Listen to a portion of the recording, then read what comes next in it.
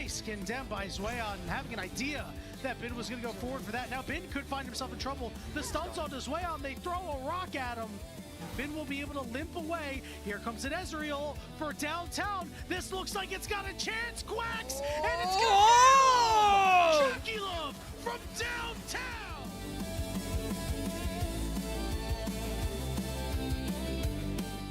Try to do with this Rift Herald. Still some standing gold, but there's no outer turrets left, so it's going to have to be a tier 2 that they go for. As Way steps forward, almost dies for it. Jackie Love going to get a trap put under him. He's going to have to be careful now as he almost gets flashed on there. Renard, what was that? Oh my god, my eyes! As we do see Cream on the back line trying to go in, but it's going to be the engage coming through from Zweon that sets everything up with the wild growth on top of it. I thought I was seeing ARAM mayhem happen on my screen, but it's really just top esports trouncing IG. And Breathe, unfortunately, not able to get in or do anything. Oh, Breathe.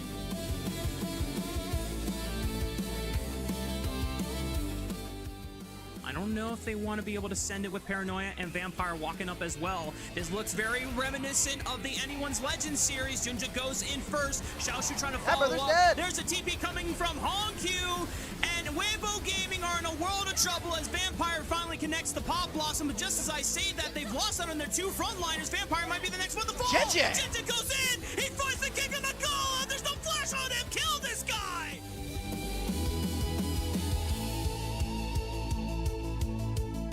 Coming on in is going to be Bin with the 30% HP shield. Aeon going to try and turn on to him. The public execution is going to get spell shielded. The fear lands. It's down. Clutch charge from On. Grabs 4 members. Viper takes down Tarzan and allows Bin to drop with some grace. Featherstorm comes back out. A Blade Caller needs to come through for Viper, and he rips Shakes to shreds with it. Viper going absolutely crazy, but he can't find the clutch kills because Hope is running amok with the double marksman power.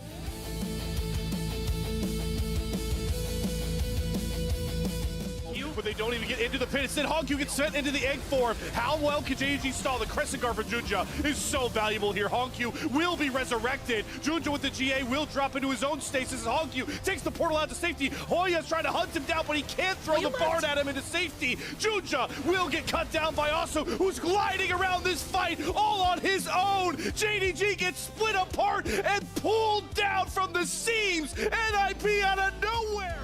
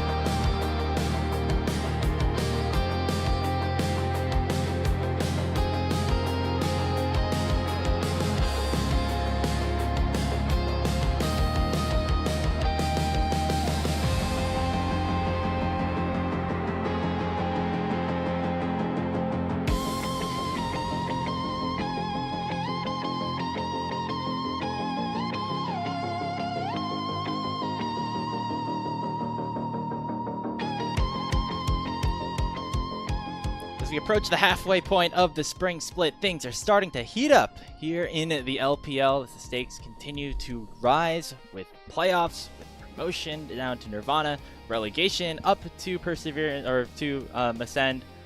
Kind of all going into one, and that is where we find ourselves here as week 4 of the LPL Spring Split has begun. Welcome back, everybody, to another week of LPL English. My name is Grapes, joined alongside Bloxer for our first series today. We're going to be down in Group Ascend, where Team WE will face off against Weibo Gaming. Bloxer, both of these teams maybe a little bit more on the struggle bus right now as we take a look at our standings, but definitely each of them with an opportunity to make some moves here in this matchup today.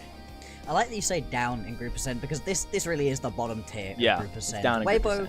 They've at least been getting something going, you know, get a win in a series, get a couple of wins in these individual matchups. For WE, the struggle bus is absolutely real. What they need to do is kickstart themselves from life support at this point. They have basically flatlined so far in this split, really haven't been able to get anything going. Even in these losses, haven't been particularly competitive. It's not been particularly close for them to actually be able to pick up victories. So for WE, it's just all about starting things off on the right foot. Even if it's halfway through into the split, they just need to get something going, anything at all.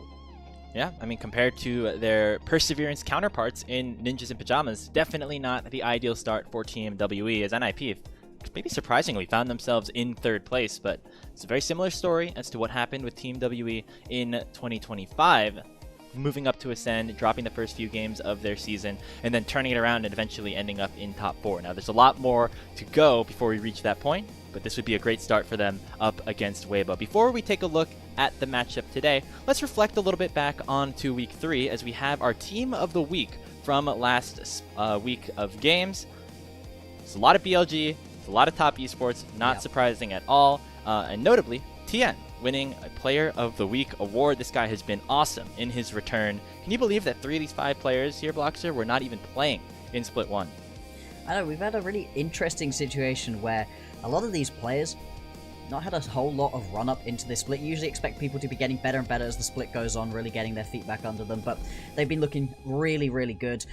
I must admit, though, my eyes are going to Knight once again. He's been really sick throughout this entire year, and specifically this year, right? He's topping out almost every statistical category, and he's passing the eye test as well. Watching this guy play, he's been pasting his opponents during laning phase, but more than that, his team fighting, like always, has been incredibly fun to watch, and he's making BLG just a great team in general. Yeah, and they've been rolling since their first stand victory, other than their matchup up against Top Esports, which was also a thriller to watch last week. Speaking of those exciting matchups, we got some more lined up for week number 4 as we take a look at our upcoming schedule for this next week of games. Of course, starting off here in Group Ascend with WE and Weibo. After this, we'll have Ninjas in Pajamas up against Anyone's Legend. And then we got some real fun ones throughout the rest of this week. Ninjas in Pajamas, 3 games in this week.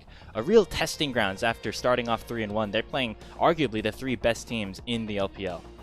Yeah, they managed to have themselves a pretty easy start to the year. A couple of teams that weren't necessarily expecting them to beat, because I don't think people really had that solid idea of NiP being one of the better teams, but, you know, teams that it wasn't going to be the worst for them to play up against, the WEs, the Weibos of the world, and they've been able to pass those tests with flying colors, and even managing to pick themselves up that 2-0 versus JDG. This is the real test for them. If they come out on top in even 2 of the 3 matchups that they have this week, they're going to find themselves near enough the top, if not at the top, of the league, and looking to be in a really good spot going into playoffs. Also have a few matchups up in down in Group Nirvana, I should say. I keep mixing those 2 up. Speaking of trying to get their first wins, at the end of the week we'll have Ultra Prime looking to get one of their first wins of the year against LGD, followed up by Weibo taking on Billy. So a lot to look forward to. But let's focus back in to this series that we have here today. Team WE starting off at 0-5, Weibo Gaming at 1-4. Let's take a look first at Team WE, and you might notice there's a new face in the jungle. We'll get to that a little bit later, but Bloxer, it's been real rough sailing for them over the first 3 weeks of the season. Yeah, just a little bit, right? I mean, this is a roster that's pretty much unchanged and has had some real ups and some real downs, and the downs have been very strong recently. I mean, in the last couple of matchups for them, they haven't been able to get anything going, as we were saying, right? Not being able to pick up a single win for themselves, and you were saying earlier, right, there's very few teams that have been able to win even a single game. In fact, both of them are here in the LPL. It's been 10 weeks, as there's no pearl necklace to throw into the water just yet, but definitely a lot to think about and reflect on if you are Team WE.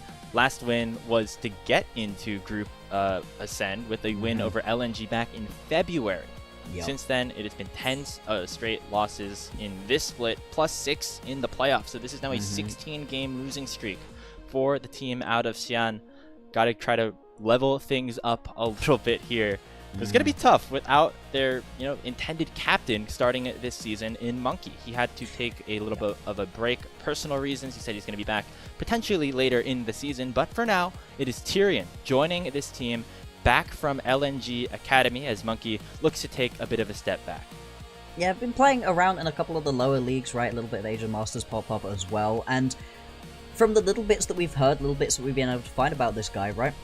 Looking interesting, looking like he might potentially be not necessarily an upgrade over Monkey, but maybe a side grade at best, right? And that's something that I think WE need. They need a kickstart. We're talking about it, right? Some sort of jumpstart to make this split go, and maybe changing things up in the jungle is going to help them, because Monkey's had a very specific playstyle. He's an uber-aggressive jungler. He really likes to just get involved in all of his lanes, constantly ganking, constantly invading, has a bit of a different champion pool to the standard LPL jungler as well. So taking a step to the side towards Tyrion, a little bit of a different playstyle, potentially a little bit of a different champion pool, it might be what they need to really get things going. And at this point for WE, sat here not having won a single game during this split so far, they just needed to try something. Yeah, WE, since Monkey has come into the roster, a very jungle-focused team with him at the helm. I think that can remain the case here with Tyrion. If you take a look at some of his match histories in previous years, he plays really fun, interesting things. He's got like some Belveth back in there, some Trundle. He's been spamming Nidalee and solo queues, so definitely somebody who is able to be that weird kind of potential difference maker here in the jungle for Team WE. We'll see if that actually ends up being the case for them today against their opponents in Weibo Gaming. And Weibo, they had a really rough start to the split as well. They've started off 0-3. They have since bounced back. They had a good last week, taking a series off of IG and taking JDG all the way to 3. But we're still looking for them to re-emerge as that top 3 team that we saw from them in Split 1. And in Split 1, they were awesome, specifically around the bot lane. Elk was having himself a significant jump up from how he'd been playing previously, and Elk's always been a very good player, but he had really exploded onto the Rift during Split 1.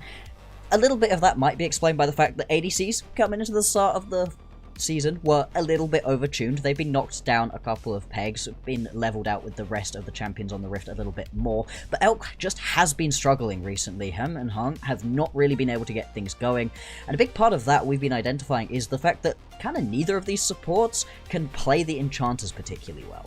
And this support matchup is very interesting because it was Arha on Weibo last split when they made it to top 3. And suddenly, they've gone all the way back around to where they were at the start of 2025 when they initially signed Hong. And this is kind of the life cycle of Weibo that I want to kind of present here as my thesis statement, where it seems like they have kind of really carouseled around these two supports. They started off with Hong, he underperformed. They brought in Arha, he was doing okay, and they brought Hong back. Then he was not looking too good. Then Crisp kind of snuck in there as well. But I was surprised after their top 3 finish that they decided to get rid of Arha, but it seems like for Weibo, they were more comfortable with trying to have a little bit more of a veteran presence down there to take themselves to that next level, and so far we haven't really seen that out of them just yet. No, we haven't, but as we were just saying, right, with the problems that Arha seems to have around playing the enchanters, maybe they had a premonition about what the swap was going to be moving into this next split in the meta, because on these enchanters, Arha has looked pretty dang bad. He's been one of the few players to also try to still play some of these engaged supports, and it's really not been working out. There's a reason that the majority of players have been moving away from them in most matchups. But it isn't, as you say, like Hung's really been doing it that much better for him either, and if Weibo really want to get things going, I think this bot lane is going to be key, and I think this is a pretty good matchup for them to really step up into. I'd say that About and Erha have kind of been the best bits of WE so far, and especially now with Tyrion coming in, you don't have Monkey to try to play around for WE. There is going to be a big bot lane focus, and if Elk and Hung can play this matchup as well as you kind of expect from them, as well as their Split 1 form would indicate, then that should put them in a very good spot to win this series at least.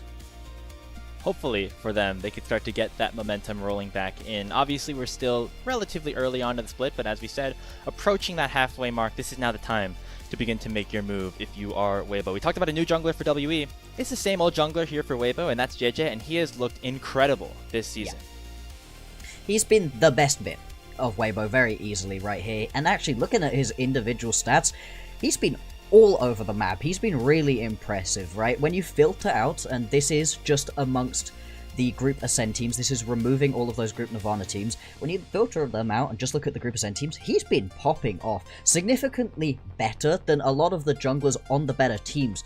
He's not been the big problem for them. He's had a really wide champion pool as well. JJ has played the most champions out of any of the junglers. Wide champion pool, lot of variety in it. Now, it hasn't been working out so well for them, but I would really struggle to put very much of the blame of it on him. His team fighting's been awesome. I mean, that loss versus JDG on his Lee Sin, he was incredible in that game. He had such a good game, and just the rest of the team kind of collapsing around him. Yeah, I'd say he's also the biggest piece behind their win that they had against Invictus last week. So yes, JJ so far has looked really good, even though, you know, he had a really weird end to 2025 where he was kind of jumping around a bunch of different teams. Yeah. Looks like he's found a home here on Weibo, and we'll see if the rest of the team can kind of pick up the pace alongside him. Getting ready for Champion Select here of our first series of the day. We think that this is going to be Weibo favored, but if WE were to win this, we do need to see some big steps up from at least one of their lanes, because so far all of them have kind of been struggling. You said the bot lane could have been an area of improvement, or an area that can really maybe take that step. The solo laners have really not been going so far for Team WE. If they want to have any success, we're going to need to see some step-ups from them as well. It was looking better from Karis as well. We came into Split 1 of this year looking at Karis like, how is he still on the team? He really was not having a very good 2025, right? Like, whenever you were finding wins from WE, it was because Karis was just about playing well enough, right? He was on his Akali, which was kind of his best-looking champion, and everything else was looking pretty bad from him. Actually, in Split 1, he was doing significantly better for himself. He had some real pop-off performances, looked like he was kind of turning a corner as a player, and unfortunately, coming into this Split 2, has kind of just collapsed back down again, going back to the form that we were seeing through the mid and later stages of 2025. The same can't be said for Cube. Cube never really stepped up that far, but he was at least stable in the top lane. He wasn't carrying, but he was doing okay for the team, specifically on the Sion. The Sion was his best win rate champion, it was his most played as well, and he was just solid on it. You could chuck him on the Sion, not worry about it, and that's at least one game that you were very likely to win.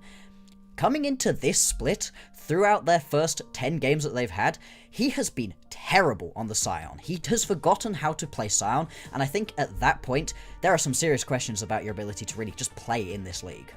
Because that was his bread and butter last year, playing the Sion, and there was a period of time where that was the only champion that he was able to play, that WB were able to find wins on. The fact that he's been struggling so much on that champion specifically definitely raises some eyebrows here for Cube, you know, and for somebody like Karis, the sheer drop-off that we've seen from him from Split 1 to Split 2, partially maybe underperformance, but I think could also attribute it to the fact that this is a brand new group that they are playing in now. They're back in Group Ascend. It is no longer Perseverance. They're playing against the best teams in the league on a weekly basis, and while that does mean that you get a lot of practice, it also means that your competition is much tougher, and so that is going to be the kind of balancing act that WE are going to have to run. We obviously saw a very similar situation in Split number 2 of 2025, when they also got off to an 0-4-0-5 start, started to pick up wins, but it was around this time where that started to tilt back in their favor. Will Tyrion be able to help them out to try to get them to that point? We will wait and see as the walkouts have commenced. Weibo Gaming looking for their second win of the split as well. And here is Team WE, and you can see Tyrion right behind Cube, the new addition making his LPL debut. You can also always get a little bit romantic about these pro players making their debuts, getting onto that big stage for the first time. Always great to see. It's massive for them, right? And you've got to hope that the nerves are not too big, right? You've got a decently sized crowd right here. We've been seeing that these, you know, Group Nirvana games, they've had pretty small crowds overall, but the Group Ascend games have been pulling in the numbers, and this is a lot of people to be playing in front of if you're not majorly used to that kind of feeling. And it's your LPL debut, right? So I'm hoping that he's feeling nice and comfortable and is going to be able to pop off right here, because, hey, if you're going to find wins, WE, they love playing through the jungle, and Tyrion, he's got teammates who are going to be very used to him being aggressive, right? That's why he wants to play, which is kind of what we're expecting from WE. He's going to be unlocked to do that. Part of me is hoping that they just like slam the Nidalee or something, go crazy, hey, you got nothing to lose at this point. Might as well go and do something a little wild. So we that's my hope, at least. Get something exciting into the pool. Get Tyrion into something that he is comfortable on to allow for him to have some level of success. We prepare again for game number 1. Should be, again, an interesting one that kind of will shape the way the rest of this group and the rest of this season is going to go. If we see a good performance here from Team WE, all of a sudden, all 8 teams can suddenly compete with each other, you would imagine. Yeah. If Weibo end up winning, they have a matchup against Anyone's Legend later on this week on Saturday. Really important for them to kind of get right back into the driver's seat. Obviously, chances at playoffs still good, but you want to get as good of a seeding as you possibly can to get yourself some of those easier matchups down the line. Absolutely right. The top 4 spots for Weibo, they're unlikely. Of course, we're only halfway through the split, right? If they have that complete turnaround that, hey, we have seen from Weibo. They like to start their split slowly. They like to ramp their way up into the later stages. But the top 4 spots, you're kind of not thinking about those for them. But going into those play-ins, absolutely. You want to be playing against one of the weaker teams from Group Nirvana every single day of the week. You really don't want to be matching up into an EDG or an LNG, you'd have to imagine. Those are teams that maybe could give you a bit of a run for your money. So if they can begin to just get a little bit of a win streak going, put themselves ahead, that's going to put them in a pretty good spot. The W and AL matches, those are ones you can potentially win. Of course, the next couple games for them, BLG, TES, those are going to be very hard, but taking some momentum into those matchups will really help. Yeah, it was funny. I was looking at like the schedule that W has played and tried to shape some narrative around like, oh, they've played like so many good teams, right? They lost to BLG, they lost to Top Esports, they lost to NiP, which is like who's suddenly like a resurgent team. But then you remember that everyone in Group Ascend is very good. Yes. Right? Like the fact that AL is like in 6th place right now and they were maybe the de facto pick for going to MSI about 6 months ago is kind of wild, right? And so that is kind of the situation that we are in here with these 2 groups. You're always going to have really good teams in here, and it feels like a very balanced split, other than maybe BLG and Top Esports. But you know, the rest of the teams down here fighting for those 2nd, 3rd, 4th seeds, it's going to be competitive once we get down the line, which is why these wins become even more important. As we start off here with picks and bans, WE had first selection tonight. They end up going with first pick, while Weibo will be on the blue side for game 1. And let's see what the sort of thought process is right here, specifically out of WE. When do you want to be picking up a jungler for Tyrion? Because we've been seeing junglers being picked during the first couple of picks a lot of first picks, in fact, going over towards the junglers, but that's usually towards those more standard pickups we've been seeing, right? The Jarvans, the Nocturnes, the Xin Zhaos. Those are the sorts of picks you can pick very early on, not really worry too much about what you're going to be playing into. At the same time, though, for WE, they kind of don't enjoy picking their solo lanes too early on, because not getting counterpick for these lane matchups almost always ruins their entire game. See the Azir available here early on. It hasn't been as strong as of late, but it is Karus' most played champion this season and something that he personally feels very comfortable on. Also things like the Yunara still available here. So wait, what could potentially be this first pick? Varus has also been very strong. Is also a flex pick as Cube has played it this year as well. Very interesting right here, because Weibo have been banning out this champion pretty much constantly. They do not feel comfortable playing into that bot lane matchup at all, and so I would have liked to have seen WE pick it up. It's clearly something that Weibo's bot lane don't enjoy the matchup into. Instead, they are just going to pivot, they are just going to grab Tyrion up that Xin Zhao. It leaves you very open in terms of what kind of compositions you can go for. It doesn't really pigeonhole you into anything, so I like keeping it quite open for WE. For Weibo, do they then lock in the Varus? They do indeed, so they decide to grab themselves that one for Elk. Now, Elk historically has been very, very good on this champion, one of his better champions in my memory. What do you want to pair it up alongside, though? Because as we said, right, these enchanters not necessarily been the best for Hong so far. We the buy right now for JJ, just a little bit of a snap engage. We saw him have a great one on that in the decisive game 3 against Invictus Gaming. Found some really crucial catches on Dajachi that ended up winning them that game and giving them their first victory of the series of the LPL season. What will the response be now for About and Arha? Ezreal has been very much About's specialty pick. He's played it, I think, 10 times this season. That gets locked in, would be pretty expected, and then we'll wait and see what the response will be. Bard next on the table after that Karma has been taken away. Arha most likely going to be locking this in. I think this would be the first Bard game for Arha so far in this split. He's obviously played it a lot throughout his career, but not really something he's been pulling out so far. Has been playing a lot more of the Seraphine, likes the Nico pairing alongside that Ezreal as well. That one is up and available, but not really the composition to be playing that one into so far, and instead it is just going to be the safe Ezreal and a roaming Bard. I like that because that gives you someone as Tyrion to go play alongside. Arha can move around the map alongside Tyrion. They can go play as a duo. It gives the new rookie a little bit of extra support and a little bit of extra focus moving through these lanes, and I like that as a game plan out of WE. For Weibo though, you've now got a bot lane that's completely free for yourself. You are very easily able to pick yourself another roaming support if you want one for Hong, or you can just try to bully onto this bottom lane. You're unlikely to kill About, but you can certainly make his early laning miserable and keep him locked down. It's going to be the Mbessa instead for Zika to round out the first phase of the draft. You'd imagine if you're Weibo, banning away some of those traditional counters like the Scion, like the Renekton in the second phase would make a decent amount of sense. Against Cube, really try to take advantage of that matchup that we've said we believe is very Weibo favored here in this series. But there is now a discrepancy. That means that WE can start banning away some supports, things that they believe could pair well alongside the Varus. Always the potential for some flexibility, but with the Vi in the jungle, really hard to imagine this Varus going top at this point. Yeah, no, I would very much be imagining that this is just going to be heading down into the bottom lane, especially alongside the Ezreal, right? That would be a little bit of a weird matchup to swap yourself back out of.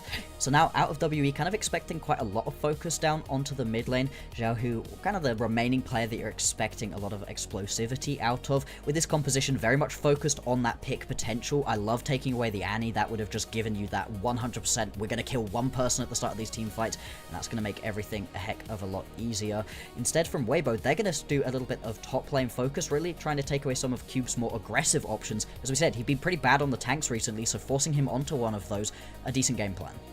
Surprising, because that's, again, normally his strong suit. Usually Hasn't been very great on the Jace as well this year, so maybe a blessing in good on disguise. anything, bro. If you are It's been Cube, yeah, bad. that's fair. When you're 0-10, your stats are going to look bad kind of all across the board. We'll get into some of that a little bit later on as we get closer to a game time. Final ban here for Team WE up on the docket, going to be Zhao Hu's Ahri, as they actually targeted the mid lane here to try to get Karus an advantageous matchup.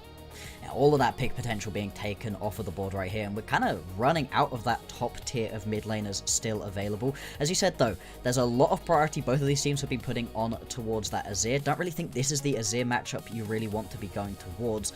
We had mentioned how the Nico could potentially be interesting for WE. I think it's too much of a teamfight option right here for Weibo. They need a little bit more of an engaged support, and I like the Rakan locked in alongside that Varus. You can sit in lane, but it also gives you the ability to roam around elsewhere and keep up with those picks. It's not necessarily the most meta support, but paired alongside a Vi, definitely very powerful here. So Hong going to be on a champion that perhaps he's more comfortable on here in this first game. Weaving through the mid lane options now is Karus. We saw the Aurora. He has not done well on that pick so far this year. The Azir, certainly something he feels comfortable on, so not surprised to see that one get locked in. Oh, we'll be no! the Aurora instead. They quickly pivoted over to it last second. He is 0-6 on that in 2026, so not necessarily the best look. However, again, as we mentioned, general Weibo, general WE stats not going to be good. The York for Cube, though, I like this pick for them. I mean, in this composition, I don't mind it, but again, Cube has not been particularly good on this pickup. He's really had some struggles with the laning phase of it, and we'll see how much Tyrion can do to help out the Yorick. We'll talk about what the Yorick is going to need moving on into the rest of the game. We'll see what the final lock-in from Weibo will be, and it will indeed be this LeBlanc. So, Weibo Gaming, they have fully indexed into the pick potential, right? This is not about teamfights whatsoever. I mean, the single target damage out of this composition is incredibly high. Little bit of AoE here or there, but it is all about blowing up one or two members. Karus and About are going to have to play this game very carefully. Luckily, they're on hypermobile champions with a lot of survivability. It's a smart strategy in a way for Weibo. WE's composition very much around side laning, specifically with the solo laners that they have picked up for themselves in the Yorick and the Aurora. Bard's going to be able to run around the map and well to help out either side. But if you're Weibo, if you catch either of these guys out, or maybe just look to the mid lane with your Vi, with your Varus, with your Rakan, even your Mbessa, you're going to be able to single out some targets, find some easy kills for yourself if you land the CC, find your numbers in the right world. Maybe higher level of execution, but if they are able to pull it off, a very smart composition for Weibo Gaming as they look for their second win of the split. WB looking for their first, in fact, their first game win of split number 2.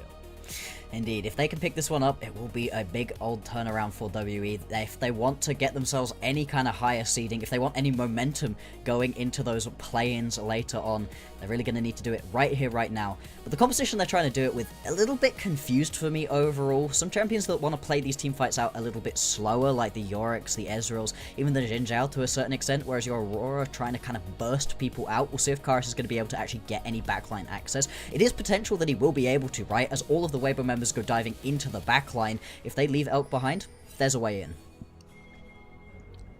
Getting ready here in Xi'an for WE against Weibo. Maybe the home crowd for Team WE can help them out as they look for their first win since February.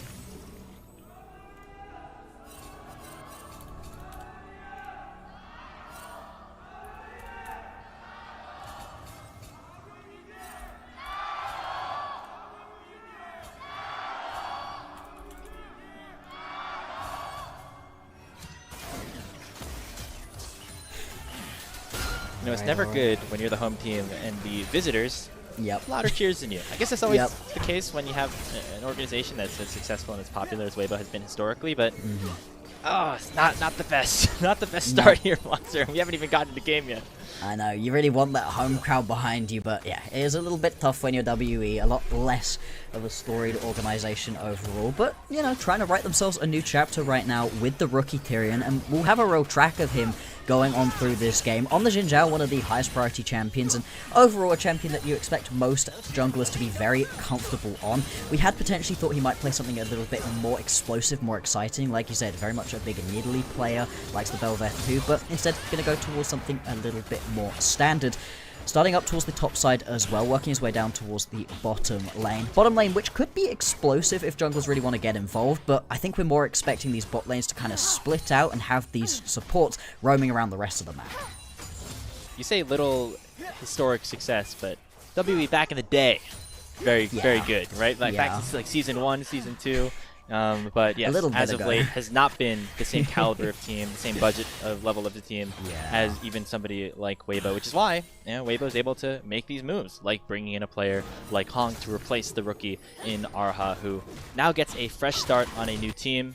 You know, when this move was first announced, I was sad that they've given up, that Weibo gave up on Arha, but I was excited to see what he looked like down here in the bottom lane with about maybe a rebuilding WE. Haven't seen the fullest potential of it yet, though.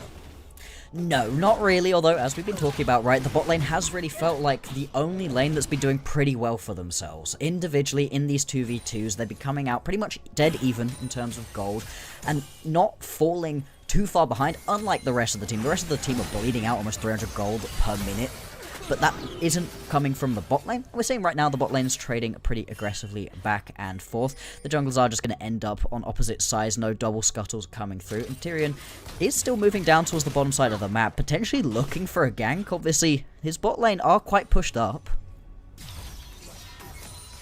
Doesn't look like, unless an aggressive move is made by Hong here, that a go button will be pressed by Team WE. It looks like the back has been cancelled though, and so Tyrion still thinking about it. There's the grand entrance, and so now in goes the Xin Zhao. Dashing forward with the audacious charge, and what becomes lightning will force a flash out of Elk, and that is a win here for the underdogs to start this one off. Now the response in the mid lane will be on to Karis. He flashed away from the Vault Breaker, and that is another big summoner spell blown. Yeah, really, really nice to see these summoners being blown across the map, watching both of these junglers get involved early. Obviously, it's going to mean a little bit more to have Elk without a flash than it is Karis. Karis going to have that level 6 pretty quickly in between worlds, giving him that extra bit of mobility, whereas Elk, if you can regank onto this bottom lane, especially pre-level 6 for the bot side, that could be a really effective way to keep moving this game forwards. And I love the fact that Tyrion's already getting aggressive, right? What you don't want to see from a new rookie jungler is somebody just... Karis? Okay. Just about going to be able to survive. You don't want to see a new rookie jungler playing scared, right? Sitting in their jungle, just playing PvE and not feeling comfortable getting involved. It's great to see some real early aggression. And that's not necessarily what we think of when we think of Tyrion as well. Somebody who is able to be aggressive, even in the limited experience that we have seen with him in the LDL. So, yeah, this is his most played champion at Asia Masters last year. There's all the data that we were able to gather when taking a look at him going into this matchup. So far, a good start to this game. Going to be able to continue his farming here on his second halving around. Blockster, we talked a lot about the bottom lane. Let's move our attention back up to the top lane for a second. We have Zika, of course, looking to probably make some plays, catch people out in the later portions of this game. Cube, he's on Yorick, and Yorick typically not very interactive with the rest of the team, and that is pretty conducive or pretty aligned with what we've seen out of Cube so far this season. In fact, we have a little bit of a stat to share. This guy, 26% kill participation. That is the lowest by any player in Tier 1 this split. This guy has had a real tough time of getting involved, so maybe picking the Yorick is actually a good choice. Hang on, a little bit of aggression bot lane. Elk. Oh yeah, Elk has no flash. No flash. Match with Journey. Tyrion already has a Conqueror proc. Does so much damage. One more auto should do it. His first blood picked up for Arha. Jeje has arrived though and forced Tyrion down to 300 HP, but the lethal tempo now available for about. They're forcing flashes left, right, and center. And in goes WE. A double kill for the Bard. And it is Arha getting revenge on his former team. It's 3-0 WE. There we go, WE, all of a sudden Tyrion comes on in and looking really, really good right here. A great gank using that portal out of Erha to perfection. And just a bit of over-aggression out of Weibo, not respecting the fact that they didn't know where Tyrion was at, that Elk didn't have the flash available, and then even when JJ arrives, not recognizing that they still needed to back away.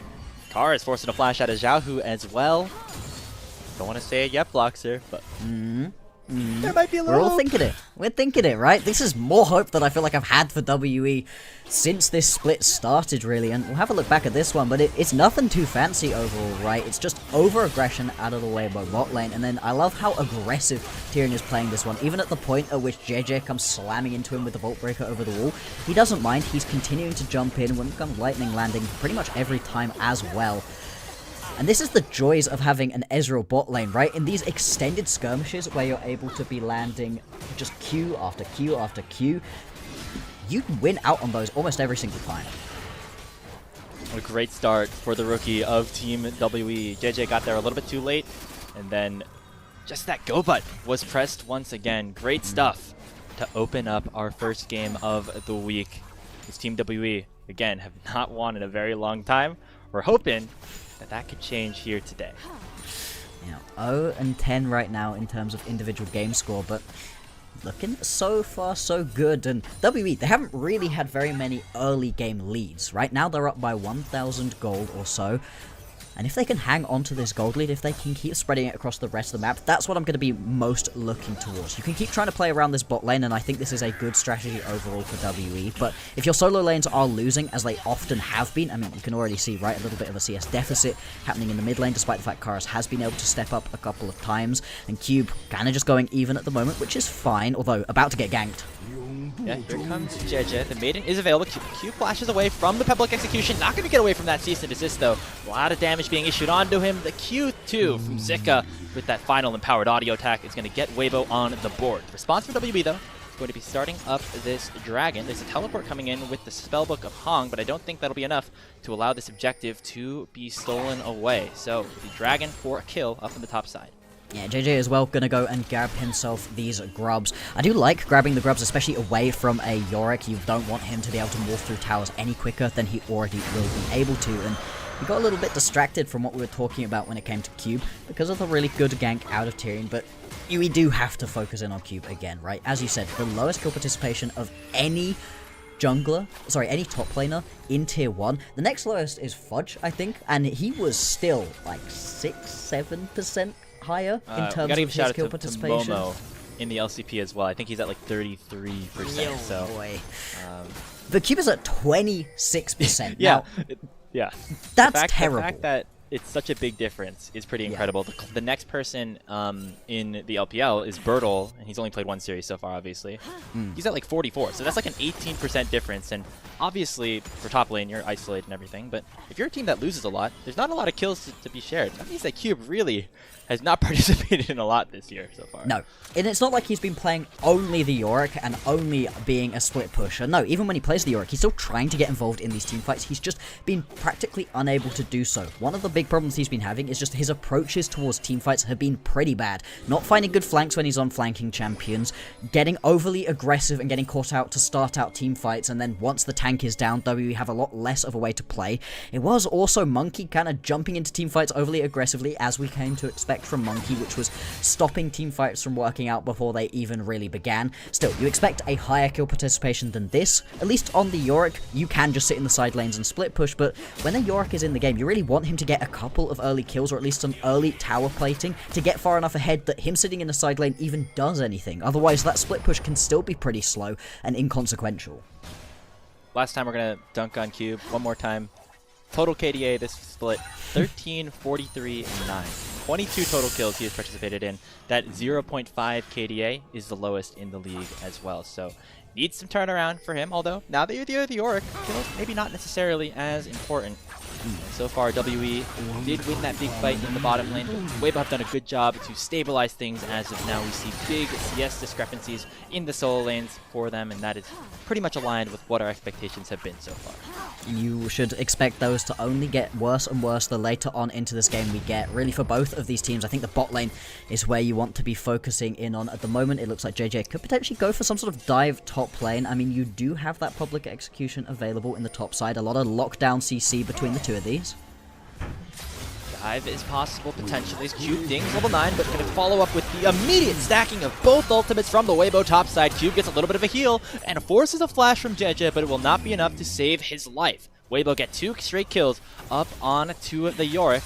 And now WE will look to answer here in the bottom lane. Elkin Hong going to be targeted here as the Tempered Fate only lands here on Varus so far. Potentially a bit of a fumble at this point. The wind becomes lightning is enough to take Hong down, or Elk down I should say, but not before Tyrion also falls.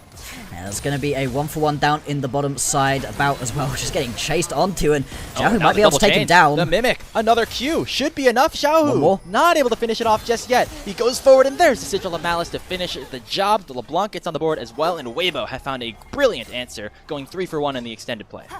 And this is the thing that Weibo's composition is so good at. Their single target lockdown is awesome. We see that up in the top side, and then just the map rotation coming on through so quickly from Xiaohu, getting involved on the bottom side. And you kind of knew that WE were going to look for something bottom side after that kill goes on to Cube top. Otherwise, you're just conceding the play. You're not getting any gold across the rest of the map, and WE do pay for that one. Hung now also looking towards the top side. And you can see Cube playing pretty respectfully at the moment. Nearly has his flash back up, but still a little while until that one is returned to him. Big turnaround here for Weibo. They are now up 1,000 gold after being down 1,000 gold to open the game. A large portion of that, of course, onto Zika. So Hong, he steals the red buff away. Oh, that's not the way you wanted your first game to go. That's your welcome to the league moment right there, Tyrion. Yep. I mean, ooh, that's pretty rough right there. And Hung kind of just showing up right here for Weibo, just being annoying across these lanes as much as possible and getting yourself as much vision. When you're into a Xin Zhao, right, those ganks can be incredibly strong, so just constantly having vision on where it is that Tyrion is at and then stealing something away from him is going to be pretty nice. Now we are getting first items coming on through. The fact you've now got the Trinity Force completed for About means he's going to be in a very strong spot when we get these skirmishes, and this is kind of the time for these skirmishes. 15 seconds until the next Drake is going to spawn. WE able to grab that first one for themselves, but at the moment really don't have any vision around the river for the bot side. Yeah, About took a base alongside Aha, which means that pretty easy for Weibo to get that push, get control around the Dragon Pit. You see the forward percentage right now for Weibo, all in their favor.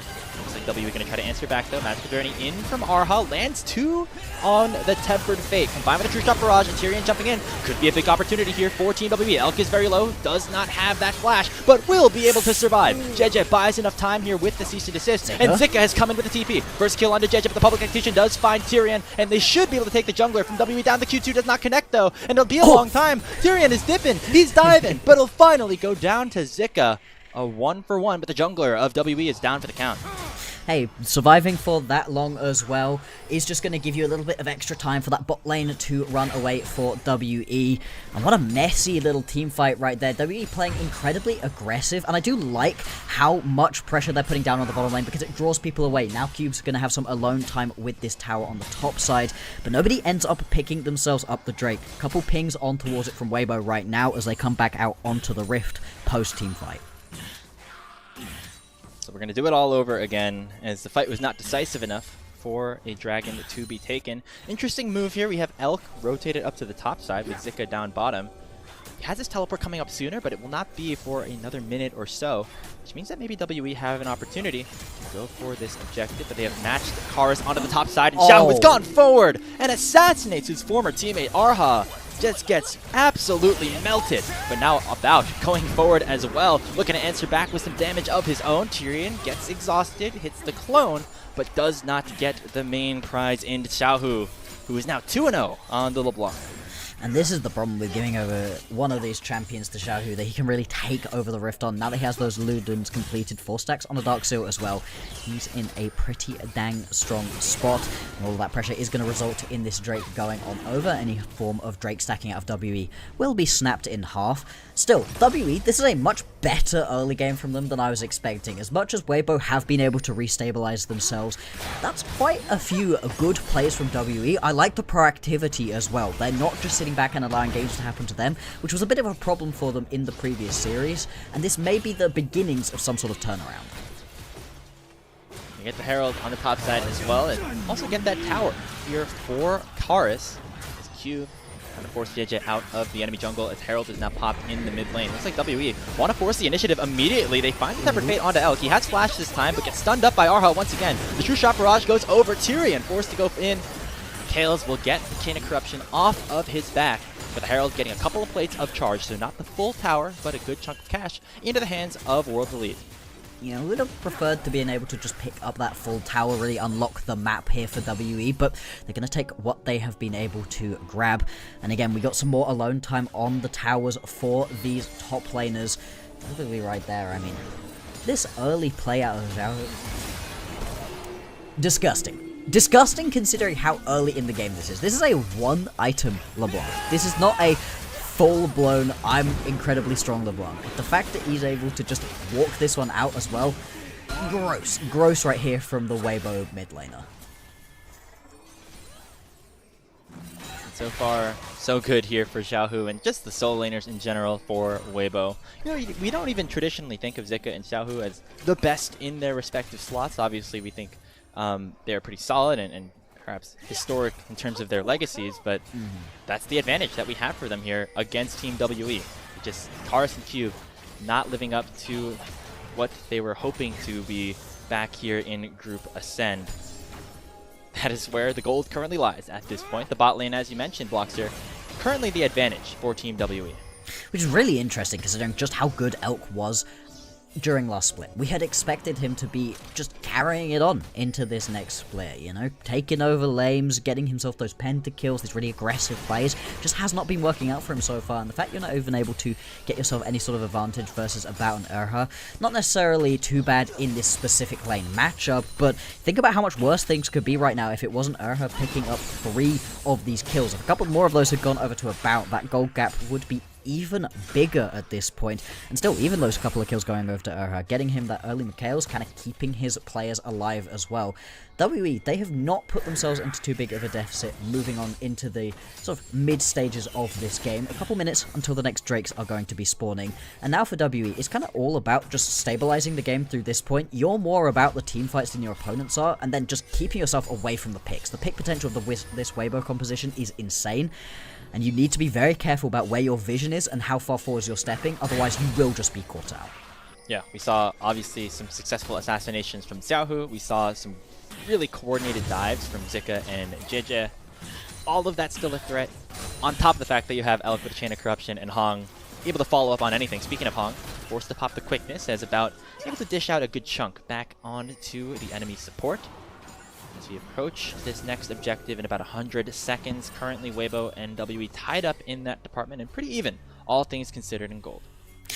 Although, when you really look at how effective these champions are going to be, I would still be giving Weibo quite a lot of grace. I mean, 3-0-0 right now onto Zika. He's got both his Shojin and his Eclipse completed, so he's in just such an incredibly strong spot. And when it comes to these picks or these team fights, right, this Ambessa is going to be a big part of that, trying to get that backline access through that ulti. Instead, they may just try to play around the top lane, kill Cube before the objective even starts.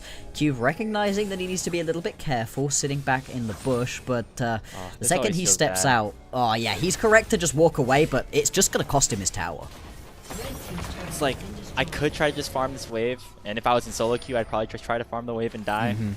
But the fact that this is competitive, and you know that these teams are always going to make the right plays, smart of Cube to get away, but it just sucks to continue to bleed and bleed and bleed gold. Now 2.3k down in the laning phase against Zika. Got 30 seconds until this dragon, though.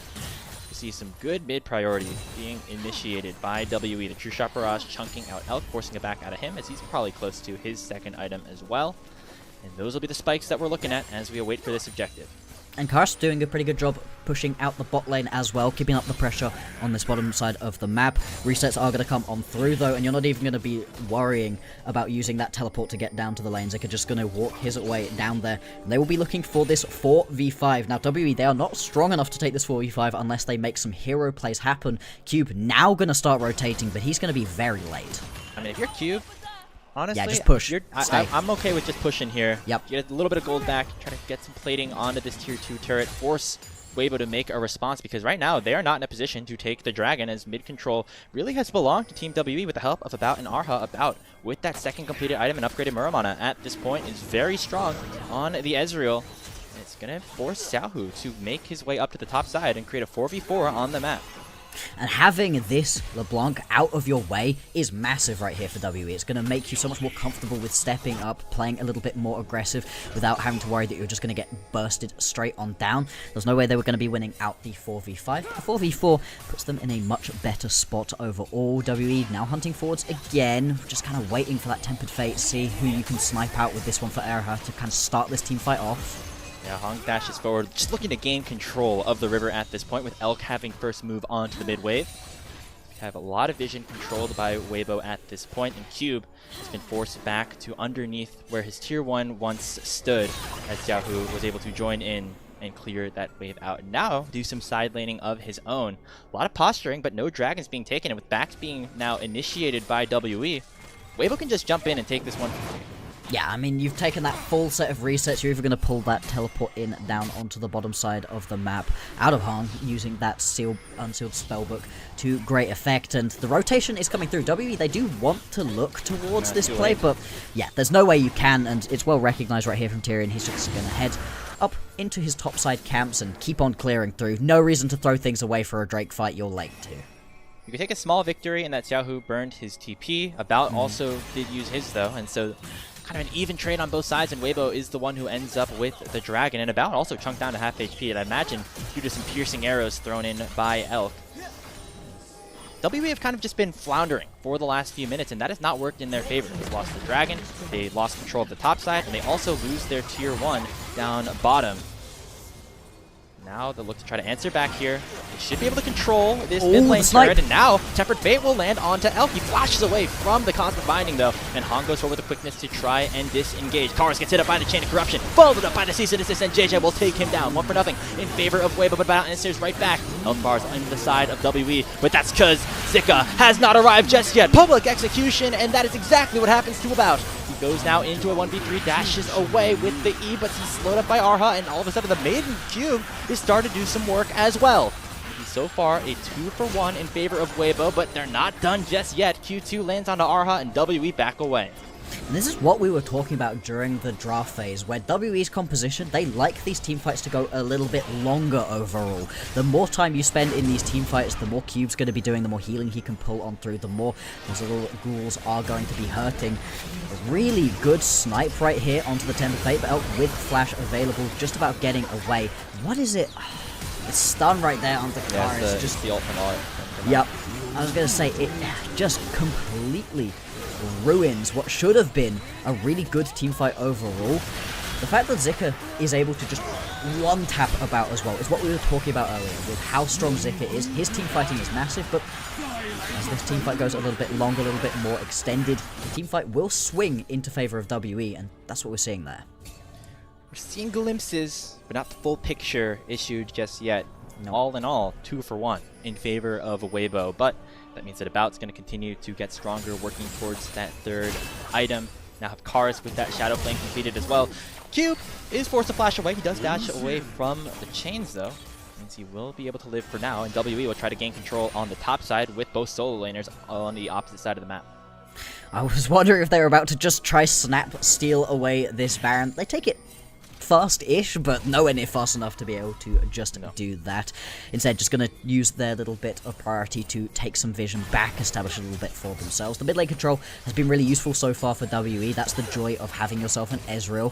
I mean, that can just keep pumping the damage, and we're going to have to keep talking about if he's able to live through that team fight, and then the team fight goes along, that's where you are in your absolute best spot as W. When you get multiple rounds of Essence Flux and Mystic shots off, that's how you win this game out. But with Zika just getting into the backline, one-tapping him, it all of a sudden swings things into the favour of Weibo. So going on forwards, what can About do to just keep himself safe? Ezreal obviously got a lot of inbuilt tools, but into this composition from Weibo, I don't know if it's going to be enough kind of at any point. About was an exciting pickup for Team WE to replace Taeyun, who went back over to the LCK. Shares a similar journey to Karis, his now teammate in the mid lane, both going from Genji Academy over to the LPL. Obviously, Karis had a couple of stops in the LCK proper before then.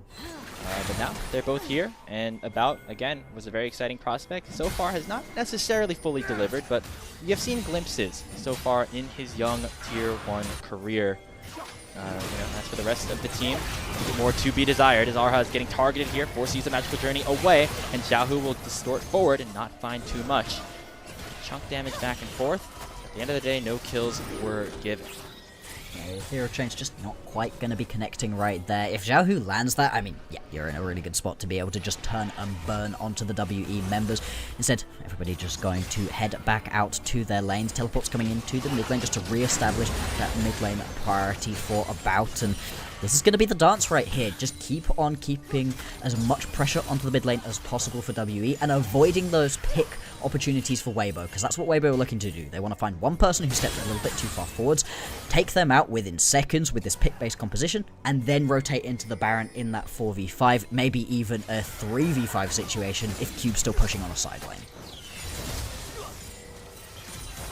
Looks like right now, side lane control certainly in favor of Weibo, even though that was kind of what WE wanted to do with their competition as well. Yeah. You have to imagine Mbessa and LeBlanc having pretty good times at this point. Both gold leads over 1,000 as the Dragon is now available for Weibo. It would be soul point for WE, not the end of the world if they end up giving it up, but it seems like that is not their strategy, as they've sent 4 members down to the bottom side, with Karis with having teleport able to fix that wave up top.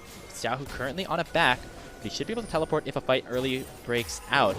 It looks like that's not going to be what WE want. They're going to try to force a fight. They look so... Arha immediately getting picked off by multiple ultimates, and that is an easy assassination of WE support. Tyrion has popped the Crescent Guard, separated Zika from the rest of the team, but Zika doesn't really care. About lives. He's okay to fight a 1v3 for now until About finally he's able to shut him down. Teleport has come in, and now Cube is going to get one shot, and Weibo have finally arrived. Tyrion blast cones away, as he'll have to escape with the slimmest of health bars, as Weibo will be able to win the fight and get soul point. Xiaohu's still hunting right here, still desperately trying to find him, and the second he sees him, things are going to get very scary. Has any more distortions forwards? Yep, he's dead. There it is. Another kill for the little tiger of Weibo, as he has really had a great game on this LeBlanc. 5-0-1. As there's the Dragon, there's the mid-tier 1, and there is a 3,000 to 4,000 gold lead at this point. At the point at which About lives through the early aggression of that team fight, there's a chance that they're able to just keep kiting things out long enough with Xiaohu not at the team fight at the very beginning. I mean, look at the map right now.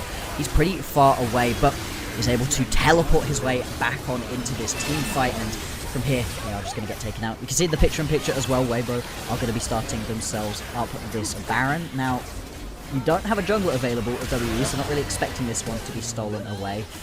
Brush? Okay, that was close. That was close. You know, a really good attempt right there from About, but not quite going to come on through. The benefit there of delaying the kill onto Tyrion, the fact that Xiaohu was able to eventually run him down, means that his death timer very much delayed from the rest of his team, even if they were able to get there in time. They have no smite available. So Weibo now have soul point, have Baron, and they have Howard minions for the next 2.5. With the soul laners of their squad really shining at this point. Zika and Xiaohu have really driven the bus here early on in game 1. Exactly as predicted, right? The solo lane woes do not seem to have gotten much better with Tyrion involved. Tyrion looking pretty good overall, right? I've been impressed with the way he was able to play out this early game, but with solo laners falling so far behind, just hasn't been able to get this bot lane far enough ahead to really make things happen. About's in a good enough spot right now. He hasn't fallen behind too far, but...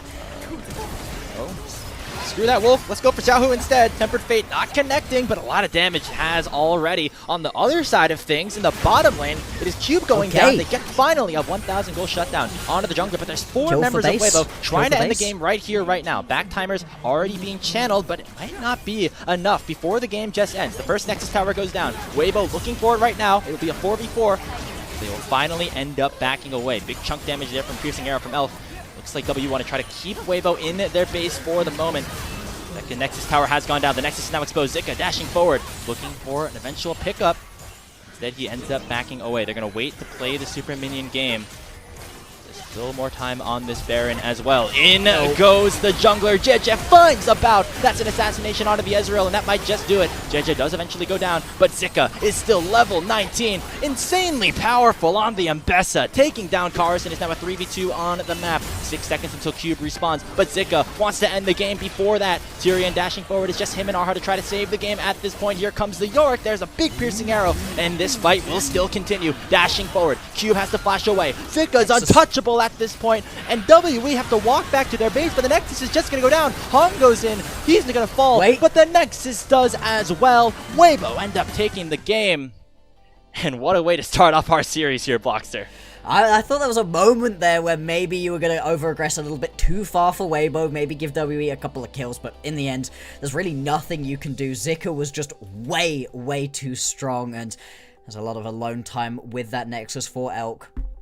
A better game for WE. That early game looked significantly better for them than we've been seeing for them throughout the whole rest of the split. Unfortunately, it doesn't change the outcome. Exactly the same thing, just another loss to add to the tally.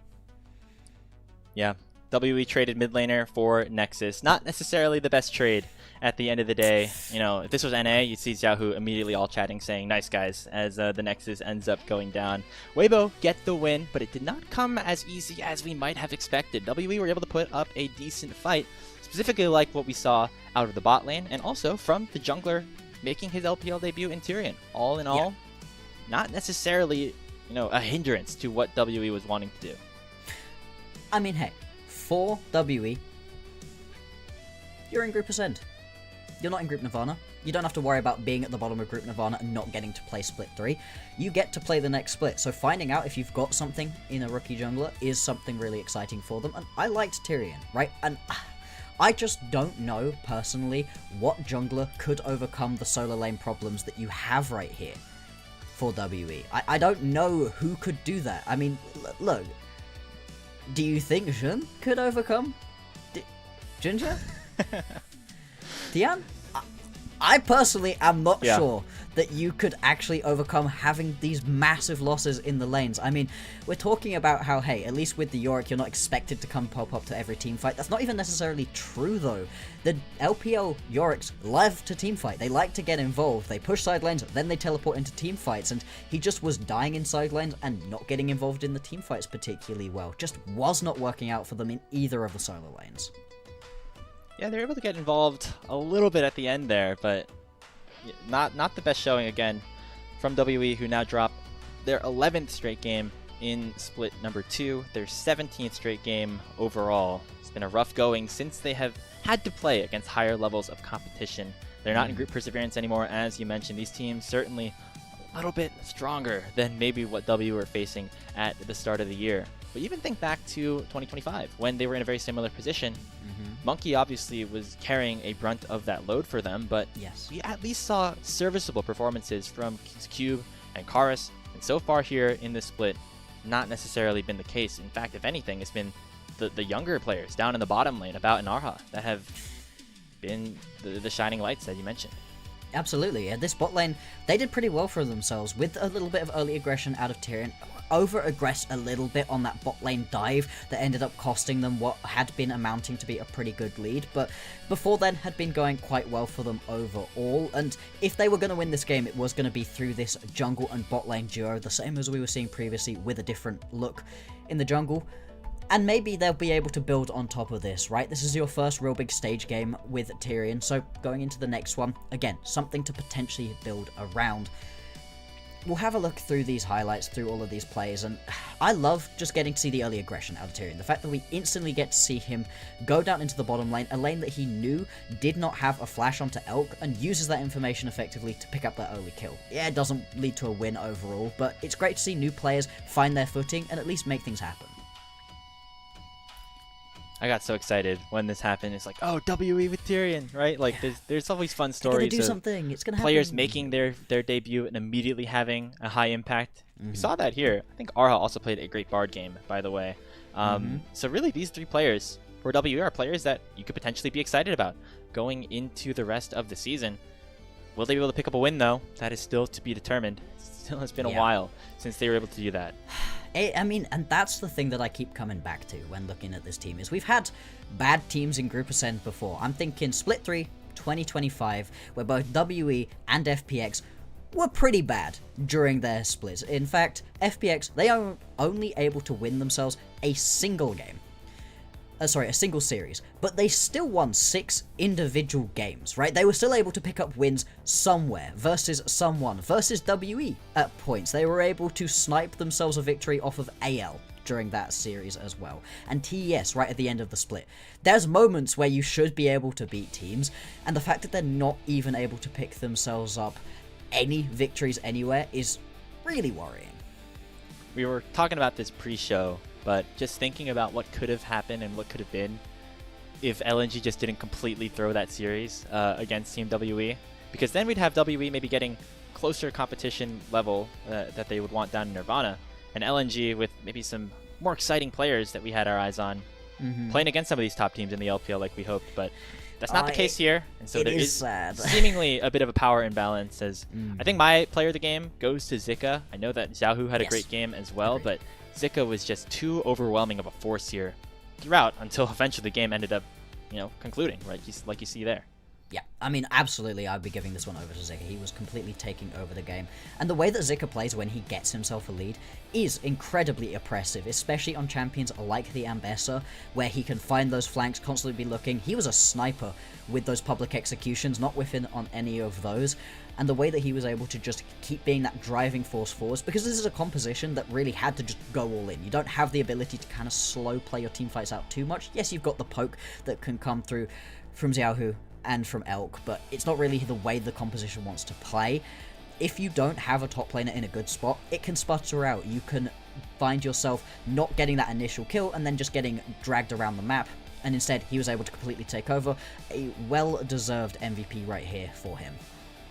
Absolutely. I mean, got a little bit of help from JJ, obviously, off of those dives, but once you get that lead, you got to take advantage of it, and that's exactly what Zika did. Looks like that's his first player of the game here this split. So congratulations to him, and shout out to Weibo, as that's not Zika, that was Zoyan. I don't know what happened over there, but it's okay, as we had the right picture in our graphics. So that's going to do it here for game number 1. Before we head into a short break, I want to give a quick shout out to all of our coffee supporters. If you want to support LPL English, you should consider becoming a coffee member. It is the best way to support the LPL English project, with the vast majority of your contributions going directly to the show. A lot of the initial payments going to upgrading the broadcast, and a huge bulk of it also pays us on-air talent and content creators. So you can subscribe to our coffee. It is linked in the chat right now to unlock perks like early access to content and the ability to ask interview questions for our unique on-site interviews once we get towards those internationals. I know Worlds is in NA. We got a lot of NA-based casters.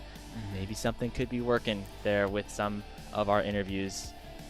We'll wait and see, though. Will we see either of these teams at Worlds? Time will tell. Right now, not looking like the case. But Weibo could potentially be in there. Good start for them. They pick up game number 1. We'll be right back after this short break here on LPL English.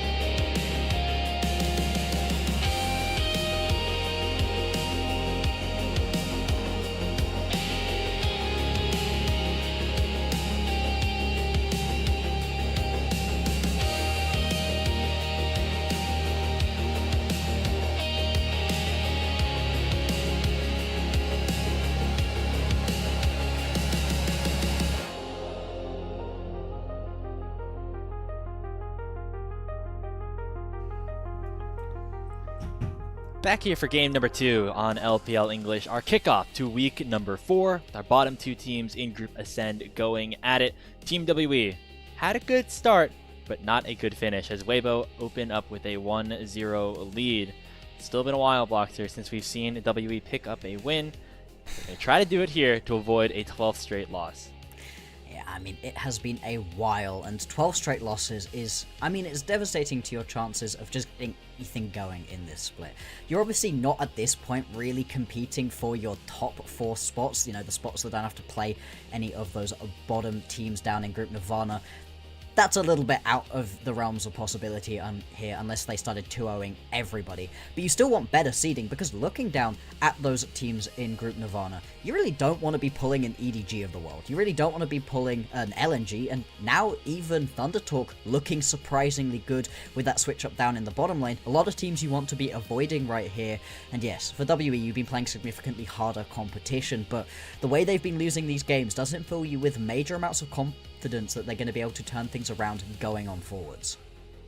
Yeah, and it's even if it's not just like picking up wins, you want to at least build a little bit of confidence, right? Because regardless of what happens here in Group Ascend, even if WB go 0-12 the rest of the way, or 0-14 the rest of the way, they're always going to have one best of 5 series to get them into playoffs, and they basically just have to be ready for that. Whether that's picking up wins here, picking up wins a little bit later, or just getting some experience and getting some more games in for some of their newer players. Perhaps that is an angle to look at things as well. But so far we have not necessarily seen them get to that level. They have still been very much underperforming, even to the expectations that we had of our Perseverance teams. Remember, NiP, who's playing later today against Anyone's Legend, are 7-3 right now in Group Ascend. So it's possible to move up and win. It just has not happened for these guys just yet. No, it really hasn't, and like we said, right, you're not in the bottom of Group Nirvana, you're not going to get eliminated from Split 3, you still get to keep playing later on, but for all of these players, right, you want to be putting in the best performances possible, you want to be building something as a team. That's something that Weibo specifically have been very good at throughout our splits. Good, bad, I don't know, it depends which side of the argument you're on, whether or not it's terrible that they keep starting very slow, or it's fun that they get going and get hot towards the end. For a Weibo that were just able to pick themselves up their first series win last week, beating WE 2-0 right here would be that momentum builder that they're looking for to springboard off into that second round of the regular season. Another quick thing, just want to shout out before we get into the draft of game number 2, you see behind Weibo, Coach Kim making his first appearance on stage for this team. He's coached a lot of really successful teams throughout the years, including Damwon, T1, BLG, DRX, Genji, so certainly a good person to have on their side, and maybe this can be, you know, the start of something of him being in maybe a bigger role than he originally was.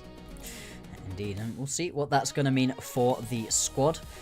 As we jump on in right here, is just going to be that first pick of the Pantheon for Tyrion. He's had a lot of focus gone into him, 2 first picks for him, and I like the Pantheon. It gives him a lot of options to get very aggressive into these early lanes. It gives him a lot of flexibility on roaming around the rest of the map. We could potentially see Karis also paired up on something he can roam around on a lot as well.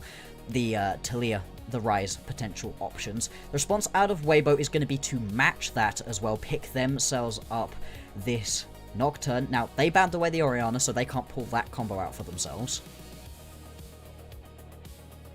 So what will it be here alongside this pickup? Something like the Annie might be an option here for Xiaohu, but it will be just a support being selected by the side of Weibo. Hong going to get his hands on Lulu. So now we see WE go into potentially different territory. It would make sense to lock their bot lane here, but with how their bot lane has been playing, maybe you want to save that until later on in the draft. Or you just take away the pairing that is typically associated with the Lulu in the Yunara. Still options like the Aphelios available for Elk, or they just want to go something like Corki Nami, that will work too. Yeah, Corki Nami, you can pick yourself up the Lucian as well if you want to get like uber aggressive. I do prefer the Corki, I think, especially alongside the Pantheon. It gives you that little bit of frontlining that you really need to be able to play around. And WE, they are going to lock themselves in.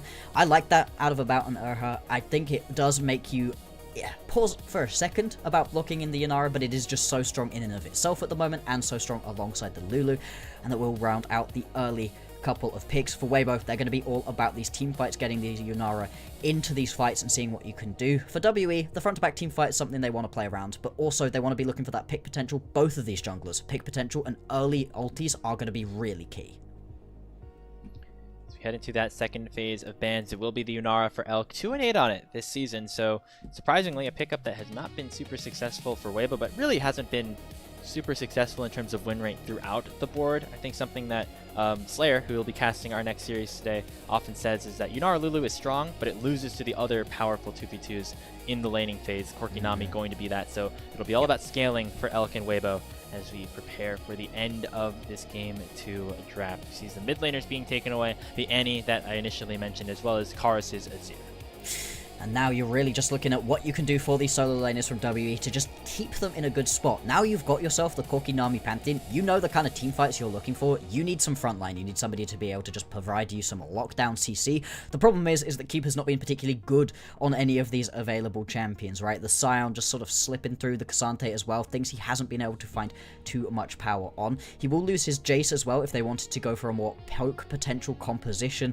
So it feels like you're just going to have to grab yourself some kind of tanky top laner right here, and it's not been the best look so far for WE. Final ban will be the Gnar against Zika, trying to open up some probably safer possibilities for Cube. Already, WE have set up a strong bottom side of the map with the Corki Nami. You'd imagine that Tyrion would want to play around that again, just like they did to find some success in game number 1. Maybe leave some more safer options for their solo lanes. There's the Scion that we were talking about. Not been great for Cube, it hasn't been great for Zika either. Nope. A safe option at the very least. If you're going to have to blind pick, leave your last pick over to Xiaohu, your captain. And that will be the choice for now.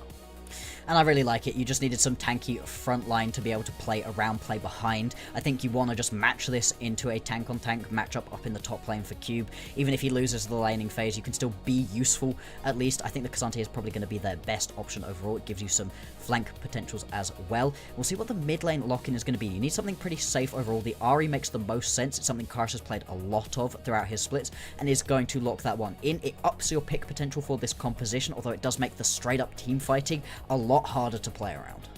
Now this would be interesting. You know, Cube has been down on his luck. Would you want to play something aggressive to get back in the driver's seat, feel a little bit more confident about his play? I want to see it. Do I think it would be good? Not really, but I do want to see it overall. I mean, this would be really interesting. The Rek'Sai's been sort of falling off recently. No, it is just going to be the Cassante. It makes a lot more sense. I think it works the best for this overall composition. You've now got some good pick potential out of this composition, but also these team fights, you at least have somebody nice and tanky to step up and capitalize on any pulls that you do manage to get out of Karus with the charms. So for Weibo, into the Ahri right here, you are completely unlocked to kind of play just whatever you want to right here as Xiaohu. He's loved to get heavy on the roaming, but there isn't too much available left for the roaming other than, yeah, the Twisted Fate, and I really like this pick. So that's the draft for Weibo. It's an old but good pickup for Xiaohu. You know, Twisted Fate kind of re-emerging a bit in the meta, especially alongside the Nocturne, going to have really strong semi-global presence, make their way and impact either side lane. You imagine the bot lane going to be the focus for WE, and so Weibo will always have a good way to respond to that if it'll be Tyrion the one to strike first. Yeah, I mean, it's got a 60% win rate at the moment in the LPL. It's been picked a good 9-10 times, I think. And people have been finding, yeah, some pretty decent success on it, and I really like it paired up alongside this Nocturne. As you said, you can now just roam around the rest of the map, and especially because as Weibo, I'm not worried about these solo lanes, really. I'm not particularly worried about Karus being able to win this lane for himself on the Ahri. I'm not particularly worried about Cube being able to do anything on the Cassante top lane at all. So instead, let's focus with some extra roaming potential down into the bottom lane and not fall behind in that lane. Kind of the only place that WE were able to get anything going in the previous game.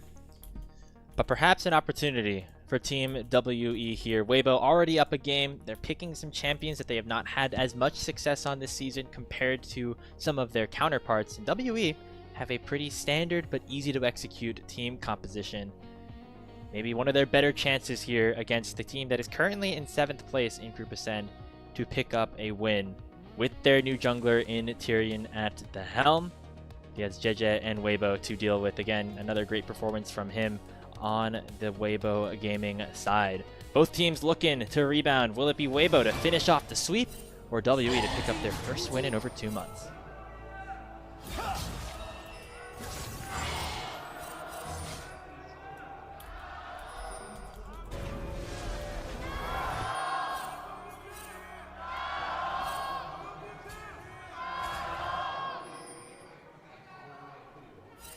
Okay.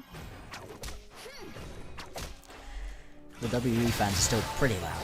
And yeah, they've got a lot more to cheer for so far during this split. A 2-0 right here versus WE would put them on the path to success going on forwards. A team that has, throughout the last couple of years so far, been starting pretty slow in their regular seasons, really ramp up towards the playoffs. Sometimes they don't ramp up far enough to make it too far. Sometimes they're able to really explode onto the rift as the playoffs start, and that could well be the beginnings of it right here.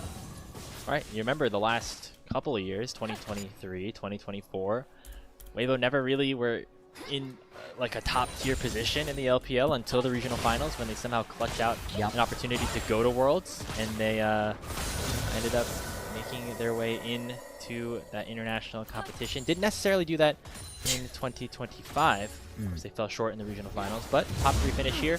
It's kind of the same narrative, right? Weibo were like 500 going into the playoffs and end up bouncing around. And now we see potentially their bot lane getting targeted. Tyrion goes for a 3 camp, and now is immediately looking for a play down on the bottom lane. Pops the E for the extra move speed. Finds a stun onto Elk. Already forces him to flash away, but R's going to follow as well. One more Q from Tyrion should do it, and it's Arha once again picking up first blood. Now Hong's going to be forced to flash away, and the bot lane from Team WE going to strike again in game 2. Takes a couple of summon spells to do it, but it works really well right there for WE, and I love to see that early aggression out of Tyrion. We talked about how this bottom lane is going to be the powerhouse for them. This is where they want to be playing around as much as possible, and especially into Elk and Hong, playing this power duo of a bot lane, putting them behind early is a great game plan, well executed. So another good start for WE, but don't want to get too hopeful just yet, Blox, because we remember what happened. Hey, let's take the victories when they come, right? For WE, very little is going right for them. Another good thing, the soul laners for Weibo, not necessarily champions that are in great positions to really snowball the leads that they were able to snowball in game 1, right? It's not Mbessa for Zika, this time it's Sion. Not going to be a LeBlanc for Xiaohu, it's the TX. So a lot more of a supportive pickup here. It's now, it'll be now JJ just really out of position. 3 members of Team WE are looking for this play around the crab. JJ forced to flash away, notably Tyrion just level 3 because he went for that early gank. And Xiaohu forces Karis out as well. The gold card going to land onto the rookie jungler. And now Xiaohu is starting to cook up a little bit here as well. Tyrion no longer has his flash available. Gonna face check this bush. Gonna be met immediately by 2 members of Team WE to charm just barely enough of the mana pool. But Xiaohu has none of it. The wild cards come up clean. And they take down Tyrion for the first kill of the game for Weibo. And that's what forever worth of experience will do for you right there. I mean, he knew that he just had that one right there. As long as he lands that gold card onto Tyrion, was just going to be able to walk away. I mean, an early game Ahri Pantheon, they do a lot of damage when the Pantheon's able to land that full combo, but had already used everything prior. It's pretty long cooldowns coming through on that champion at this point in the game. Well played right there. Out of Xiaohu to sort of take what was a decent early kill out of WE and sort of snap that momentum in half, but still, you give that early pressure down onto your bottom lane, which is nice. I do just worry for the continued well play of WE if Xiaohu's able to get himself a kill at this point early on. I mean, nice flashing tip. He's just good. He's just clean with it. There's an interesting path from Tyrion to open things up. He went Raptors, Wolves, Gromp to get level 3, skipping both of his major buffs. And because of that, was severely underleveled, even though the gank ended up working out successfully. And Jeje, after killing Tyrion, was able to run straight into the WB side of the jungle and take that blue buff away. So this is still the first spawn of the red buff that is now available, and Jeje is looking to contest both that and this Raptor camp that has once again respawned. Out of vision, but Jeje is going to face check it, and he has the level advantage. Tyrion able to secure it, but he has to back away, and that means that red buff is certainly going to the Nocturne. This is not a good start in terms of just clear potential for the rookie at this point. And Karis is just pinned underneath the tower right now. Level 6s are going to be ticked for both of these mid laners, but there's no real way for Karis to head up and help out his jungler, so JJ's just going to be able to steal that one away and yeah, just walk this one out too. And you can see the pressure down in the bottom lane coming through for Weibo as well all of a sudden, so they've just been able to pull themselves back into this game. And they're really behind, obviously, it was very early on, but as we said, right, we're trying to celebrate WE wins when they come through, and Weibo, they snapped that one in half very quickly. Yeah, I mean, that's the price that Tyrion and Team W had to pay for that level 3 gank, especially when both of your buffs end up still becoming available. Sometimes it works out great, sometimes it doesn't. Tyrion certainly is on the back end of things at this point. JJ will be able to pick up level 6 after this wolf camp, and then all of a sudden the Nocturne ganks become even more frightening, especially with Xiaohu also having the Destiny. And that's the thing, right? This composition out of Weibo just has so much map potential. Usually you'd expect the Pantheon and the Ahri composition to have that extra level of roam to just get involved in these lanes, but nobody's going to be moving quicker than a Nocturne and Twisted Fate. And so even if your side lanes do begin to lose a little bit to WE, that's something that Weibo can rectify very quickly for themselves, and it very much is just about getting to those level 6s, and now those have been ticked. Let's see where you go, because that first ulti out of a Nocturne, that first Paranoia, is incredibly important. If you don't land it, if it doesn't at least get a flash, if not a kill, you can begin to slip behind a little bit on this champion. Not such a good team fighter when he's not playing from an ahead position. So JJ, early clears, not really looking to get too involved so far, but we'll be tracking to see where that first ulti goes. Conversely, Tyrion, I don't think he's going to get his ultimate after even taking this drop. So I mean, it's look going how to be far pretty behind close. he is. If he gets it, it would be big. If not, likely not going to have it for a potential fight around the Grubs at the 8-minute mark. We'll see exactly if he has enough XP. He's going to be just short, so maybe eating a wave or something? Or no, he has the Raptor camp. He has the Raptors. Yeah, all Raptors. is well in the world. And then in the ulti jungle back down to the play. Yeah, I mean, if he didn't have those Raptors coming up, it would be a little bit rough. Still, JJ is going to be able to get a pretty good back off right here, get some extra components into his inventory, and then head his way back down towards the bottom lane. It is a Mountain Drake as the first Drake available, and that is something that both teams, I think, would really like. You've got some tanky members, some extra survivability would be great. Cool crowd control landing here. The Grubs are about to spawn back, taken by Tyrion as he finally unlocks his Grand Starfall. But again, for Team WE, it has been a while since they have won a game. In fact, over 2 months, as we mentioned. Last time they won a game, it was in that play-in series in Knights Rivals against LNG. There was a Krakow Kha'Zix involved in that one, and that was the win that ended up getting them into Group Ascent. But since then, 2 straight 3-0s into the playoffs, then now 11 straight game losses here in the regular season of Split 2. A lot to be desired out of Team WB, but they're sending their bot lane up here to the top side of the map, or at least Arha. There's already been JJ starting up these Grubs. Have not taken either of them just yet, but the gold card immediately lands onto Kars, and he's getting a Paranoia to his demise. Another kill picked up here for Weibo, but now has gained control of the top side of the map as WE as we hit a pause. Very tenacious time for this to happen, as we'll see exactly what that issue is going to end up being. Hopefully it's just somebody's mouse disconnected, right, and they just need to plug it back in. We'll obviously let you know as soon as we know what's going on, but whenever you get a pause directly after a team fight or a skirmish, it does worry you a little bit that maybe something's gone wrong. We'll have Kars to wait pauses and see. and says, "Guys, I wasn't able to move." But it says just traditional game. Or I couldn't see anything while my vision went away.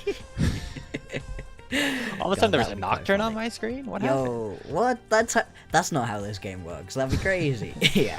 No, we'll let you know, but like you said, a bit of a interesting moment to be pausing, because this is right before we're expecting to see our first proper team fight, and it's really unfortunate for WE that Kars gets caught out right there, because they're setting up on a big flank. I mean, it's a big wraparound flank that WE have invested quite a lot of time into. You see Tyrion and Erha moving up towards the top lane for ages before this play, walking slowly up, potentially looking to see if there was going to be a gank onto Zika. That doesn't manifest, so you're walking through your opponent's jungle to potentially go for this big wraparound flank, hopefully onto JJ, who's just taking the Grubs unawares, but Kars steps too far forward, gets himself caught out, and now you're going to be in a numbers disadvantage into a fight with Weibo. I worry about the next couple of seconds for WE here. Be a tough sequence to try to play out of after you already lost your mid laner, and you take a look at what exactly is going on there. And once the pause ended up happening, there's 3 members of WB around the Grubs. You have a Scion about to collapse on you from one side. You have Destiny popped on the other side. There's no Paranoia available, so not as easy to get back into things here, but when one of your strongest players at this point in the bout is stuck in the bottom lane, not necessarily a spot that W want to be in. We'll see if they're able to pick up a couple of grubs once this issue ends up being resolved. But they certainly wish they had Karis here for this exchange, whether they liked it or not. Yeah, very much so. Not having the Ahri, it's so much of your non-committal engage just gone, right? Everybody else, when they're looking to start these team fights out for you, are pretty much leaping on forwards. The only other person is just going to be Erha throwing down that tidal wave, so that's the only bit of non-committal CC you're looking for at this point. And being able to land the charm first, pull somebody away from the team, blow them up, that's a really big part of the game plan out of WE.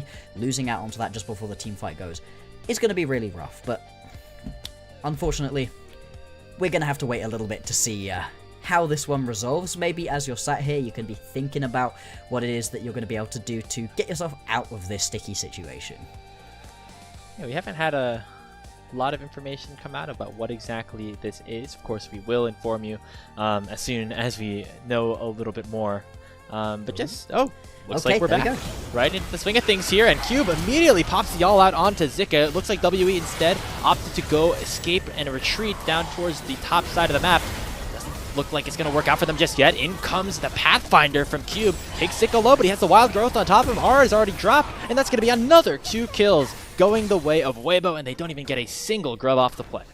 Now everything going to go wrong right here for WE, and they just get flanked around and ganked upon, and unfortunately it's them trying for a bit of an aggressive play, pulling them out of position, and Karis dying there just snaps any hope of that play working dead in its tracks. And look at where the kills went as well, Grapes, right? You managed to get yourself a couple of kills onto JJ, Xiao, who obviously already had that early kill but gets a bunch of assists, extra gold into his back pocket, and we're once again seeing that this top side of the map is just collapsing in for WE. This top gap in game 1, this one, the jungle certainly becoming a bit of a difference here, as Tyrion really has gotten bullied by Jeje in this game, despite him picking up first blood with that play on the bottom side of the map. Jeje already with that experimental hex play. Let's take another look at this one here. Kars thinks that he's safe because Jeje's on the grubs, but they immediately snap back onto him, and then with the TF ultimate are able to re-engage very quickly. And like you said, you've got Zika roaming down from the top side of the map, and just doesn't even really land anything, just gets in the way, is annoying. Cube ends up having to use his ulti onto him to try get out, and still ends up getting knocked up and taken down in this fight. Tyrion at least able to scramble away, still pick himself up some krugs, so it's something. It's a little bit of gold for WE. And it is rough, but Tyrion in that fight just needed to be a little bit more of snap aggressive with that play, right? He doesn't just decide to go, hey, we'll go ulti in, we'll go look for this play on the side lane. They decide to go for that long flank around the side, and maybe if Karis doesn't get caught out, it works out for them, but I do still worry that they're going to get pincered during that play, because Zika is always on the top side of that play. He will always be able to body block your exit and make it at least so much harder than it needs to be. Yeah, and just some small micro mistakes there from Tyrion, also from Cube, trying to dash back in and finish off Zika in that 1v4 when the wild growth is still available for Hong. Definitely not ideal. I think Cube would have probably been able to get out there if he just dashed, maybe flashed away. But it's another kill going over to Weibo. They're going to be able to pick up this first dragon as well, and things have really spun in their way over these last 3 minutes. A bit of engaged here on the top side. Cube goes all out, but it's going to be the choo-choo train pop, and Zika will be back to safety. Yeah, I mean, that's a pretty big ulti to just be losing out on during the 1v1, but really not the end of the world, especially as your bot side of the map is still able to pick themselves up that early Drake. As we talked about, the early Mountain Drake, pretty nice overall, but things so far looking good for a Weibo that really wanted to play aggressive through their jungle early on, but this bot lane just kind of looking to sit back a bit, farm up, get themselves into a strong spot as we get later on into this game. And so far, been so good really for Elk. Yeah, he's been pushed around for a couple of moments from that early gank, but other than that has been able to just sit, keep his farming going. He's not ahead of a bout, but you don't really need to be with the Inari. You're all about what you can do once you get those 2-3 items in inventory.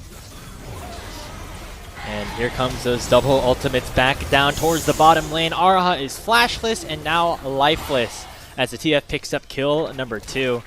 Weibo just able to snap engage so well with this Nocturne TF composition as they're working their way around Summoner's Rift. Now Paris is getting aggressed on by Xiaohu. He gets gold carded and forced to pop the Spirit Rush. Again, feeling like WE going a little bit too far forward in moments that they don't have to. Speaking of, Tyrion dashes in with that Grand Starfall, is unable to find out.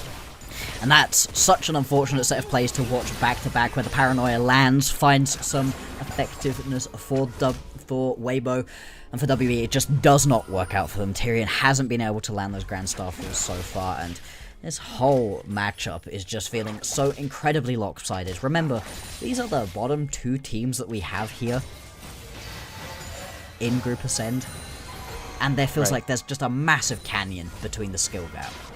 If you're not able to beat this team, not sure who else they're going to be able to beat, as WE have made their way around Group Ascend. Great. So far have yet to find results. Yeah, what's up?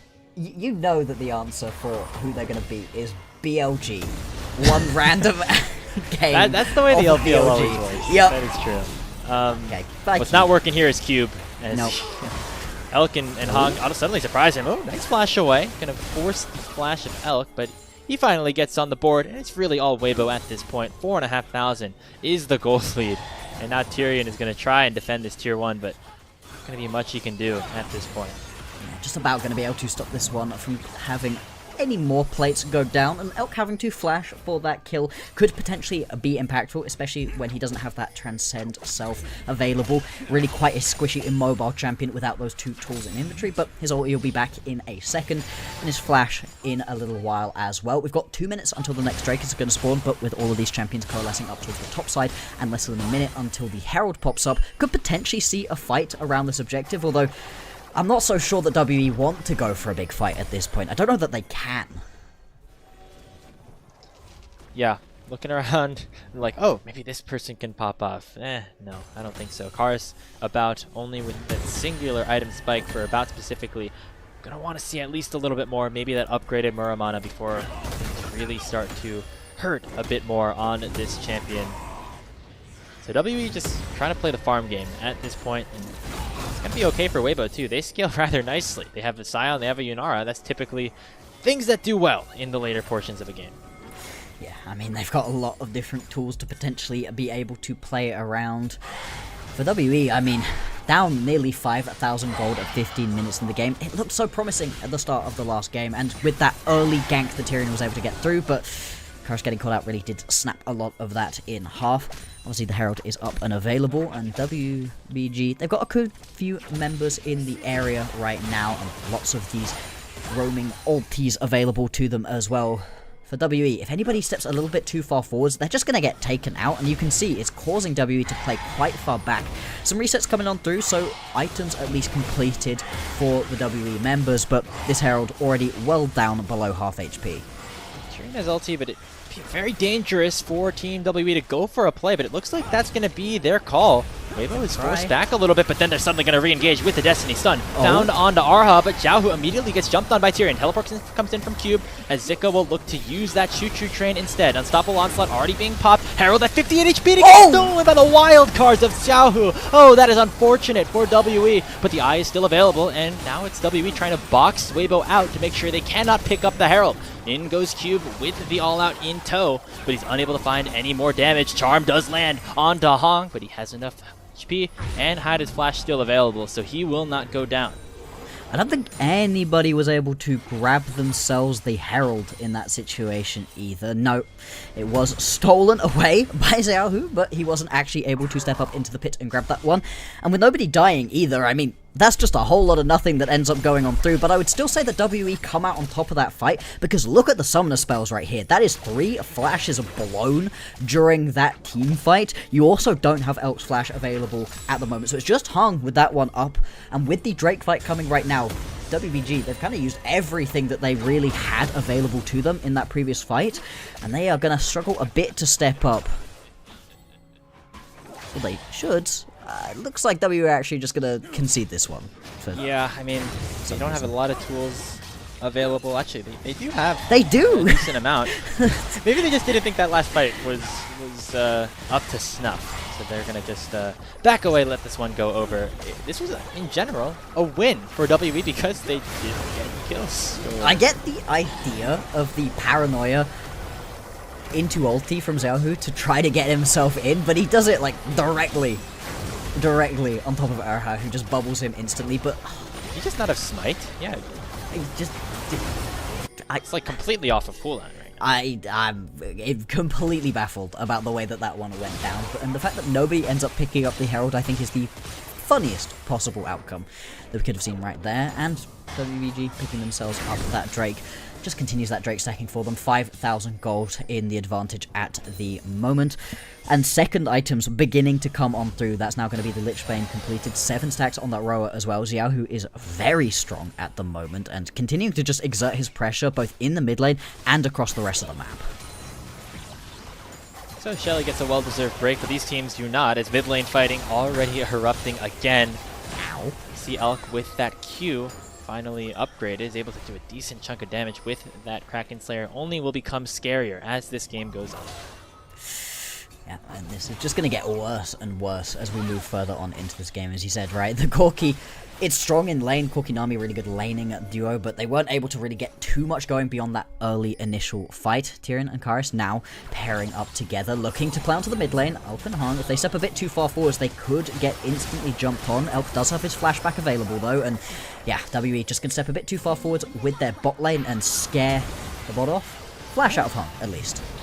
Small win, but what's the retaliation now for Weibo? In goes the Paranoia and the Destiny again, and About already has no mana and is chunked very low. Grand Starfall comes in. A nice wild growth will prevent the stun from going forward onto Tyrion, and he is forced to back away as well. WBG lose nobody, and now a Transcended Elk is still looking to poke, still looking to prod, still looking to harass WE out of their own jungle, and they will take advantage of the mid lane control. Xiaohu as well, just constantly stepping on forwards. This is the thing, anytime you try to make a play happen for WE, Weibo, they can rotate across the map that much faster, and they're just bullying here onto this mid lane tower with the charm going wide. There's no hope of a kill being picked up for WE. And now, just every time WE try to step up, try to make something happen, they just get curtailed time and time again.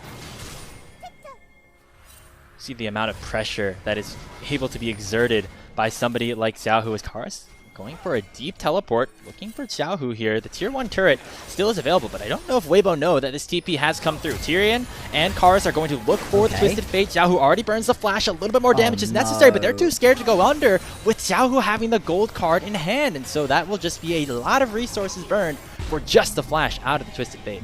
The flash out of the Twisted Fate is at least something, right? The flash gold card is one of those potential tools that Weibo have been playing around, but they always respond on the other side of the map. Yes, Newton's Law. There's the reaction on the other side of the map. Is About is easily taken down by Jeje. Hong, the one able to pick up the final proc of gold. And Elk actually takes one final turret shot and will go down to the Pantheon. That's a big shutdown into the hands of the rookie jungler of Team WE. So 1-for-1 so far after a small mistake from the Superstar AD carry of a Weibo. But all things considered, they're still feeling very comfortable how this game's going. And this has been what we have seen from Weibo, where they've been finding some pretty good fights, some nice moments out of Jeje specifically, and out of Xiaohu, but Elk been having a bit of a weird split, getting a bit too aggressive. Karis also dashes forward. That's a big shutdown onto Jeje. They're going to get Hong as well. He has no flash. It's another shutdown. Going the way of Team WE, that is exactly the answer that they needed, and maybe Weibo feeling a little bit too confident with themselves. There we go, a couple of thousand gold are pulled back the other way. This is the thing, right? As much as we could talk about WE being down and out, they've got a couple of champions that can just instantly burst you out, and the charm landing there from Karis is going to be nice. It was nearly a 6,000 gold lead, so they do pull things back in their favor a little bit, and that's a really critical injection of gold at such a good moment for them. 40 seconds until the next Drake is going to be spawning, and so they're able to head back to base, spend that gold, get second items completed onto a couple of key roles, and come back out onto the map significantly stronger than they were. Could this be the comeback of all comebacks? Remember last year, Floxer, when WB were winning games? They were never ordinary by any sense of the word, right? Absolutely. It was open nexuses, turnarounds, big throws by the opposition. Maybe some of that magic has to reemerge Remember, it started with a new jungler coming in. It was not Monkey who initially started the split with the team. But once he came in, that was the difference maker. And maybe Tyrion can be that here for his new team as Monkey takes a bit of a breather in the middle of Split 2. We have this Chemtech Dragon available. We soul point here for Weibo. And so WE certainly want to try to contest this after maybe a little bit of additional confidence after winning that last fight. Zika going forward very aggressively. They won't be able to find too much more. It'll just be the Dragon started up with full vision control in the hands of Weibo. We've got an empowered blast cone right here to try to get involved. The one who takes it. Dragon is being tickled at this point. 4,500 HP. Knock up from the Decimating Smash finds about in Tyrion, but nobody wants to fully burst down the Dragon at this point. Pathfinder away from Cube. We matched by the Unstoppable Onslaught. In goes Karos over the wall, but he whiffs the charm. In goes the Darkness, and Paranoia will allow for Jeje to most likely secure this Dragon. But the fight will be big on the other side for WE if they can land a couple of combos. In goes the Transcendence from Elk. He's forced to now dash away, and Karos is still hunting, but unable to find anything. Stun lands onto Cube. He gets Mikhail's away. Decimating Smash does find about again, but they won't be able to find anything more off of it. And so Weibo Gaming go in, they take the Dragon, and they get out without anybody going down. You can see the power of the poke from WE, but they're just not quite able to find those full-on engages. Karos missing that charm at the end of the fight, critical. If he hits that one, you might be able to just press the go button and make something happen. Instead, you give soul point over to Weibo, and a bunch more gold for them to head back to base with and come back out onto the rest of the map. Now, the Baron is going to be the next big thing to play around, and for WE, you can't be late to these team fights. With a poke composition like this, being early to a team fight, getting to set up beforehand and not push your way in from the darkness is going to help them out and potentially open them up to win one of these fights. And another tough fight from Karos, I have to say. I think he missed 3 charms in that one, not finding a single target. And if any of those ended up hitting, could have been a difference maker here. You see about able to pump out a lot of damage on this Corki throughout that team fight. 4,000. He now has 2 completed items with the Muramana completed. Was not enough here for a kill to happen, and now Tyrion going to be targeted by the Unstoppable Onslaught of Zika. Tyrion trying to get away with the Blast Cone, sends him to the river, and the river is where he will fall. Elk with the Empowered Laser gets kill number 2. Now, is that going to be Baron right here for Weibo? The enemy jungler down for 40 seconds, and they have themselves a pretty quick Baron take as well. The rotation is going to come through still. There's a bit of push going on in the mid lane from WE, attempting to establish some control. And with Cube on the bot side with a teleport available, they can still potentially try to stop this one from going on over. But they barely burned anything for that kill onto Tyrion, which means all the ultimates for Weibo are available with the exception of the Transcendence on Elk. The Baron is already at 5k. Darkness has fallen over Summoner's Rift. And the gold card lands onto Karos. Cube jumps in, trying to find a Miracle Steal, but it gets secured by Jeje, and Weibo are now wearing purple. Tidal Wave finds 2. They're waiting to buy enough time for Tyrion to arrive, and Cube is taking up a lot of damage at this point. Pops the all out onto Jeje. He's forced to flash away with the Wild Growth on top of him, and about is stunned by the gold card. He's certainly in trouble as well, and Karos and Cube are now stuck in the Baron pit, and that's where Cube will eventually go down. Tyrion jumps over the wall, trying to save his top laner, but it is a one-way trip for the Pantheon. Elk untouched gets another one in his back pocket, and Weibo get the Baron and a whole lot more. I mean, what else can they grab right here, right? All of them in purple at this point. Some resets coming on through, but the majority of the members from Weibo going to come out of that team fight perfectly healthy and able to push onto the mid and top lane simultaneously. 25 seconds until anybody with the wave clear is going to be back up and available, and this is going to be a push in all 3 lanes. It perhaps seemed like a desperate play from WE, but desperation has all they have known here in split number 2. They've come close to wins, even game 1 being an example, but this has certainly not been close by any stretch. About is doing whatever he can, so is Erha, landing a good tidal wave right there, but with the threat of the gold card, About is constantly having to sit quite far back, gets stunned up here, and is lucky to be able to flash back away. The problem is, watch Karos throughout these plays. He is just missing everything. Speaking of Karos! No! Welcome back, Yellow Star, to the LPL. Unlucky there for Karos off of that teleport. They're still going to try to make a play here on Zika, but this is a tanky Sion that they're dealing with, and there's a lot of members of Weibo waiting to follow up and retaliate. Cube getting bursted down as Elk has transcended and looking to finish off this game, finish off this series. He dashes forward for a kill and will get a second on to the Ahri.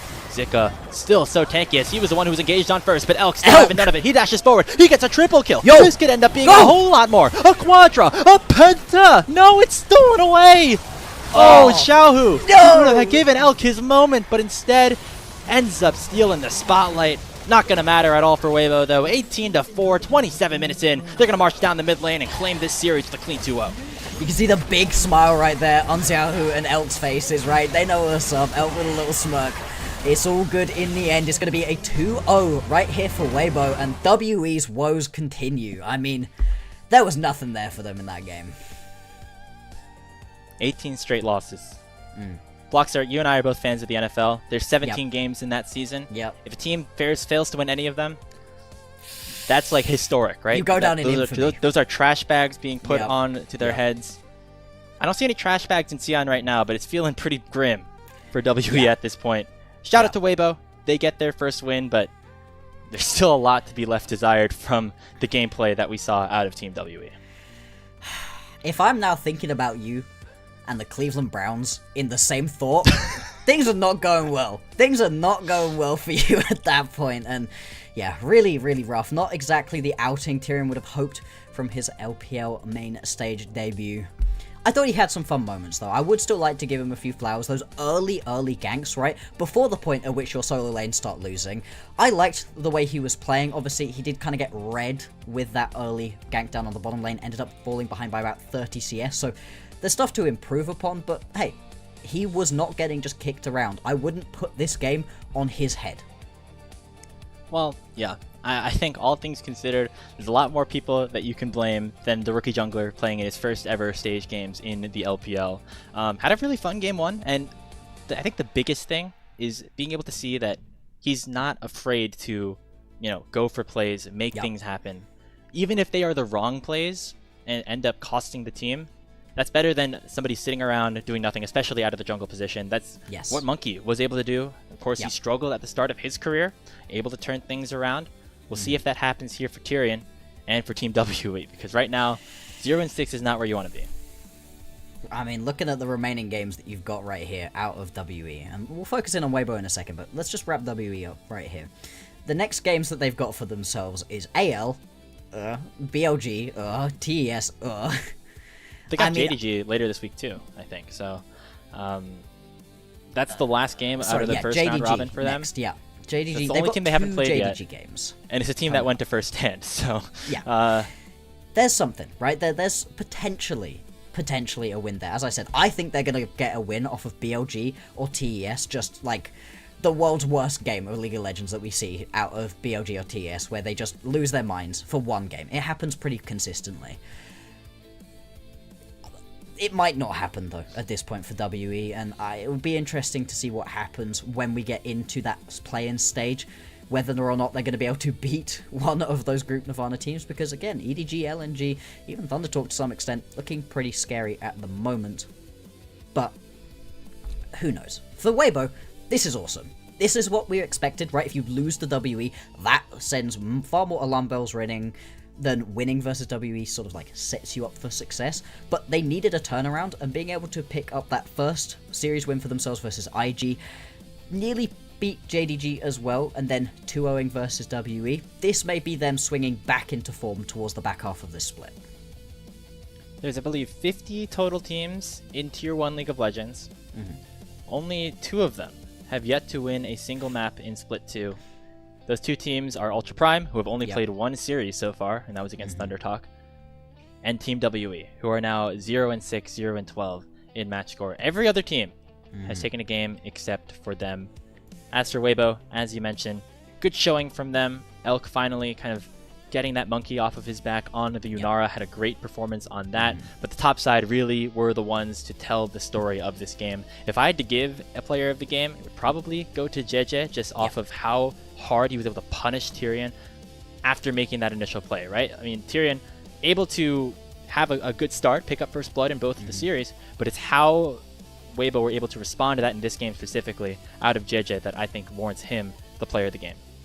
I think there's a sneaky look at Zika as well for a player of the game. He was just taking up so much space. He was constantly landing really good ultis. Those knockups as well were massive, and it was really setting up the other champions in the game to really be able to play unlocked. But I do agree, I think JJ was looking great, and JJ, even in their losses, has been sort of the main focus. It's been the bot lane that's been faltering a little bit. It's been Zika finding a couple of losses in his lane matchups that's been hurting them overall. And JJ has been that sort of calming force, that big player for them, and to see him play such a good game right here has been great, because I love the champion diversity that he brings. As we spoke about coming into today, he had played the most champions of any of the junglers. He's not really added any new ones in today, right? Played a couple of the same champions once again, but showing that he can just be consistent on some of these top tier picks and play a lot of different styles is really good for Weibo's ability to draft, and especially once you think about once we move out of these best of 3s and into the best of 5s later on. Oh, unfortunate for Elk, but that was probably the only mistake he made the entire game, if you have to be honest. Yep. Yeah, I mean, for Weibo, a good start to the week. Again, they're starting to pick up momentum after their 0-3 beginning to Split 2. They took the win up against IG. They played a very close series against JDG, and then now took care of business, you could say, against Team WE, who's down towards the bottom of the barrel. Next up for them will be Anyone's Legend. That will be on Saturday. If they can get that game, or at least make it competitive, I think that's a good showing that all of a sudden Weibo could be back.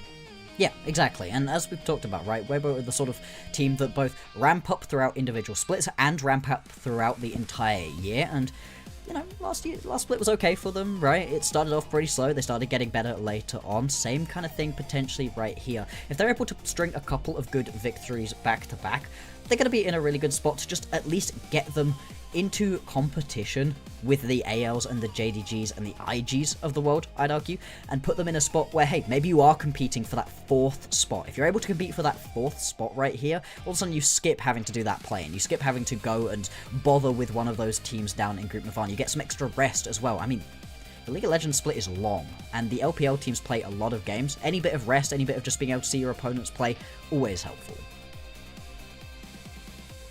More games, the better. That's why Group Ascend, it's nice that they have the double round robin.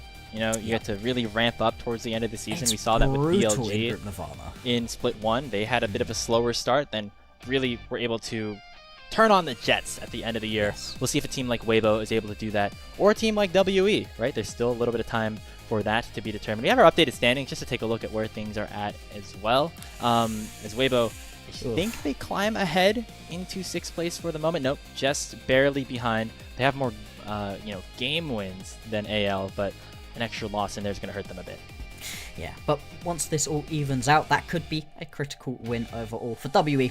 If you're a WE fan, I'd be looking away. The fact that they haven't been able to win a single game, as we've been talking about, is really rough. And I mean, going on into the next couple of games for WE, we'll keep tracking what's going on with that kill participation for Cube.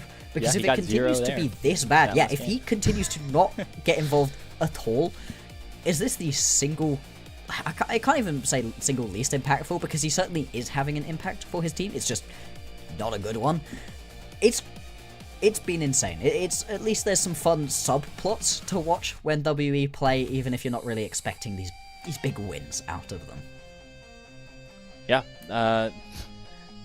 not a great start to split number 2 for Cube.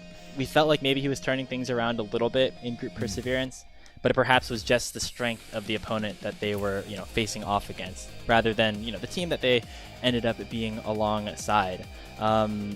So for Team WE, eyes set on the future. Again, for them, doesn't necessarily matter what they do in the regular season at this point. They're probably going to be locked into one of those bottom 2 seeds.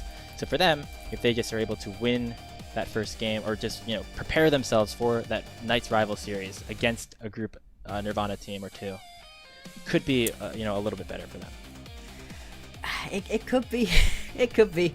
I'm trying to find positive things to be able to say for WE, and it's rough, right? It is really rough out here, and you got to feel for the players' mentals as well. I can understand why Monkey felt the need to take a step back right here. If your team is just not able to get anything going, and especially for these junglers who I think are trying their absolute best, when they've been able to find success, it's been because these junglers have been flinging themselves at their opponents, just trying to outpace their opponents, get something going. If that's never working out, if you don't have solo lanes to play around, around if your bot lane are doing well but not well enough to be able to play around. It's frustrating, it's difficult for these junglers, so I really hope, just for WE's sake, that they're able to pick up some individual game wins, even if it's not series, a game here or there, just to be able to taste that victory. And, you know, as you said about Elk and getting that monkey off of their back, same thing here.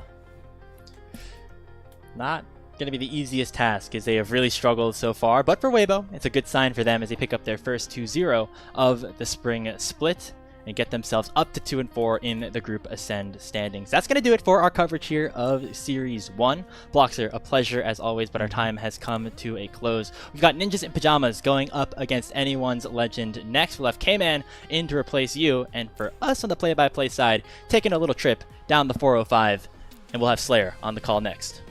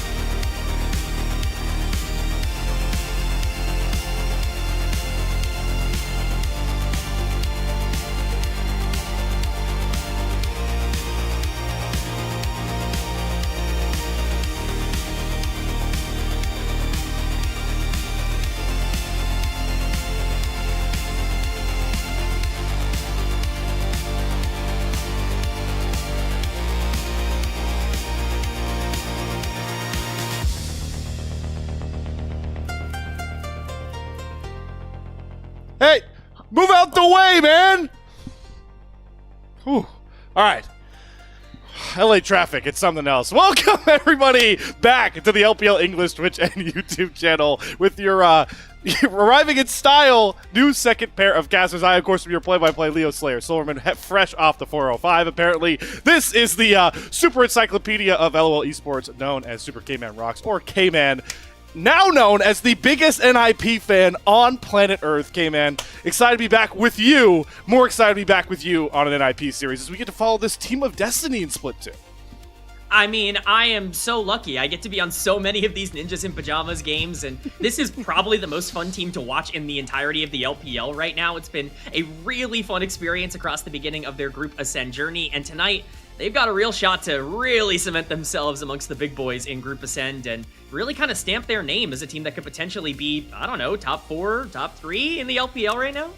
That's the question, right, K-Man? And, you know, the squad on the other side could not be on more of a different sort of angle, right? When we talk about anyone's legend.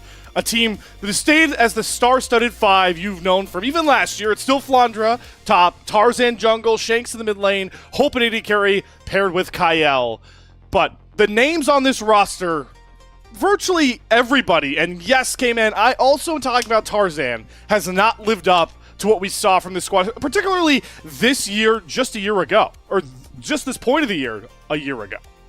Absolutely. I mean, we're looking at a team that was not only like completely successful throughout all of 2025 through, winter all the way through summer, but this was a team that was the #1 seed going into the playoffs in winter last split, in split #1. So for them to be in a spot now where they're below 500, they're not performing particularly well, their early games are very inconsistent, that's a big problem for an AL team that seems to have lost a lot of their edge. They need to start stepping it up in terms of how they play these early games quickly, and if they don't, they're going to get taken advantage of here today. Without a doubt, K-Man. And, we talk about, obviously, you talk about the comparison to, like, how they looked at Split 1.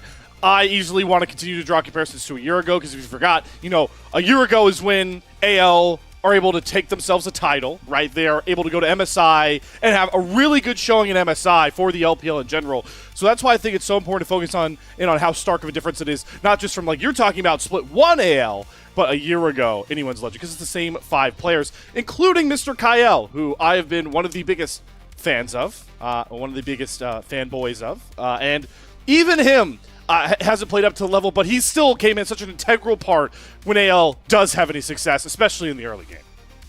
And that's really the thing with me when it comes to Kyle and when it comes to AL in general. Feels like this team has played very different in 2026 than they did in 2025.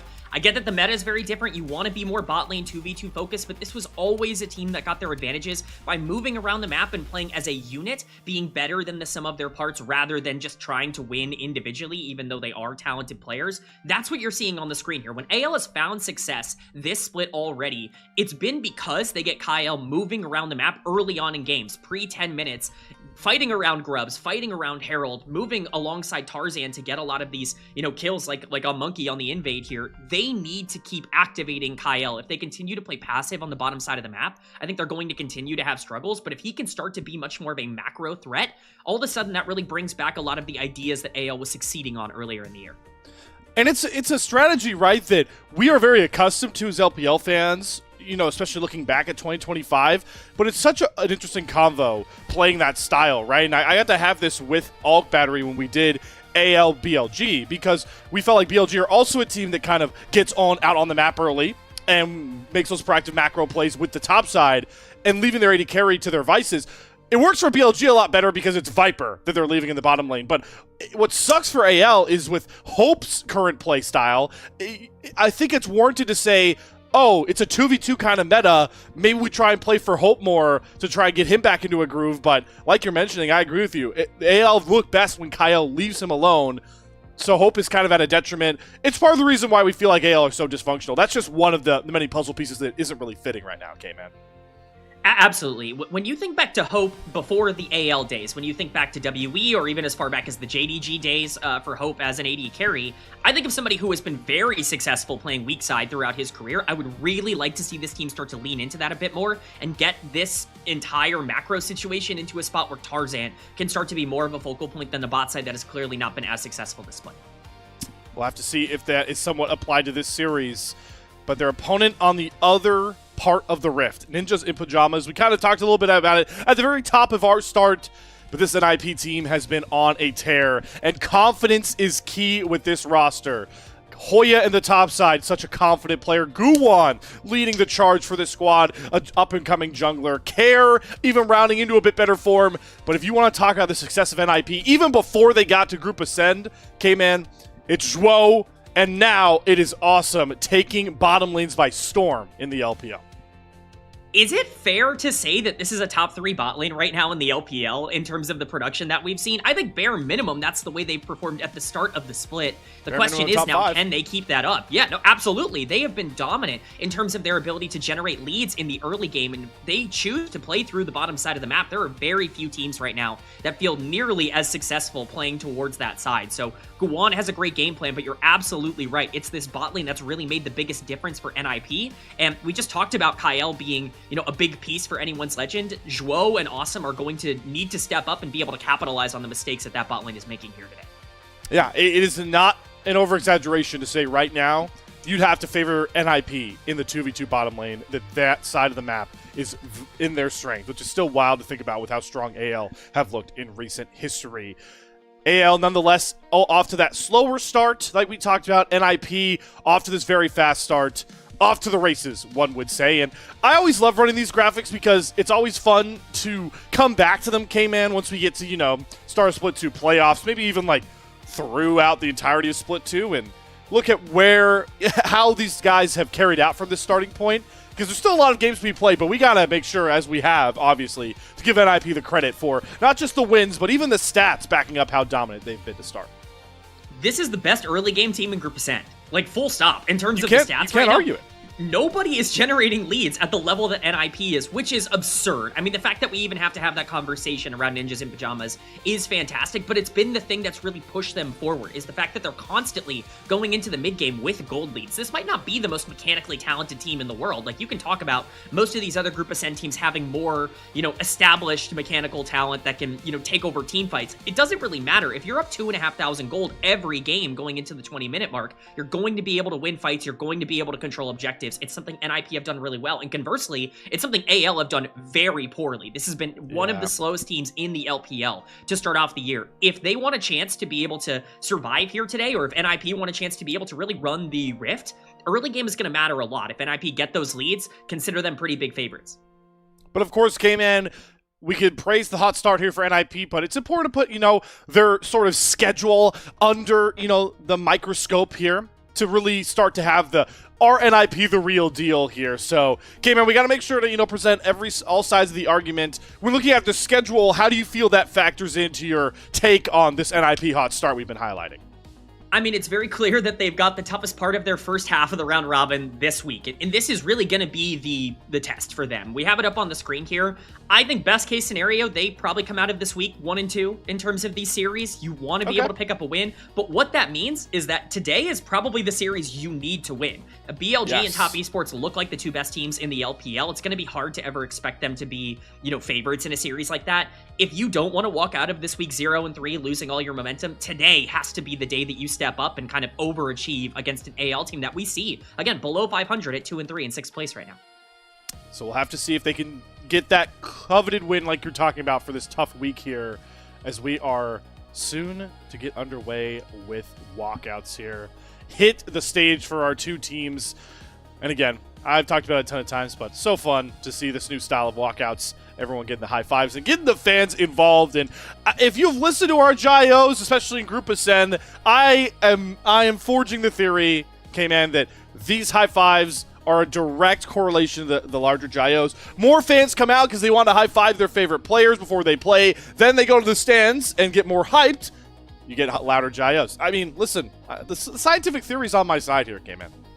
I mean, who wouldn't want to high five Awesome and Zhuo right now? I mean, come on. Like, if you're there, you gotta be able to make it work. And that is going to naturally bring the energy level up. I'd be there cheering for both NiP and AL, two teams that I've really enjoyed watching over the past 2 years. But Man, it's a fun one here today. I think the excitement level is going to be through the roof. I mean, we talk about how much this means for NiP. This means a lot for AL. Like, they have to get back on top very, very soon. This is not a split that you can really say, hey, you know, it's fine if we go, 2-4 to start off with all of the teams that are, going out front. It is kind of now or never for AL to prove that they can still be a top-tier team, and I think their fans are going to be out in full force here today with the gyos, with the support, with the handshakes, hoping and praying they can get back on the horse today. Definitely helps NiP have the home arena buff on top of that. As you can see, we are in the home of Ninjas in Pajamas for this one. Getting set here for this first game draft. But I'm glad that you pointed out the fact, K-Man, that this is such an important match for AL. Not just because starting 2-4 sucks, but I again really want to hit home, K-Man, to our viewers that maybe are tuning into the split a little bit later compared to our casual viewers, our committed viewers.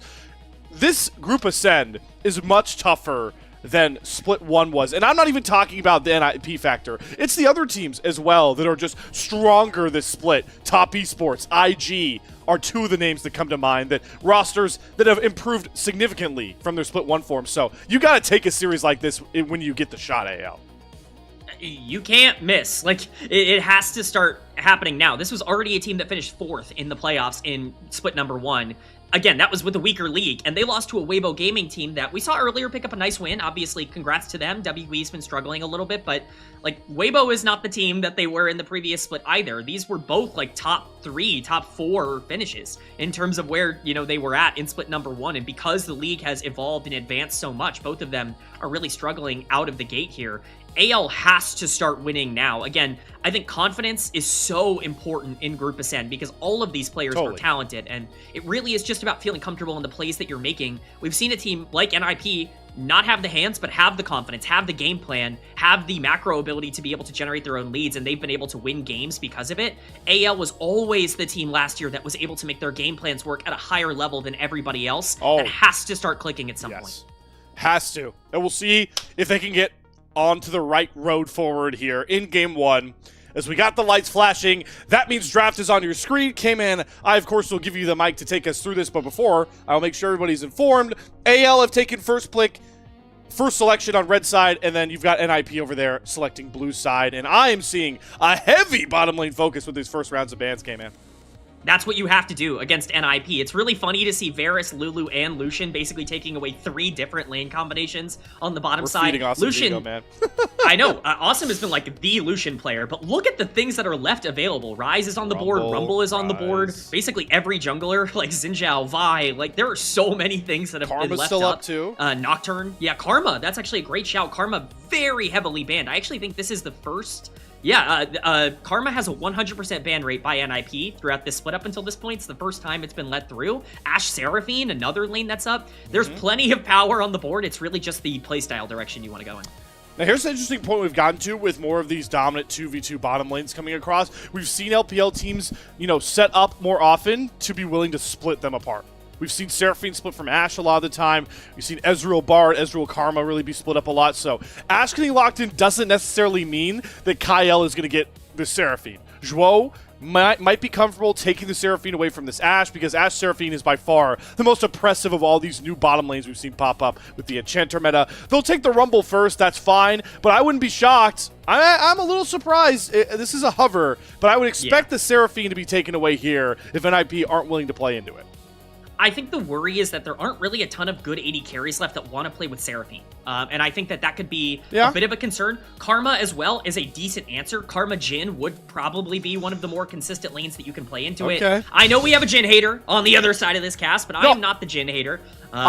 Listen, I'll save this conversation when we get into game. This is a longer win convo, K-Man, that we can have. I am not a full-blown Jhin hater is what I'll say. I am a fan of Jarvan coming online here, especially once you've got the Ashe Seraphine locked in. So this is just a really good... All of your engage is kind of already set up here for AL. The Nautilus, though, with the Jhin, that is a uncommon pairing that Zhuo is looking to throw down.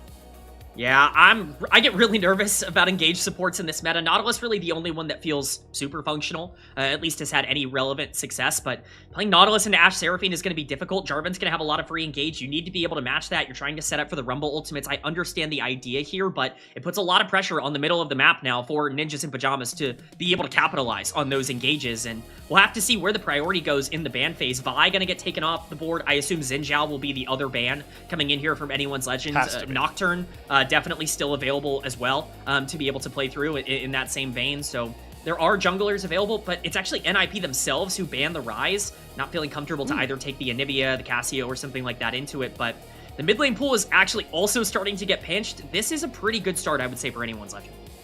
And this is a clear advantage spot that I feel like AL need to capitalize on. I think Shanks, AL struggled as a whole, but I think Shanks has had some good moments, and he should be very much so favored. I think the matchup that is the most AL one-sided at this current point with their form is going to be in the mid lane. Crazy to say that it's not Tarzan. Still need to get used to that. Nonetheless, hope to see him pick something aggressive that can try and punish, like you talked about, Kair's pool really starting to get pinched here. But they took away Nocturne. They left up the Xin Zhao. That's got to be the slam here for Guwon, I would think. What a funny troll. I would have freaked out if that Fizz got locked in. Xin Zhao will be paired up here to provide a very powerful jungler here for NiP, and they'll give that counter pick over to Kair, which I think is smart, K-Man. I mean, you kind of need to in this draft. We'll see what direction they want to go in on the other side. AL has been much more successful playing tanks on the top side versus carries on the top side, even into something like Rumble. You would kind of expect Flandre to go for something maybe a bit more stable. In this one, Sion obviously taken off the board, but something like Cassante would potentially be available. The hover now for Mbessa is actually going to be the lock-in. This is definitely a more aggressive lock-in. This is going to be Flandre's first game of Mbessa this split. You know, there's been a lot of talk about Flandre's performances and how it's not been nearly as good as it was previously. This is a big game for him to be able to follow up on some of those Jarvan engages. Now the question is, what do you feel comfortable taking blind mid? You know, Annie could be an option. We've seen it paired with the Jarvan. I'm not in love with that. Something like a Mel, I think, would make sense here if you wanted some late game damage, but we'll see if they want to go more for facilitation or damage. It looks like it will be that Annie. I'm glad you brought up Mel, K-Man. If Kair's got it in the bag, this is a perfect game to flip the Mel R5, in my opinion. It's safe into the Annie lane, and it really makes Hope and Kael, you know, that little bit of doubt creeps in the back of their mind every time they want to click R near the Mel. So I think that would be a great pick here. Don't know if that's necessarily a champion that Kair is very comfortable on. He's going to lock the Taliyah, which I would say is a comfortable Kair champion, but is also a champion that has markedly disappeared from the mid lane pool for all of 2026. Yeah, it's certainly fallen out of meta in terms of popularity, mostly because there are just a lot of champions that do Taliyah's job better. Those champions are off the board. Orianna, Ryze, a lot of these, you know, more macro-oriented champions, they are going to be unavailable. I think as an answer to Annie in isolation, this can generally be fine, but both of these teams have a ridiculous amount of ways to start fights. I mean, Jarvan, Annie is really dangerous to try and engage into, and then you're looking at Nautilus and, you know, Rumble and Xin Zhao on the other side. You have plenty of ways to go forward and engage for both teams. The question is, do you have enough damage on either one of these sides? Both of these comps, I would say, are relatively low damage in comparison to what we are normally seeing, especially with things like Jhin and Ashe onto the bottom side. So it's going to be about early game leads more than ever. I'm so glad that we brought up that NiP was a great team in the early game. If they get a big gold lead, I'm not sure either one of these comps really has the damage to be able to fight their way back as easily. But even if Anyone's Legend are in a much weaker state than we've known them for, you mentioned it, K-Man, their identity has been of past. A team that is best at executing their game plan from draft to rift. So if AL are going to return to the glory of their Split 1 regular season #1 spot and the success they had a year ago in the LPL and beyond, they're going to have to try and return to that similar strategy against this NiP team. Nonetheless, such a fun matchup to have on paper. The hot start of NiP, the team of destiny, taking over Split 2 versus the struggling AL. One of these two ideas will prevail or bite the dirt even harder. And it's time to go to Summoner's Rift to figure it out. Bring me in some hometown Gyos. No level 1, please. Guys. Guys, you're ruining the Gyos. Oh my god. Oh my god, there's a double tap. Kair's already nearly dead. The heal saves him coming across there from Zhuo, but Guwon's going to get heralded by some arrow slows nonetheless. And we have ruined some elite Gyos with a terrible start here for NiP. Slayer, I know I talk about the support trade for heal on the bottom side so frequently, I don't usually expect it to happen in the jungle. That's a crazy level 1 that is obviously very much in favor of AL, with Tarzan being able to farm that bottom side. We'll see how much pressure he wants to put in to this bot lane 2v2, potentially vertical jungle from this point onwards, but very, very interesting start. We very rarely see level 1s at this point, and I think it's definitely AL that needed to come out on top in that one. Curious if I don't think either bottom lane ended up missing XP. Both AD carries missed gold farming off of those first 3 melee minions, but I think they each were close enough that level 2 won't be up in jeopardy. But yeah, you pointed out, K-Man, bottom lane's been a meta where it's usually sprint to see who can get to that middle brush first, get the ward down there. It's no jungle pathing, helping jungle get wards down. Definitely was a different start here, but we do see that it looks like Zhuo was the only casualty of some of this XP, as Awesome has ticked over to level 2, has that deadly flourish, but Zhuo needing to respect this double range bottom lane.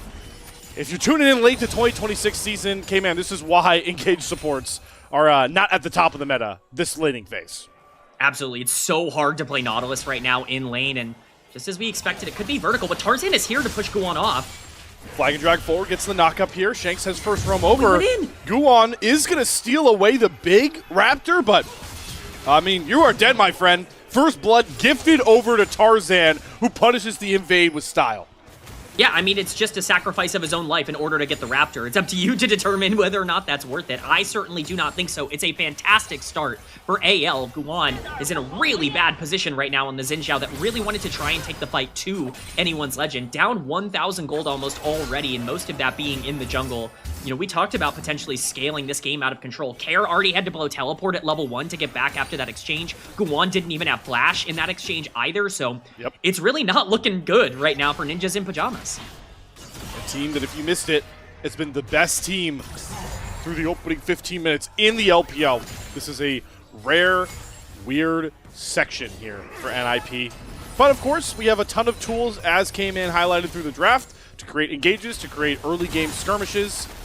And we look towards the junglers for a lot of that action. Guwon is still up in Tarzan's jungle, hoping for some camps. We flash bottom lane where a dredge line has landed onto Hope, taking a pretty sizable chunk. Awesome, not able to get that fourth shot though onto the AD carry. So it's just a positive trade there to maybe alleviate some pressure. But they have to be wary that this is now a vertical jungle situation here from Tarzan. And he could be in the bottom lane anytime, any place. It's not just a vertical jungle. He's a full level up on Guwon, so that level 6 is not going to happen for this Xin Zhao. You're not going to be able to expect any assistance or any skirmishing to be able to happen in the early game. Guwon got to try and farm the camps on the bottom side, but as you can see, Tarzan already refarmed the Raptors that were taken earlier, so the only thing he will have available is those Krugs at the bottom. This is a terrible start for Xin Zhao that needed to be able to keep his foot on the gas. Both of these comps do kind of want to snowball this game out of control. Right now, the Jhin is doing okay in the laning phase, as Kyle will not be able to stop the back, but I certainly don't think that this will get easier for Jhin moving forward, with Tarzan having so much of the priority on the bottom side and that dragon spawning in 30 seconds. 1,000 gold lead here to AL. Tarzan, as you mentioned, going to get onto his top side clear here soon to get that next spawn of Raptors. Bottom lane, AD carries getting back from their resets. The Swifty Boots picked up here for Awesome. That is a classic of the Jhin. You want that extra mobility, mainly to buy time around your reload timers to get those fourth shots out. So that is a part of the Jhin build that I'm okay with. And Cayman, this is where we arrive at my Jhin discussion I wanted to have from earlier. Unless there's a gank. All right, Shwo missed dredge line. We can Very well played by Hope. Cayman. The point I wanted to make here about Jhin is I hate competitive Jhin builds, but I love the sneaky aspect of the scaling Jhin. We just never really see it. We see these more famine builds. All right, Awesome really wants to make this gank work. It's going to be a flash out of Kyle. Oh, the flash does not matter from Hope. The dredge line still sinks, and now Guwon jumps on top of Hope. The 3-talent strike gets the knockup, and Awesome has himself the kill. Not a good look there for Hope. Got a flash, not straight whenever you see a dredge line.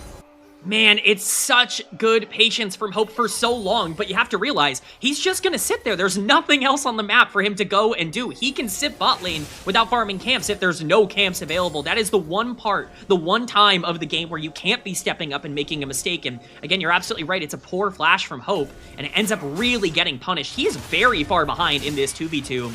I actually don't hate the Jhin Nautilus after like level 3 or level 4 isolated in this lane because you can actually start to push out a little bit more aggressively. But again, it's Kyle who ends up getting punished. Hope actually tries to, you know, salvage the play for his teammate, but unfortunately Guwan, having sat in that brush for almost 30 seconds at that point, is able to capitalize on the Prometheus flash, I'll just say, from Hope. Yeah. You know, again, I am far from as good of a player as Hope is. Like, I am casting for a reason. I just don't see how you don't flash up there, especially towards your Seraphine. Nonetheless, that is in the past, but now we see that lifeline towards the NiP early game success that we highlighted. It's been the bottom lane, and Awesome is now up about 700 gold over Hope and Kyle, which really takes a lot of the threat of this Ashe Seraphine out of the lane. But they're still trying to trade aggressively nonetheless into Awesome. I mean, it's trading that bot lane pressure for jungle pressure. Tarzan still is in a fantastic spot to basically do whatever he wants on the map. Level 6 has been acquired. Guwan not quite there yet. This would be the timer to be really aggressive after he takes his romp. He's not going to realize that Guwan is going to hit level 6 right about now, but it doesn't look like Tarzan actually wants to pressure out this dragon because of that bot lane priority. So that big advantage that Jarvan was able to get in the early game, this 800 gold, it's not really all that usable right now, as we see a little bit of an exchange on the top side here, but this is really well played from NiP, being able to weather the storm and get themselves back in the game. Looks like Tarzan may be looking to take his Raptors and respawn Krugs and parry that into a Grubs play. I don't necessarily hate that with how much longer it is taking for this dragon to go down. Go on, though, actually with the help of Awesome, as you point out so well, K-Man, we'll get this dragon down before the Grubs spawn, so this is pretty, you know, on schedule for that Dragon Soul win con. Tarzan's actually going to skip his Krugs and his red buff and just steal away more camps. All right, Hope. All right, good hawk shot. So he's going to spot out all of NiP, looking to try and hound him under his tier 1 turret. Let's see if Tarzan just goes right into these Grubs. So, K-Man, I'm with you. Kind of give the dragon does stink, but he should be able to secure all 3 Grubs on his own here. So Tarzan's still doing a pretty good job trading the plays of Guwan back. I mean, it's definitely nice to have Grubs, but I think stacking dragons is very dangerous in this game with the 2 comps that are available. You can force fights around those neutral objectives, and that's exactly what both of these comps want with the amount of engage and just, you know, jungle pressure that they're going to put on. You have things like Equalizer, you have the Talia wall on the other side that are going to be able to kind of make these fights in these close quarters areas even more dangerous, as you get a peek on the Raptors being available here, but it is just going to be that trade. Blue buff as well, going over to Tarzan, so he continues this absolutely massive lead in the jungle. The question is, where does this first gank and ultimate come in from Tarzan? Because that's really what's going to make or break AL's lead in this game. Tarzan can use this 1k gold lead to either shut down Awesome or get gold onto one of his solo laners. That could be massive for AL's chances moving forward. Glad you mentioned ultimates coming online. I wanted to, you know, pick your brain about how you feel this game is transformed now with ultimates, because for me, K-Man, we're obviously not that accustomed to the Talia being in the meta anymore. So the one thing I'll say for NiP is this is, you know, like a Ryze ult, more side lane pressure, more overload pressure that NiP do bring in with all the ultimates online. But how do you gauge the game now forward with everyone's major abilities being up and available? I mean, it's kind of a game of chicken, if you really think about it, because you have a couple of different semi-global ultimates. You've got the Talia wall, you've got the Ashe arrow that can make its presence known in one of these skirmishes, and so if you go for a play, you really want to make sure it's a play that does not get followed up by something else across the map, and that's the biggest fear, is that AL do have that pressure out of the jungle right now, but NiP are well-positioned to be able to stop a play as Carrot gets chunked out. This could be the timer that they want to go for something aggressive with Carrot half health, but we will see. Tarzan has all the resources in the world to make a play happen, and right now, he's just pathing down to the bottom side. Does have a lot of allied vision towards that part. The Tri-Brush ward there from Zhuo, though, is going to really be able to save Awesome and Zhuo from allowing them to play a bit more up and aggressive. Nonetheless, they will back off, suspecting Tarzan is down there. I do love the mind game that has happened in the mid lane, by the way, with the boots purchases. Care decides to rush the Merc Treads into the Annie, and Shanks responds by saying, okay, I'll just go Sorks. So they're in a bit of a standoff with the tier 2 boots here early on with their build paths. You know, it's just Whoever can land their abilities is probably fine. Hook lands. Deadly Flourish into Dredge line. There's the barrier. There's the depth charge knockup. He's going to flash, try and get away from these curtain call shots. 1 and 2 miss, but the 4th one hits. Hope goes down once again to Awesome. Tarzan for the re-engage. Flag and drag through. Going to Cataclysm dunk Shuo in. Make it a 2-on-2. But that should be all she wrote, unless Tarzan feeling that 1K gold lead, pushing for more. The Crescent Guard throws Tarzan into Awesome's waiting arms, but he will end up dropping. Deadly Flourish take there by Kyle. Tarzan with that Sundered Sky healing is just too much for NiP to turn.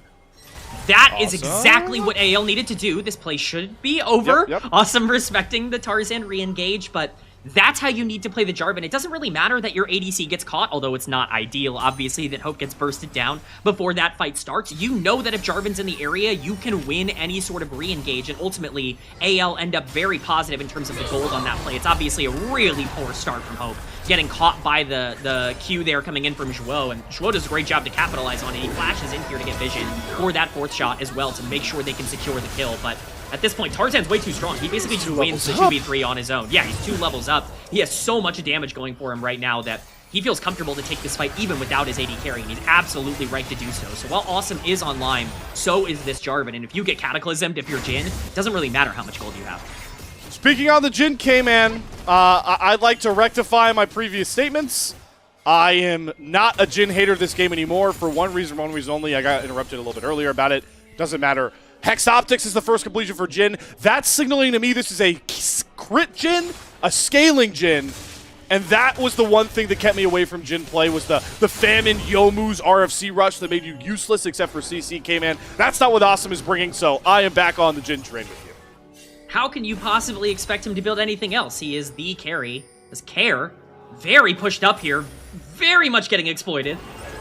Yeah, alright, so he flashes the flag and drag. Tarzan's gonna follow. Seismic shove, gonna whiff because Tarzan used the Cataclysm as that shove came down.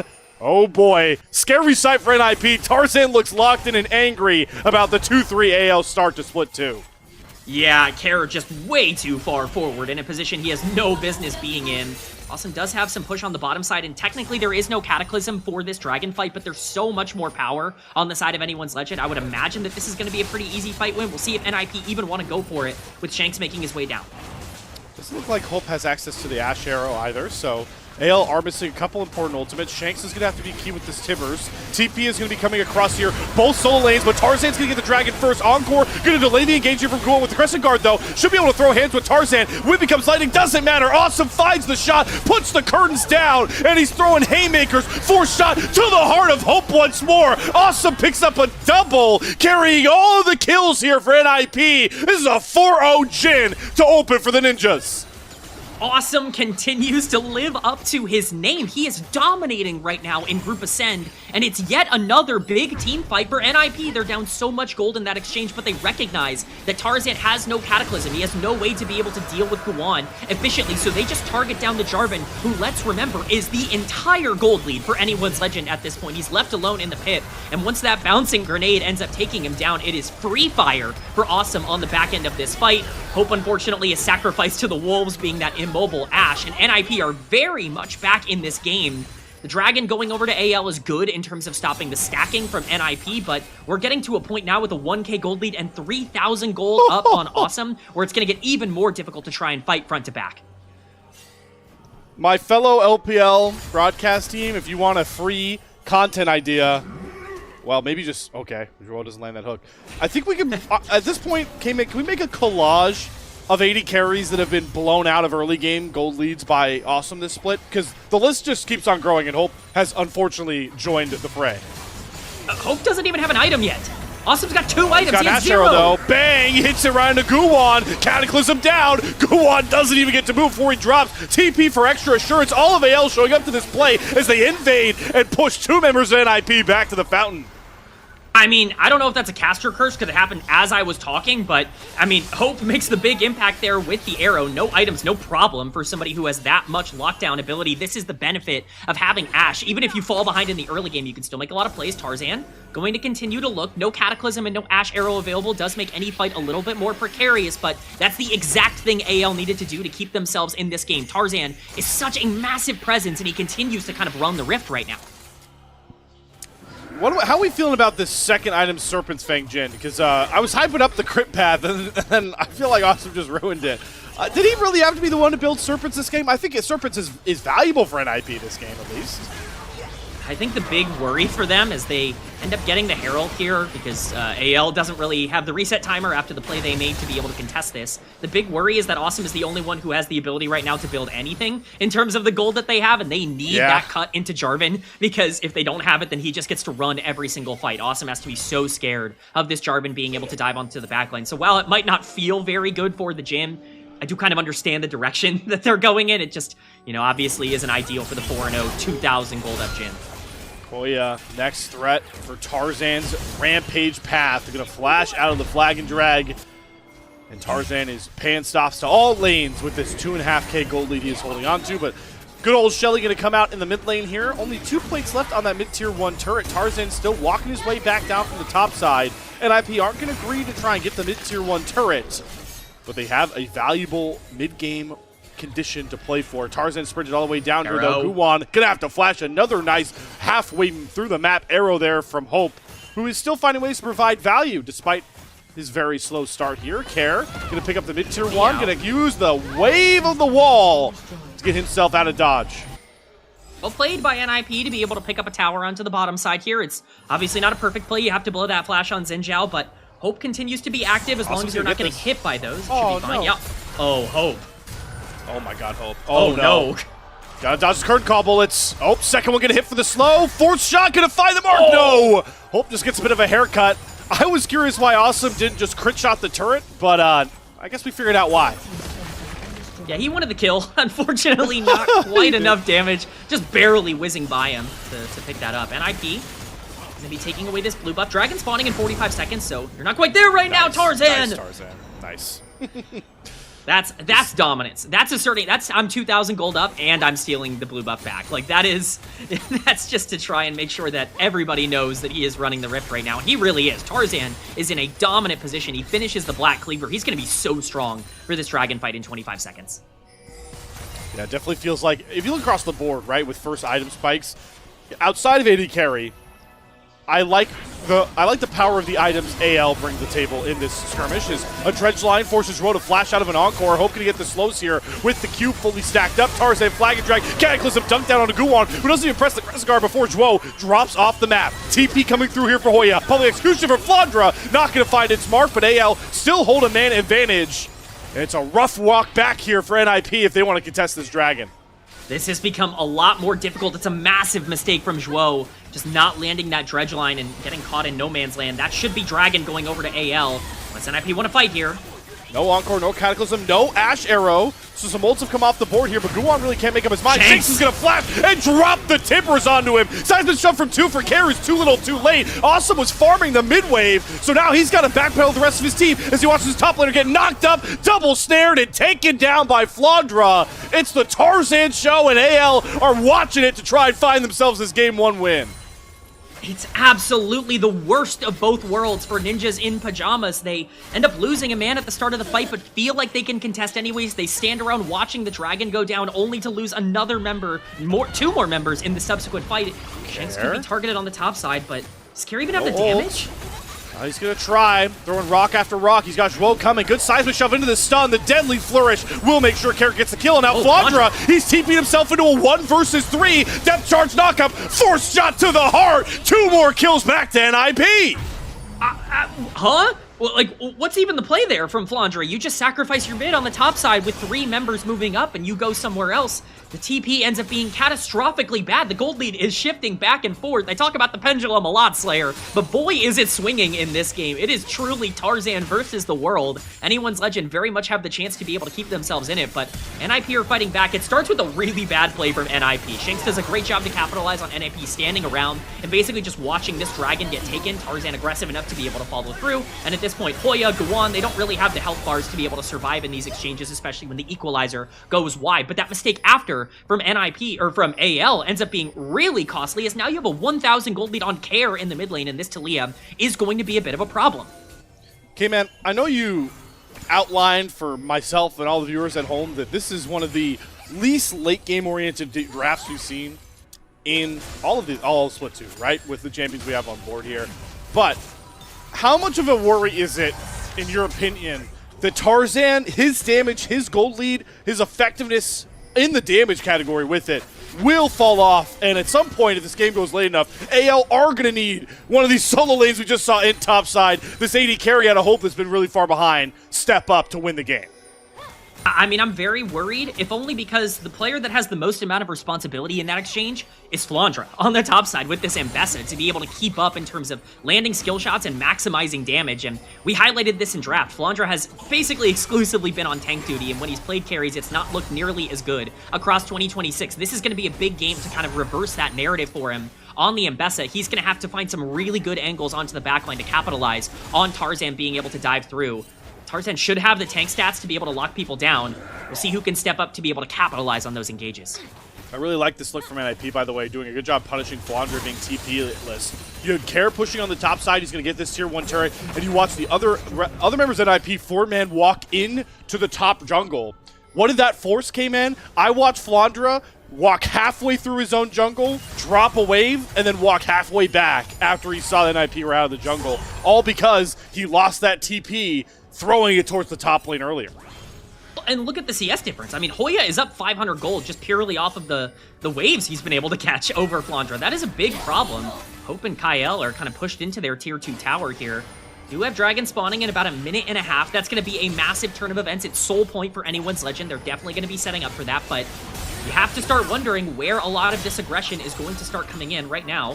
Fondra's putting it into Hoya. Arrow hits. Arrow hits. Pulling execution. Down for Hoya. Scrap shield up, but he's just have to use the equalizer as a fleeting hope as he will go down. Hope may have been off to the rough start, but these arrows are landing, and it's getting AL more and more back into the gold conversation.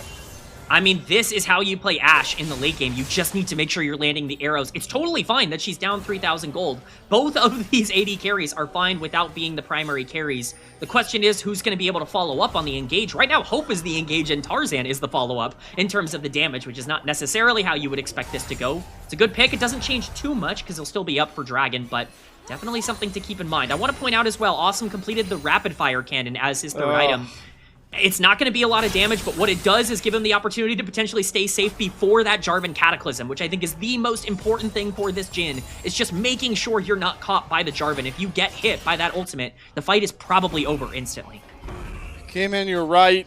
I just hate the kind of dieting Jhin build that this provides. But luckily, like you outlined, Awesome is so far ahead that he actually already has 2/3 of the IE composition components for the IE, right, completed. And once he has that, the rapid fire cannon looks great because he has all this extra crit chance. So we're not far away from Jhin being much present in the feast. But before you can eat, you gotta battle. And the battle is coming towards this 4th Drake of the game, NiP, trying to keep AL off of Soul Point. And they are burning through this thing. Guwan, though, might have a 50-50 on his hands. The Astro land on Awesome. He has to cleanse it. Guwan will secure the Dragon. So we split Soul Drake 2 apiece. NiP trying to run out here. Flash Kyle gets the Encore into the double tap snare. Down onto Zhuo, who's once again the victim of the AL engage. Flandra with the public execution is going to grab Care. Deadly Flourish doesn't land. Tarzan Cataclysm onto the 2 backline members. Trapped Hoya in place, and Guwan will drop. Curtain call down here for Awesome as he's trying to carry at least 1 kill back, but his 4th shot needs to hit, and it won't. Shanks uses the Proto Belt to dodge it. Tarzan re-engages onto Hoya. Good Deadly Flourish from Awesome, but he can't get close enough to commit any killer damage. AL split NiP apart 1 by 1. Take all of them down to the tune of 3 kills. AL give over the Dragon, but they're more than comfortable with that exchange because they feel good about taking the fight. Once they get the Nautilus with the Seraphine ultimate, it's really hard to re-engage for NiP because their big tank threat on the front line is gone, and so you feel comfortable diving into the backline. That could get really scary if Awesome is outputting damage, but he backs off to ult instead and misses the 4th shot. This is what I think the problem with Jhin can be. Sometimes you get baited into pressing R when really your auto attacks can be maximizing the damage available, and we just didn't see that come out of the big Jhin in this fight. Again, the Nautilus getting caught first is fine in isolation. Him going down is alright if you're able to disengage, but he is so much of the disengage in the moment that Care ends up overstaying his welcome, getting caught by Flandra here. It reignites the engage for Tarzan, who can get that Cataclysm down to make sure Rumble can't be maximizing the damage. The Crescent Guard tries to knock AL back, but unfortunately unfortunately, it's just too little too late. And who's not doing damage in this fight? It's Awesome, who lands 2 shots of the ultimate and no auto attacks. That gold lead was entirely ineffective in that fight, and that's going to be the big difference for NiP. And also, what Tarzan uses to rub salt in the wound of that play for Awesome, the Cataclysm onto him forced him to flash. So now, for the next, couple of minutes, Awesome has no way to get out of the Cataclysm, to get out of the trap Tarzan lays. He still has his flash, the flag and drag. Expect Tarzan to look very aggressively to trap Awesome in that Cataclysm and nullify him out of another fight that could set up a Baron that could really set this game in AL's path. I mean, the problem is, that's true, and you definitely, if you catch him, you lose, and that's why the rapid fire cannon is so relevant. That's 4-item Jhin. He is so online, despite the fact that he wasn't doing damage in that exchange. If you get these close quarters fights, not the ones in the mid lane where there's a lot of space to be able to maneuver and operate where, he feels more inclined to just kind of play back. If he has to kind of step up an auto attack, he's going to burst through everyone on AL. Those bouncing grenades might just do half of Shanks and Hope's health bar by themselves. So you have to be so careful about the way that you end up operating in this teamfight if you're AL. But for NiP's sake, again, you rely on that damage from the Jhin because this Xin Zhao is offline and Hoya is also not really at the point where he can take over just yet. Oh, just 2 items on this Rumble. Oh, they're looking for a pick play onto Shanks here. There is the equalizer down. Care rides the wall to get close enough. Flash forward. Shanks is going to match with the flash zone, so he doesn't eat the slow. NiP put all their eggs in this play to shut down Shanks, but now he's just going to TP back over to the Baron pit and say, all right, NiP, we saw all 5 of your members going after my mid laner. AL, we get a free shot at Baron. Yeah, I mean, they're going to call the bluff. They're going to be pushing mid lane here. I'm curious to see what the call is. Right now, they're just late on this play, and Shanks is waiting. Shanks is waiting. His flank is going to get found out here by these Hex Gates and get spotted by Hoya coming on in, but I think Shanks is just a distraction. The arrow comes down. They're just trying to keep everyone NiP named off of the Baron. What a great call from Tarzan and Anyone's Legend to turn that pick play bot side into a free Baron take. That's the ALK, man, we want to see more of. That is exactly the Anyone's Legend that we were seeing last year when this team was pulling teams apart in the late game with their macro. Obviously, NiP should not be sending 5 men to the bottom side with Baron available on the map. That is a massive mistake, but AL recognizing that they can take advantage of it with the Shanks teleport is a really good call, and that basically swings the game entirely in their favor. It's been so close. The knife's edge has been very real in this game, and AL might have just taken a full commanding lead. Well, they still need to navigate these fights with some level of respect. Awesome has an extra cloak for crit chance. This guy is nearly at 100% crit. And you talked about how strong Jhin was already going to be at 4 items, but this is where I'd like to present the argument that Jhin, maybe behind Caitlyn, might be the scariest 6-item AD carry that there is in the game. It's just so rare that we see it reach, but Awesome still on track to potentially get to that point before this game is over, but he needs to have a real big performance in this next fighter. There's no chance for him to show off the full-scaled power of this champion. Absolutely, I agree with you. This Jhin is going to be a massive problem, but they don't care about the Jhin. They want the bot lane tier 2 tower, and it doesn't seem like NiP are ready to be able to defend it. Once again, they're late to every play. Thought they were looking to maybe try and just flank out AL and force a fight there, but yeah, they're just going to give up that tier 2 turret, maybe in favor of holding control of mid and this, region of the river with the dragon up. They're going to aggro the Hextech Drake, but going to have to get backed off as Tarzan's trying to flank out all of NiP themselves. They're going to try and go after Flandra. He flashes over the Raptors wall. Kair's looking to chase further, but Flandra, he's distracting all of his team. He has to use public execution to buffer the seismic shove, but Flandra is safe, and now the re-engage onto Schwo. Timbers down, Equalizer on top of him, but Kaya will find that first kill. Awesome does get away from Flandra. Tarzan has to use the Cataclysm onto Guwan, trying to get onto Awesome. The flying drag hits, he has to flash back out, but Awesome cannot get the damage through, and Home gets to sink shot after shot into Ninjas in Pajamas. Ace Home AL, game 1 over. Yeah, I mean, a perfect team fight for Anyone's Legend there to be able to keep the Jhin out for as long as possible. Tarzan is a monster. Flandra by so much time on this Mbessa, and now they get to push for free into the base. This is likely going to be game. Bot lane tower is going to fall. The inhibitor will be immediately after that. We wanted to see more AL macro. We got it here in game number 1 as they pull apart NiP until they snap. Same rinse and repeat plan. They blew up the only engage tool NiP had comfortable usage of, and then picked off the stragglers. AL won't go for the killing blow just yet, but they've got double supers mid and bot lane. They will cruise on to Soul Point. And it doesn't look like this game gets much easier for NiP if we go longer. Okay, man, this play, though, does not work as well if Flandre doesn't do such an amazing job stalling and keeping himself alive. I mean, this is insanely well played from Flandre. To be able to buffer the seismic shove and make sure that you're not caught out there is huge, because if Flandre dies, the back half of this fight can't happen. The equalizer's okay, but you're not actually landing it on priority targets if you're Hoya here, but you have to keep your eyes on Awesome. He is every bit of damage. He gets dove on, he has to flash out early here from Tarzan, and then Kyle just gets free access onto the backline. At that point, his entire front line is gone as well, because they're all down in gold. And it's a free fight win. If you can't play front to back with this comp, it's going to look very difficult. Hope was so far behind all game long. He is now a 7-kill Ashe with the arrow available, with barrier still up. AL are in the perfect position to be able to end this, and they once again did it through the ways that they had been able to win games last year, which is exactly what we were looking for. And all spearheaded by Tarzan, who was cool and calmly collected a 3K gold lead and kept it throughout all of this game. Both of these compositions relying a lot on makeshift front line, no true tanks involved. And just look at top side. Hoya and Guan, the two members that really have to provide a lot of that safety.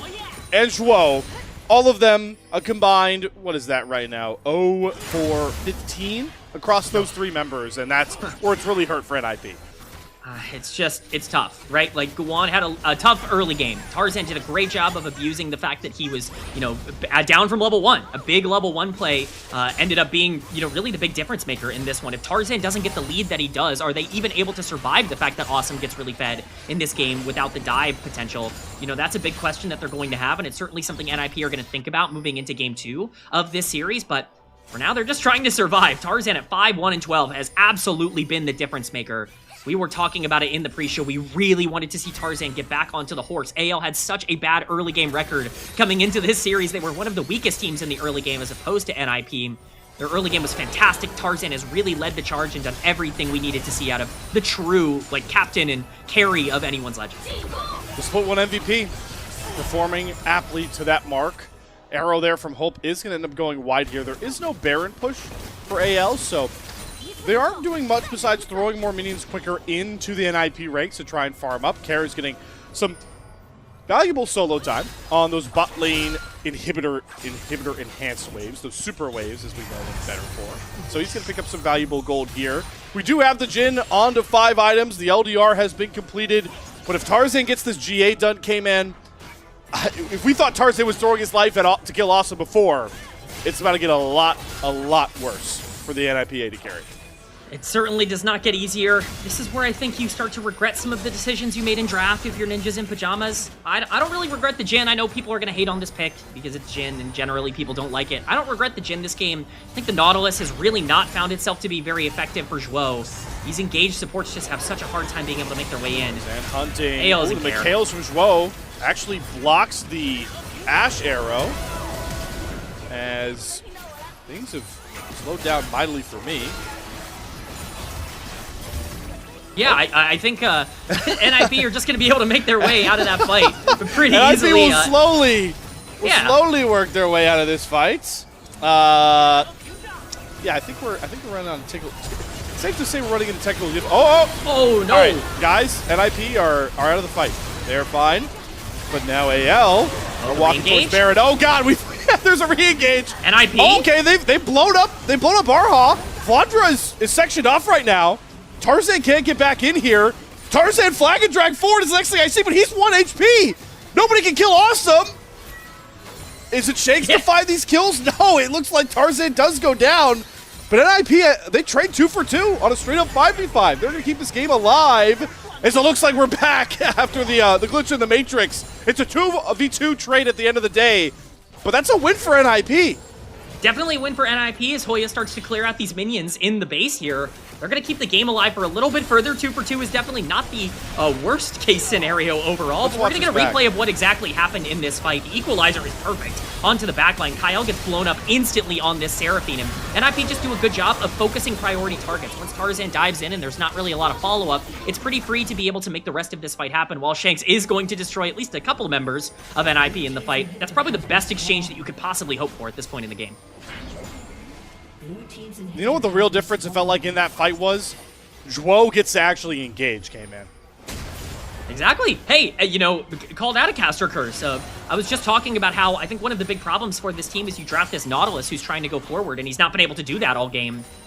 He can actually start to find these hooks and land them on priority targets. We can definitely see some damage come through. It's all really just about the way that it's set up, and Dragon's going to be that priority target. This would be Soul for AL. This would really be the knife into any hearty comeback here for NiP. They found Shakes on the flank. He's just going to look to blow up Schwo. And with Timbers, the Scrap Shield is going to end up saving Hoya. Shakes doesn't have to flash out. There's the Dredgelight engage with the Encore. Hits onto 3 whole members. And the GA has already been popped for Guwon. Tarzan secures the Hextech Soul. He does throw himself in a precarious spot, but he's got the GA. Guwon drops in the background. Public execution finds its mark on Care. Flandra trying to find these final kills. Awesome's got to reload, but he gets a big shot forward. It doesn't matter though. Shakes survives. Tarzan cuts Awesome down, and there is the dagger. AL behind their superstar jungler will find themselves a 1-0 series lead. We say that, but they are continuing to take jungle camps. It looks like they're pinging onto mid-wave. Baron could potentially be the option for them here. We'll see if they actually go for the end. They've done a lot of different pings on the map. For now, it looks like it's going to be that mid lane push, but anyone's legend. Playing this fight as well as you can. Shanks ends up finding that huge flank onto Hoya, and that immediately eliminates the fight because Guwon is just bursted down trying to steal away the dragon. There's no re-engage, and anyone's legend, after a precarious start, ends up using their level 1 advantage to push down the base. Nexus turrets burn through like tissue paper. Guwon respawns too late and will drop as the final kill over to anyone's legend.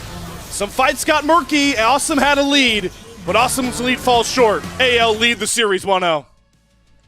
AL get it done, and they really had control over that entire game number 1. They did everything that they were supposed to do in that one. They obviously make a couple of mistakes in the mid-game. NiP actually have a gold lead for a good amount of time. We're going to get to talk about that when we see that classic LPL gold graph, but ultimately, they had the comp that ended up performing better, and what a game from Tarzan. I mean, we wanted to see the MVP re-step up and really cement himself again as one of the top-tier players in the LPL. I think he absolutely did that here in Game 1. Yeah, I'll save us the trouble of the conversation we like to have later in these post-game scenarios. Tarzan should be the MVP, should be a unanimous MVP, like we've seen Mr. Awesome already claim a couple of times this split. Tarzan, what a performance. Very excited to see him kind of return to, like you mentioned, the MVP kind of caliber play he can bring, because especially, you know, watching him in that BLG series, like I can't get the vision out of my mind from that game too. That Baron flip that really ends the game where like he's just doing his living in his own world. He like flashes out of the pit because he's about to die, and he just stands there recalling. His entire team like gets incinerated. That felt like a low that it's good to see Tarzan already return back to form from. They need him. I mean, that's fair to say. I've been very vocal on record talking about how AL goes as Tarzan and Kyle go. I like the other players on this team. Flandra, Shanks has been really consistent in the mid lane. Hope can have his moments, but at the end of the day, like this team goes as Tarzan goes. If he's going to be able to get advantages and leads in the jungle, this is going to be one of the scariest teams in the league. The fact that they've not been able to do that consistently is why they've been in the position that they've been in. But in this game against Ninjas in Pajamas, when they needed to be able to get out into an early lead, because as a reminder, both of these comps don't really scale well. Like you can't really, you know, sit here and go, oh, well, at least we have the late game. You either have the gold lead or you don't. Going into the back end here, Tarzan made sure that they were the team that was controlling the game with that Jarvan and really maximized the amount of pressure that you could have on the map. Yeah, and despite the fact that this game for NiP goes decently similar to a lot of their win cons like you talked about, it's awesome getting really far ahead. We did feel like there were some draft discrepancies from NiP, but this, for me, towards the end of the game, was the showing of why NiP, maybe their ceiling is a bit more capped, lower than most teams. Their solo lanes are just not that reliable up against top-level competition. Tarzan does really well this game, but, you know, Flandra has that big clutch play, keeping himself alive before that one Drake fight. You mentioned Shanks plays really well this game. I felt like those two really blew out their counterparts out of the water towards the later phase, and we saw that really come to fruition for AL to get this win. Shanks had a terrific game on Annie, and I'll be honest, Shanks has really been the rock of this team throughout a lot of this split. From a gameplay perspective, he's the only one that's winning lane consistently at the moment, with bot and top kind of being very up in the air. It's really good to see that this team can still play around the fact that he is one of the best facilitative mid laners in the game right now. You know, Hope, obviously, 25.2k damage is awesome considering how bad his early game was, but Shanks being tied for the most amount of damage on the team as an Annie, really important for AL. Tarzan's obviously going to get a lot of the praise, but a lot of what he was doing in the late game was cataclysming down and hoping and praying that the rest of his team could follow up. That's exactly what they did. And that's all you can really do with Jarvan once we get to 5v5s, right? No matter how much of a lead you got. Tarzan trusting his teammates, them able to bring it home. Guwon, 10k damage, very quiet. I again kind of want to use this as a mechanism to praise Tarzan even further. He was able to, you know, catch Guwon aggressively trying to invade his camps. That's something Guwon has done to a lot of junglers of recent and gotten away with. So props once again to Tarzan for kind of, you know, seeing tape on this guy and recognizing, hey, I'm expecting him to look for something here after a 3 camp. Shanks, be ready to punish. I'm going to look to punish. And that's what really set Tarzan off to the races and, more importantly, kept Guwon way behind pace this entire game. I mean, that was a huge mistake from Guwon. You just can't really be doing that. He had already burned Flash in that level 1 exchange, so he didn't really have any escape tool, and then he dashes in. It's really just not something that you can do on the Xin Zhao, and that's the kind of thing that gets punished a lot more against these top-tier teams. We've talked about Awesome and Zhuo being really important. Zhuo, obviously, a little less so in this game, but Awesome, 100% KP. He really was the entire team for NiP in this one. Unfortunately, like you said, Guwon, not very effective. Hoya, not very effective on the Rumble on the top side, who's really important for the damage in the late game on this comp. It was the ancillary pieces for Ninjas in Pajamas that just didn't get a chance to step up today, where AL really just got to outplay them and, you know, really use that topside advantage to push the game into their favor.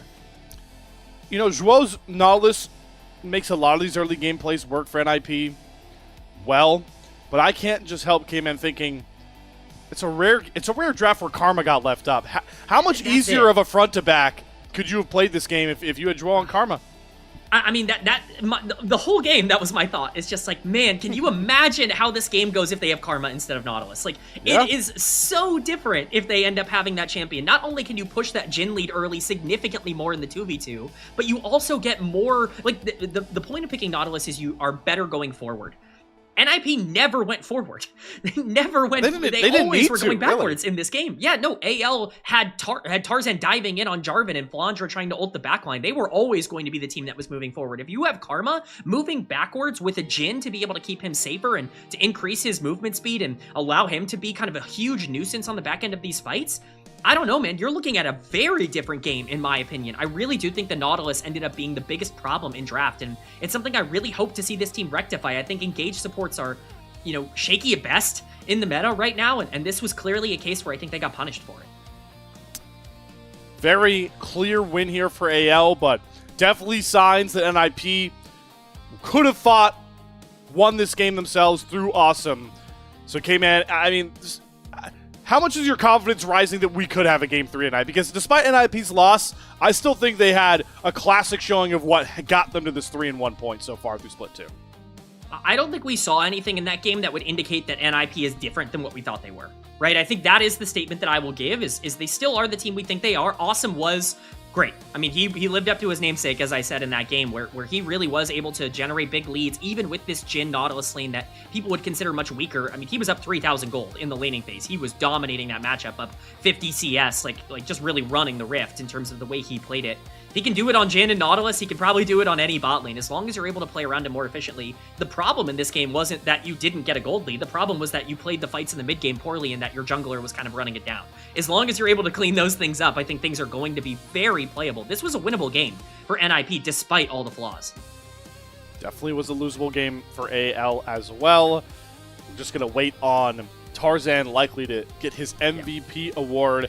It's important to remind anybody that has, you know, kind of shown up a bit later into this series, the stakes that we outlined earlier in for this matchup, right? NiP have AL, Top Esports, and BLG to play this week.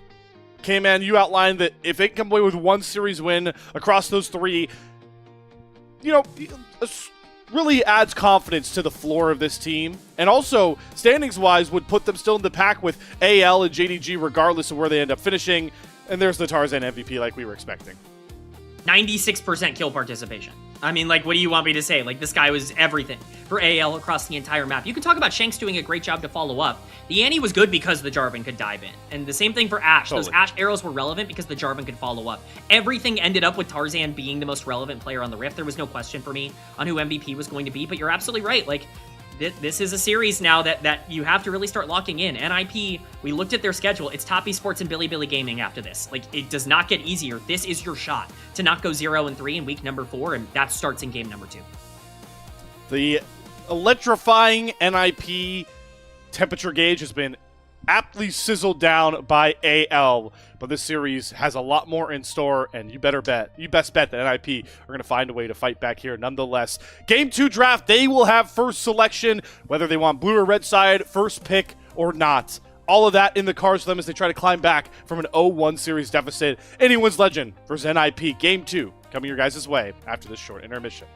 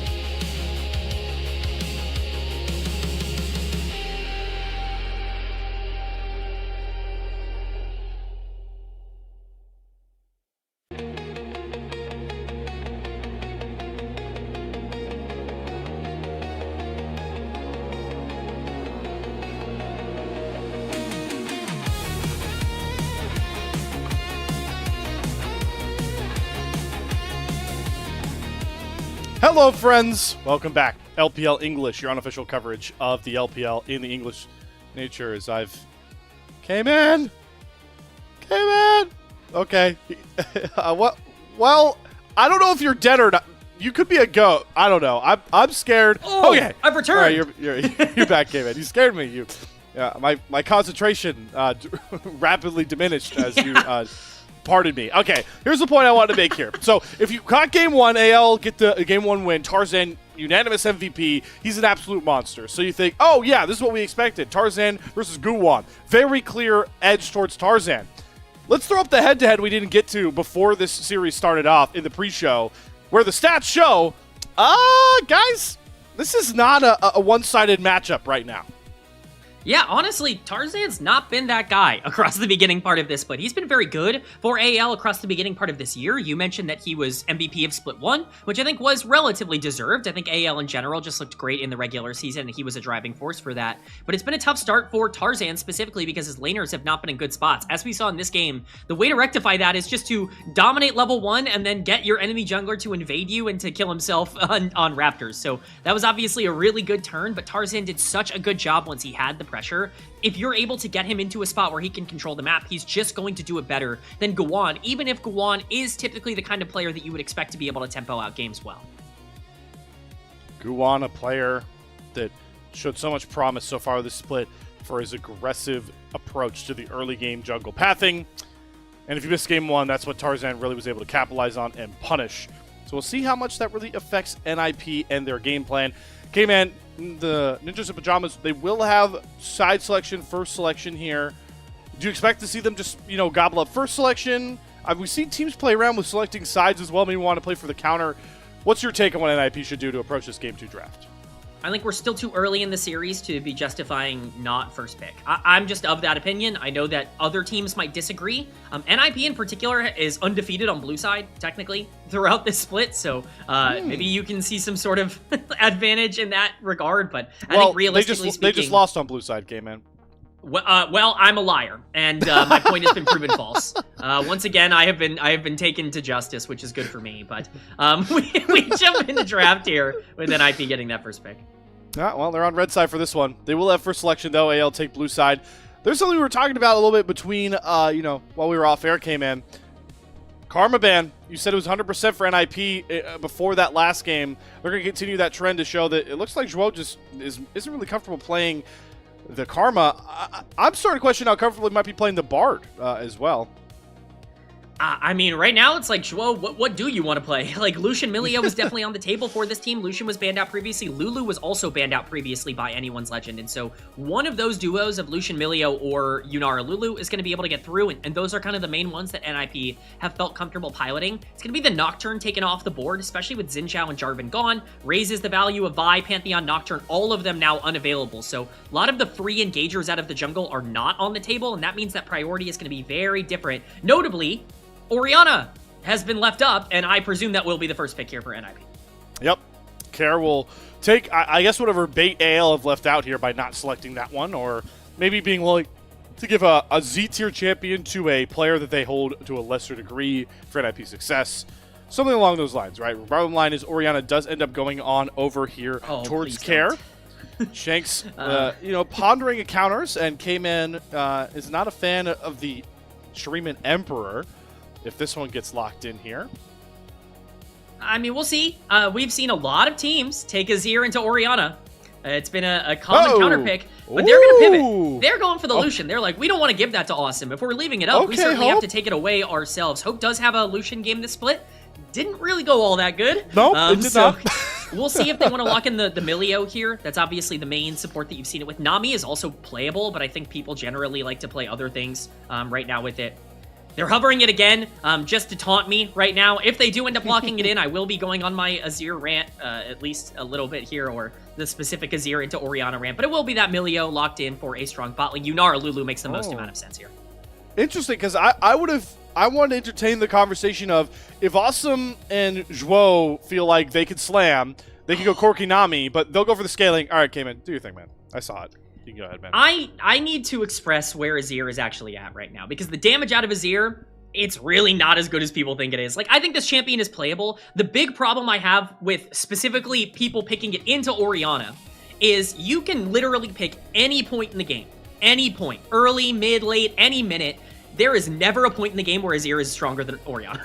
Like, there is no point, at no item break point, where you are stronger than Orianna. And I just think that it becomes a lot more difficult. Essentially, you are opting in as Shanks to just be an engager with the ultimate in this game. And I think that that's fair, but if you're trying to outdamage this Orianna on the other side, it's going to be really difficult. Ryze is up and available. I think that is the easy answer for me in terms of something in the mid lane, but they wanted to go for the Azir, and Shanks will have to showcase that he can find those ultimates.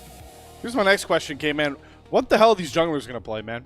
We're losing Nefiri, Nocturne, Pantheon's out of the gate here. So what champions are coming to your mind, right? I'm thinking like Skarner's still up and floating around here that a lot of teams like. What else are you seeing? Skarner makes a lot of sense. I think specifically Poppy could be something that you could pick up if you're going into Lucian and Azir. I think that is certainly something that you would be, a little bit more comfortable kind of bringing into this matchup. Mundo is also still on the board, something that these players have been pretty proficient in, but the Skarner is now banned out. AL's pool is very pinched. The only champion left up that Tarzan has played is that Poppy. Outside of that, Lee Sin could be on the table. I mean, that's another thing that we're seeing kind of rise in popularity, but the Scion is going to be locked in here for Flandra. They're going to be playing for that bottom side of the map. Man, what a chess match this would be if we see Tarzan come through with this B5 final pick Lee Sin. Because it'd be like, hey, and I'm here to sit there over there like, okay, man, they're like, you guys just ripped our draft. You're playing our draft against us. Guwon, of course, gets a Lee Sin win in NiP's last series, a series that both Awesome and Joel played this Lucian Melio to get that series win as well. Love this pick for Hoya, though. Puts him in a pretty big spot. Gets the Gwen into the Scion.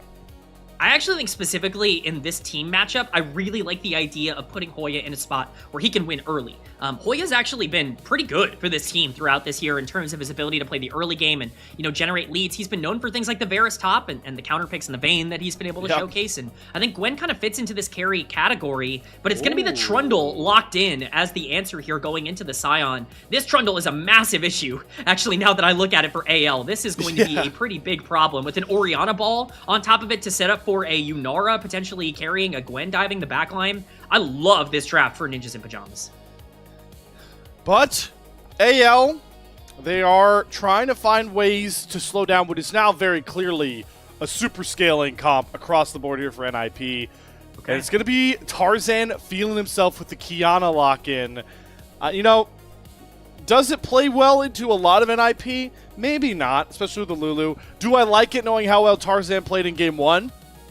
Certainly yes. Yeah, I think it makes sense. Give him something that he can carry on.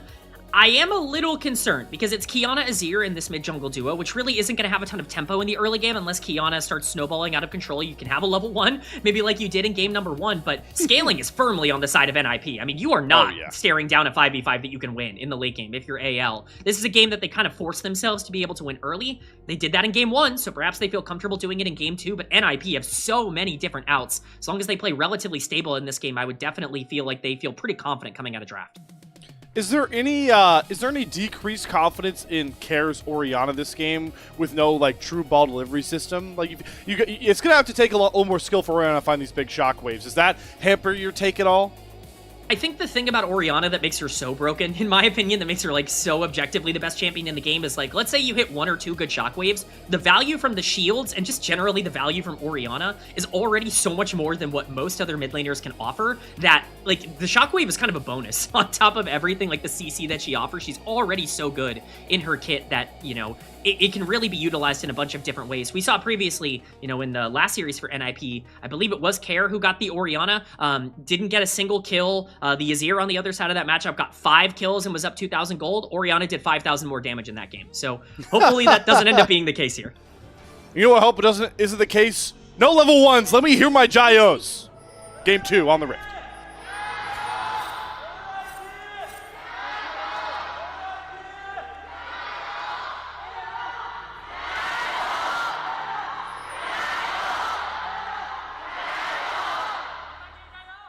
Okay, man, we have a full-blown invasion on our hands. The AL fans have taken over NiP's home arena. Those Chayos from the AL fans were loud, but the whole arena was loud as a whole, and that's just awesome to hear as we're in the midst of our Split 2 here in the LPL. It's really cool to see that AL fans are still on board after the tough start. I know it's been a bit of a tough time for anyone's Legend to start off the spring split, even closing out split number 1, right? This was a team that was expected to do a lot better. They were the number 1 seed and got 4th place, but faith has not wavered amongst the fan base, and they're in a good spot to be able to take this series after the win in Game 1. Question is, what are they going to do here in Game 2? Opposite side starts here for the 2 junglers, which means we're not going to have the same kind of shenanigans we had in Game number 1. Summoners are still available, and that's already an improvement for the bot lane. Yep, the barrier out there for Mr. Awesome, as this is definitely the most intriguing matchup outside of the top lane Hoya experience into Flandra. As you mentioned, does well with those early leads, but this is Hope and Kyle picking a 2v2 that needs to slam lane after they just got bodied by this very 2v2 a game ago. So something very interesting to watch out for, because you need, no matter what Hope and Kyle were playing as well came in, whenever you're into Yunara Lulu, you have to find a way to slow these guys down in lane, or they will scale out of oblivion into the later stages. Absolutely. I mean, it gets really, really difficult for AL to be able to fight in the later part of the game. Lucian already has trouble being able to find his way into these exchanges with his lack of range, and Milio helps that a little bit, but I mean, this late game is not super easy at all for anyone's Legends. It's not just the fact that Lucian is going to have to go into something like Yunara Lulu. It's that this Sion is going to have the tank stats drained. Oh, Shanks. Oh, he survives just barely in the mid lane. I know you love Azir in this matchup. I'm surprised that Shanks is getting bodied so early. Oh, you know, who could possibly have seen that coming? Probably know with the trade here. Okay, yeah. The Polymore's already down here. Hope gets another dash reset. Whoa. Yeah, he's going to have to flash on out of there. So Hope and Kyle able to battle back some. That's 2 early flashes off of NiP members, despite the fact that Shanks does get pushed out of lane. We'll see if Tarzan can look to punish that as he wraps up his first clear through the jungle. Yeah, I mean, kind of going as expected so far. The Lucian is there to be able to put pressure down into this laning phase. You need to utilize the power of Lucian Milio, and one thing that I think goes under the radar, Lucian is definitely a champion that's gained some criticism over the course of this year, but Lucian is a very, very good champion in lane, arguably the best champion in the isolated 2v2 right now in terms of where his strength lies. It's why he's come back into the meta so efficiently for a lot of these LPL teams. If you can utilize that advantage, it should still be fine, but we're already seeing the fruits of Kair's labor in the mid lane here with that Orianna getting a small lead. Yep. Hope going to return to a pretty decent lane state in the bottom side, though, as well. As our junglers are on through their second clears. Maybe a bit quieter of a jungle early game. Both Kiana and Trundle definitely kind of want to farm their fair share of camps before they look to try and make anything happen. And also 2 champions with a lot less reliable gank setup than the Xin Zhao J4 we are much more accustomed to.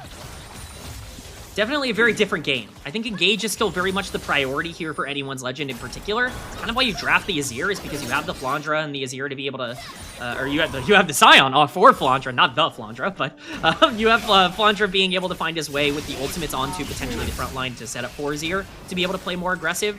I think NiP are going to have to be a bit more careful with the way that they play this game. They obviously have plenty of tools to be able to fight, but generally I think it's going to rely on them being a little bit more topside focused around Hoya and around this Gwen, who I'm going to be keeping my eyes on in the mid game here.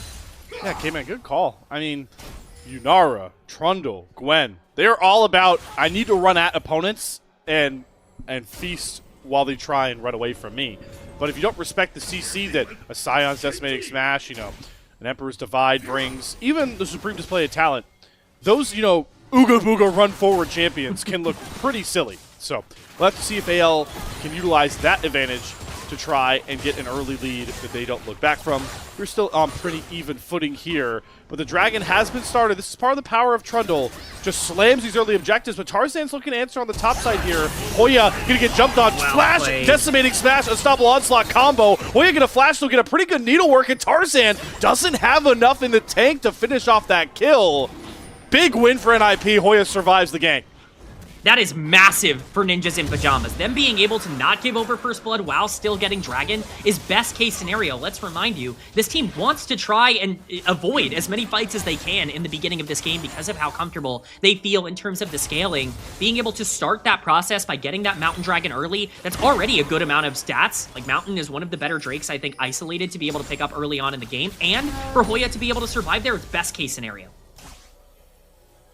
and a win con that AL will have to answer early and often. That leans into that NiP setup. Tarzan, though, right back out onto his clear here. We do have Grub still about two and a half minutes out. So not much more for Tarzan Company to play out here. Tarzan will finally tick over to level 6 with a supreme display of talent. But his entire bottom side of the map is lit up with red wards, so Shanks got to be the playmaking. What a great style ultimate combo from Shanks and Tarzan. Throw the soldiers up, slam the Orianna into him, and you've got a kill on the board for AL. It's beautifully timed there by AL because look at Kair's flash. It's just about to come back up from that aggressive play he made a little bit earlier, so they perfectly capitalize on the fact that he has no way to get out of there. Kair had plenty of chances to dodge that gank. Tarzan was on vision the entire time that play was happening, but he felt like he wasn't in danger, and fortunately for him, he was incorrect. That is a big swing over to Shanks and specifically over to Tarzan, who we know is going to be able to dominate the Rift if he can get that lead. Already looking to find that first item completed after a full clear through of camps. We'll see if he can maybe even find that before these grubs spawn, as we're under a minute towards the grubs coming back online. But despite not having ultimate, Shanks is now also feeling a bit more confident with these trades as he has completed some components towards that Nastra's Tooth. So AL really folding into this mid-jungle, being the focal point of the early game charge out so far. Tarzan will get slowed down a bit, though. Guwan looking to steal some camps away, and there is that ult advantage still for Guwan, but he doesn't find the blue buff up just yet, and he'll have to retreat back, likely to look for the grubs, but he's going to try and just invade onto Tarzan, who luckily finishes off his wolf camp just in time. Part of the pressure for Guwan is this top side play from Hoya. Full needlework combo into Flandra. Tons of damage. Oh, no. Flandra down, very low HP. He's going to cut the wave, though. Shockwave put on top of him, and he gets caught, and Hoya will find that kill. Some really nice ultimate ingenuity. Early game. Oh, Flandra finds the trade. Zombified is Hoya. Yeah, still an okay trade, all things considered, but Shanks is going to be able to get this plate mid. We'll see if he's punished for it here by Guwan. Guwan, that pillar is what's going to make this play work here. He gets the slow with the chop. Shanks has flash, has a dash up. He's going to flash towards the wall, then dash over the pillar. Wasn't in time, but nice walk there from Guwan. It's now Shanks that's going to have to be careful without flash.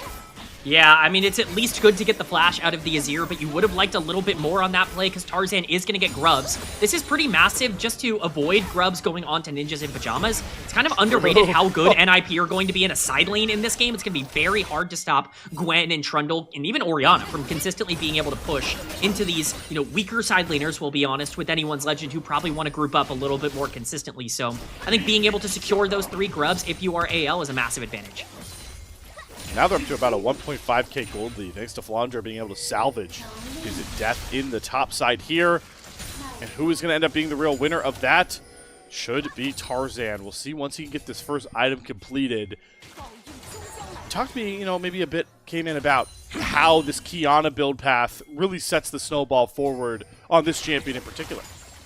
I mean, really, with Qiyana, it's all just about making sure... Oh, hold on, as we get a little bit of a trade on the bottom side. Want to make sure that this Qiyana isn't going to be relevant in just a second, but for Qiyana, it's about snowballing this game and getting those items quickly. This could do it. Awesome transforms. He transcends, but I don't think he saw Tarzan. He's still hammering onto the wave. Tarzan channeling the back, maybe trying to fake them out. Hopefully the aggressive trade. Awesome dashes forward. The wild growth comes across. He does flash out. Tarzan looking to hunt forward, still holding on that Spruce talent. Hope going after Awesome. The barrier comes up. What a polymorph from Zhuo as well. Hope far too forward. The Spruce talent does come down from Tarzan, but it's onto the wrong target. Not enough burst. We flash towards the top side where Flandra is once again getting dove here. Guwan holding on to the aggro, but Flandra's health bar stands tall. 2 plays on opposite sides of the map. Neither work out in kills. Yeah, but one of these plays is definitely going to benefit the team more than the other as Hoya continues to try to get plays onto the top side here. Yeah, he's got to be a little bit careful here as Flandra.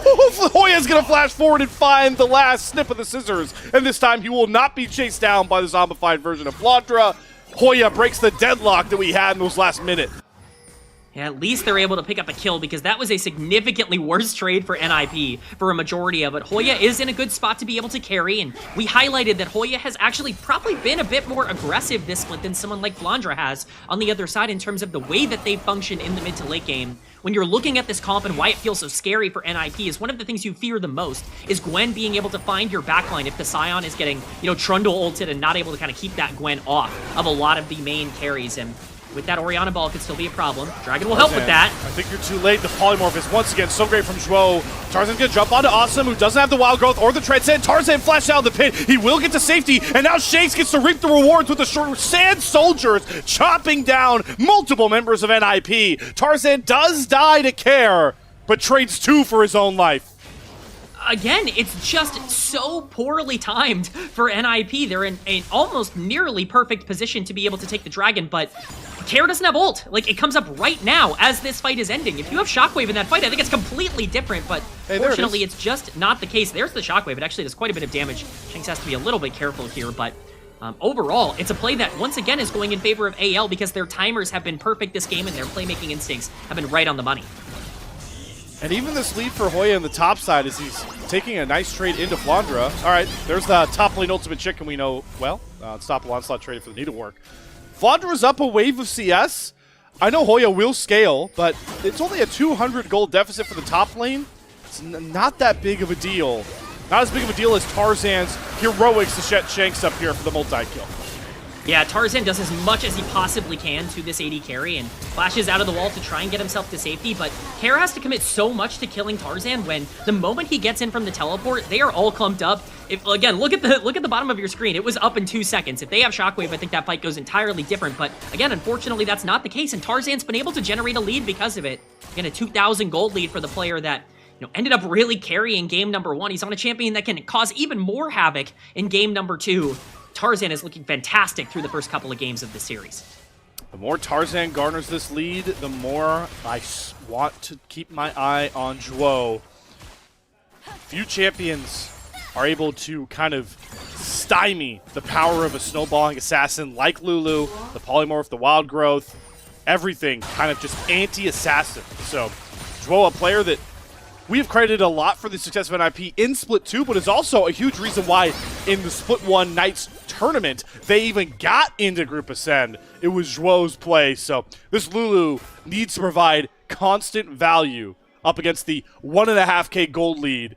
Kiana staring down NiP on the other side. I mean, isn't that the terrifying thing if you're Tarzan, is you can get this giant gold lead and then immediately get polymorphed in a fight, and it's just all for nothing. And deleted. So, yeah, you have to be really scared here on potentially trying to assassinate people into Lulu, especially with Orianna shield on top of that. Trundle potentially causing some problems as well. This game is certainly not over for AL, despite the 3,000 gold lead in their pocket right now. They need to keep their foot on the gas. I think notably for NiP, they're stacking dragons. They're in a spot where if they can get this soul point on Ocean Dragon, you are going to start to get a bit concerned because that healing over time on the Ocean Dragon is actually going to be a pretty big boon towards this NiP comp if they can get into those 5v5s. Yeah, Third Dragon really feels like our next canon event of this game, unless it's just the AD carries looking to trade here. Hope a nice culling is going to chunk Awesome down about half HP. Hope even going to take a plate off of that turret. I will say we got, Hope has been under a lot of constant scrutiny for his play, especially so far in Split 2. We were worried about him playing the aggro 2v2 Lucian lane. He's got 2 kills. He's up 1,500 gold. Definitely has delivered so far with this pick.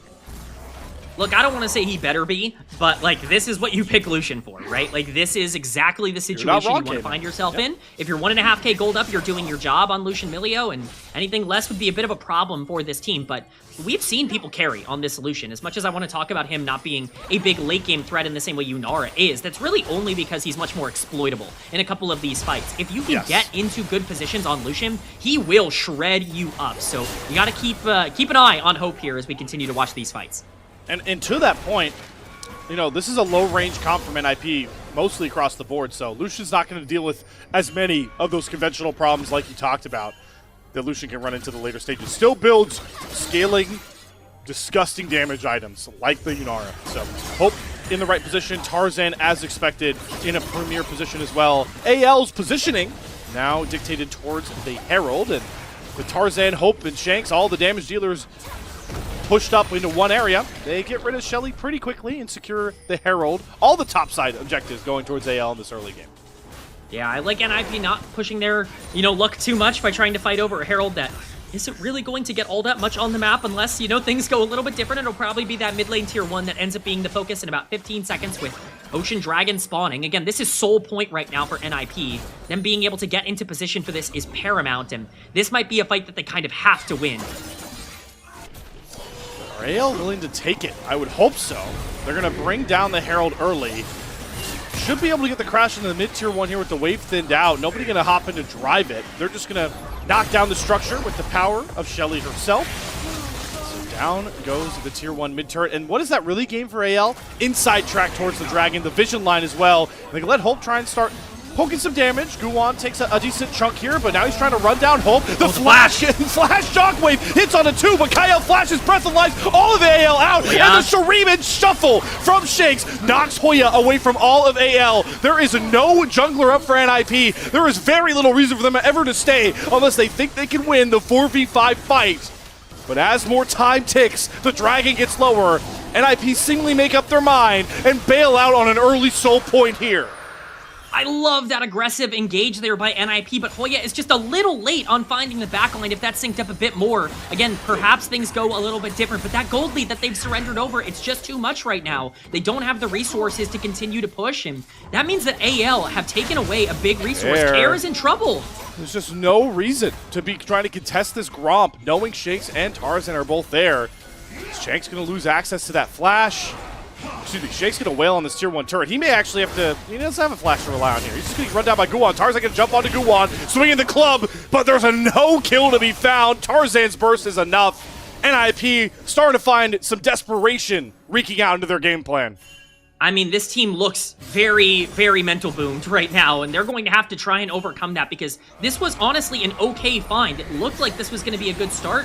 As I said before, you take that Rift Herald so you can crash it into the mid-turret to get positioning here. But I love this engage. Guwon ends up finding multiple members with the Shockwave, notably the Azir, who you should be really focusing in this fight, but the Milio is clutch. Kyle does a great job of being able to cleanse that CC, and like I said, Hoya just a little late on the flank to be able to find Hope and kind of shut down that culling. So the damage already comes through, and at that point, if AL is going to be free to hit on the backline, they're going to be able to do more damage with the gold lead that they generated. 5,000 in their pocket ahead of NiP right now. So much of that on Kiana and Lucian, two functional assassins in this game. And two of the champions in this competition for AL that needed the gold early to finish this game off before we have to fear a 4-item Gwen, a 3-item Gwen, 4-item Yunara. All of these scale threats that AL have locked in the back of their minds. But the world is their oyster right now. We're about a minute and a half out from Baron. They don't have to worry about being dragged over towards the bot side of the map for an Ocean Soul early. Instead, they can play their game, and play their game through Tarzan, who's going to look to threaten any side lane solo left out to dry. At this point, you just have to hope that AL make a mistake. There still is a pathway back into this game for NiP, but it's going to require AL doing something they probably shouldn't. Can't back there. Hoya should be fine on the top side, but one thing I want to draw your eyes to... Flandra, how about Flandra? He's just going to run down Awesome and blow him up with a Unstoppable Onslaught. Zhuo also has to flash his... Flandra wanted more there. Power. We talked about the power of an Ashe hold out of Fog from Game 1. How about a Sion hold out of Fog there, Cayman? I mean, I'd love to give Flandra a ton of credit. I think Awesome dies there regardless of if the Sion shows up. I mean, he was 0 health getting ulted by the Lulu. Just, again, greedy plays, like desperation plays from an NiP team that we talked about being so good in the early game. They're so comfortable at playing with leads. Their backs are up against the wall against this AL team, and right now it doesn't look like they know what to do. And you know, K-Man, I'm kind of happy to say it. I do love the NiP story, but I like the league when it's at its most competitive. And the way this mid game has gone from AL and all the macro plays they've made on the map, this feels like the AL of Split 1. Yeah, I mean, we can see here, like, Sion shows up, and that's all well and good, but that fight's already over. Hope is absolutely shredding this Yunara, even through the Lulu ultimate at this point. That's what happens when you give a 2,000 gold lead over. Serpent's Fang now completed for him as well. Full item up onto Awesome. Hope has been much better here in this second game than he was in game number 1. He still was very valuable with those Ashe ultimates, but now he can really make a difference in terms of the damage he's outputting, and this team has desperately needed Hope to be a primary carry for them in some of these games. He's got a lot on his plate here, but he is very much living up to the billing in game 2. He's got all the support that he'd ever need. Tanky Sion on the front line, 2 items done on that champion. Interesting to see the Zeeks played on the Sion. I feel like we don't see that too often, actually. You know, it's starting to rise in popularity, especially in some of the other regions right now, but it's definitely interesting this game in particular. I think it's pretty valuable because, again, you're staring down a Trundle on the other side, but speaking of value, Baron is high value right now. Trundle's going to be making his way up, but looks like it started for AL. Yeah, they are fully on a ward. Almost the Baron health being shown. And NiP, they know this is going down. They're going to have to walk their way in, but Hope is the one playing border patrol towards the front side of this top river. He's really dashing all around NiP, and he's stalled long enough. AL do get the Baron. Hoya on the backside isn't going to get access to Hope. He flashes out. Kyle also having to flash away. Flaundra's just going to sacrifice his health bar to make sure AL can get out of dodge with most of these Barons.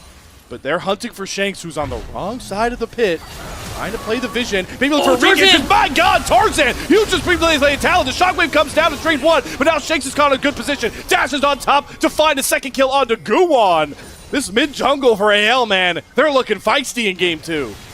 Tarzan is the king of the jungle right now. He is absolutely obliterating ninjas in pajamas. That looks like a terrible fight for AL, where they do get the Baron, but at the end of the day, they're going to lose so much because of it. But at the end of it, like, if you're going to be able to Kiana ultimate right into the back lane and solo both of the bot lane members, yeah, that fight is going to turn on its head. We're going to get a replay of exactly what happened here. Tarzan's just over the wall. He's just waiting in the brush. He sees Austin and Joe. He says, yeah, thanks. I'll take that ult. I'll take that kill. Both of you are going to be going down. And even though he has to trade his life, Shanks is able to make it worthwhile, essentially just trading 3 for 1 on that individual exchange. It goes from a play that looks kind of bad for AL in terms of the lead they had to one that is overwhelmingly in their favor. Now they can start the Baron siege, K-Man. It may be only 3 Barons strong, but that's all they need to look for this tier 2 on the bot side. Hoya is looking to trade some valuable gold back himself. He will be able to wail on that top lane tier 2 himself. The Colin coming down here from Hope, though. Oh my God. All right, Care has to proto belt dash to get some safety out. That will secure that turret. Flaundra is on protection duty here. Unstoppable onslaught into a double decimating smash knockup here. That's actually going to completely slow down this dive. Guwon's chunked out by the turret alone. Hoya flashing out of mana. Flaundra doing a good job weak side tanking on the Scion, proving even more dividends for anyone's legend. And AL just get to keep pushing here with the Baron buff, and that is obviously the thing they want the most. Tarzan going to offer the protection, but at this point, everyone has a gold lead. Hoya is the only one who's not completely blown out in terms of their individual lane matchup. This game is going from bad to worse, and we talk about the NiP scaling. So much of that relies on them being able to walk into AL, and we highlighted that they're going to have a bit of an issue doing that if they don't have the gold lead. The only thing you couldn't do this game was really get yourself into a spot where you weren't able to 5v5. Unfortunately for NiP, just doesn't look like luck is going to be on their side in that regard, because AL are really pushing the tempo of this game and could be looking to end pretty soon. And they're settling into that superior macro style that we've seen them use leads with before. You saw Flaundra, play the weak side very well. Tarzan is ever roaming on the map here. But I just love these moves, right? They see NiP like maybe trying to weasel some gold back. Like, oh yeah, I can get this turret tier 1 bounty on the bot side. What do AL do? They full overload top side. They get a tier 2 in. You best believe, even before Kara maybe gets this base off, that they're going to slam into the NiP base as a 5. Yeah, they are looking to try to end the game now. We'll see if NiP can hold. For now, it looks Baron. like it's going to be okay. No more Baron. That is definitely a plus. That means AL are going to have to disengage on this end game push. We'll see if NiP end up overextending. We've seen plenty of times teams back off only to immediately kind of throw a lot of that advantage away. But for now, AL are going to say, hey, we're fine. We've got so much pressure across the map. If we back right now, potentially try and death push somebody, we're going to be just fine to win the game in 5 minutes. We did see, with the split map plays from Hoya one side, AL as a triplet on the bot side. Tarzan uses that window to take the second Ocean Soul of the game, Ocean Drake of the game, right? So now the Soul Wincon is even up 2 apiece. Oh, I see a deep TP flank. Hoya, these haven't worked out so far this game, and I think Shanks does the right dash to get away. Guwon's going to have to throw down a pretty killer pillar. It does grab Hope. Pulling down. He dashes back towards Tarzan, and that's going to snuff out the push here for NiP. They are now on the back foot as Tarzan is hunting for one hell of a supreme display of talent. I thought he was going to dash there and try and throw them all into the wall, but no. Tarzan will hold up. AL are going to use the inside track on mid lane and maybe try and crack the Ninjas in Pajamas' base.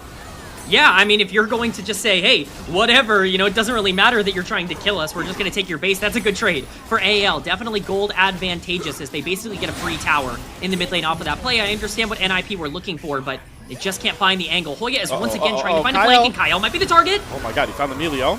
Heal burn. Good, nice little kickball, though, to get Hoya off of the Enchanter support. Shockwave is going to find its mark onto Hope here, but where's the rest of the damage? Because, oh my God, Shanks is just deleting awesome. 25% HP. Hoya getting engaged on by Flaundra. Shanks sending the whole Shuriman army at the rest of Ninjas in Pajamas.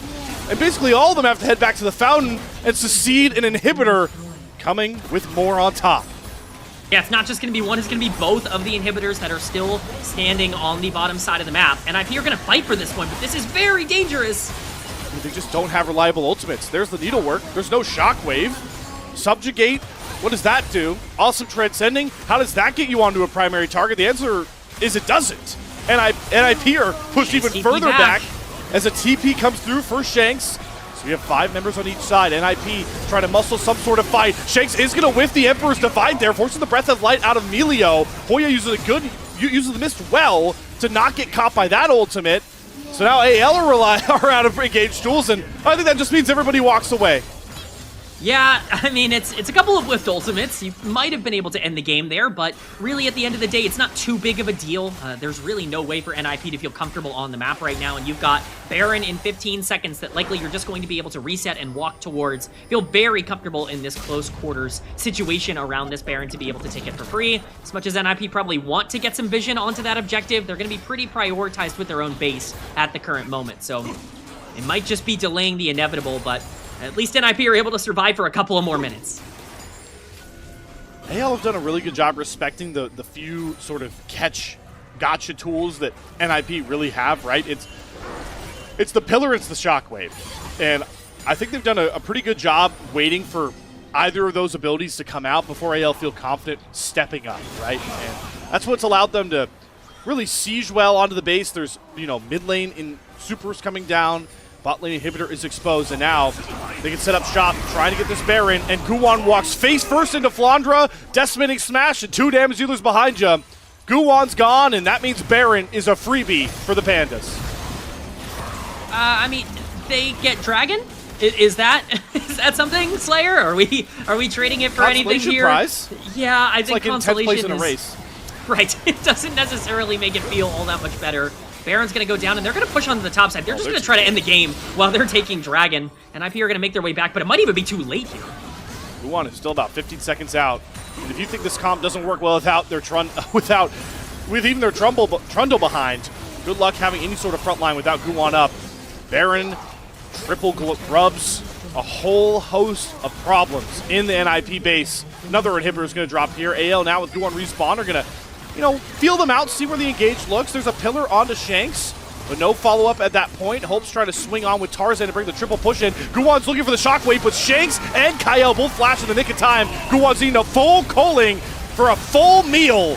As Hope looks to step up further with a dash, Flanders to stop onslaught, doesn't really find the mark thanks to Hoya's miss, but now AL and Tarzan are onto these Nexus turrets. There's no more space for NiP to try and back in cautiously with safety. They've got to start throwing hands, or this series is over. No turrets up, no support left up as well as to flash over the Nexus. Tarzan's going to flip Guwon into his own inhibitor, find that first kill. Hoya with the needlework, tries to flash after Hope, but he's got his Melio in his pocket. He will get out to safety. There will be the death of Shanks, but he will trade his life for AL to find the game win, for AL to find the series win that they've desperately been looking for. AL a couple more swings of the hammer from Sion away from their first big clutch sweep after going under 500. AL are back to 3-3. Boy, did they need this. I mean, really, they needed to show up here today and not just win the series, but be better than Ninjas in Pajamas, and that's exactly what they were here today. They were better than Ninjas in Pajamas. Their early game was fantastic. They take advantage of a bad invade in game 1 and snowball that out of control, and then they just outplay NiP here in game number 2 to get a big lead and never look back. What a series from an AL team that really needed to showcase this exact thing here today. K-Man, we mentioned it a couple of times during the game itself. This felt like shades of AL Split 1. Shades of AL a lot in 2025, especially against opponents that, albeit NiP's fast start was nice, but they should be perceived as weaker opponents. This is how AL dealt with a lot of those teams of past. we got to see the macro version of AL. It had been so long since we felt comfortable seeing that. Kyle was really greedy and aggressive around the map. That's what I want to see. I want to see him linking up with Tarzan. Speaking of Tarzan, what a series from Tarzan here, the reigning MVP of split number 1. Has not had a great start to split number 2. A lot of that's going to be erased if he continues to play like that throughout the rest of split number 2. So really awesome stuff for him so far in the series. I want to give Shanks a lot of credit as well. Again, I hate that he picked Azir into Orianna. I still think that that's just one of those matchups that you have to outplay, but boy did he outplay it. He might have set himself up into a spot where it was going to be more difficult, and he absolutely said, who cares if it's more difficult? I'm that much better than Care anyways. And on top of that, because it's such a commanding team-winning game too, Hope and Kyle slammed the Lucian Melio 2v2 lane that they need to get ahead early on. They do just that, and you know, I want to give props to Hope, especially for that first Baron fight, because it takes a lot of gumption to try and keep an entire team off of the Baron pit. That's usually reserved for like a tank or somebody that can really fall back. You rarely see a Lucian saying, all right, there's 4 people running at me. I'm just going to do some damage and dash around.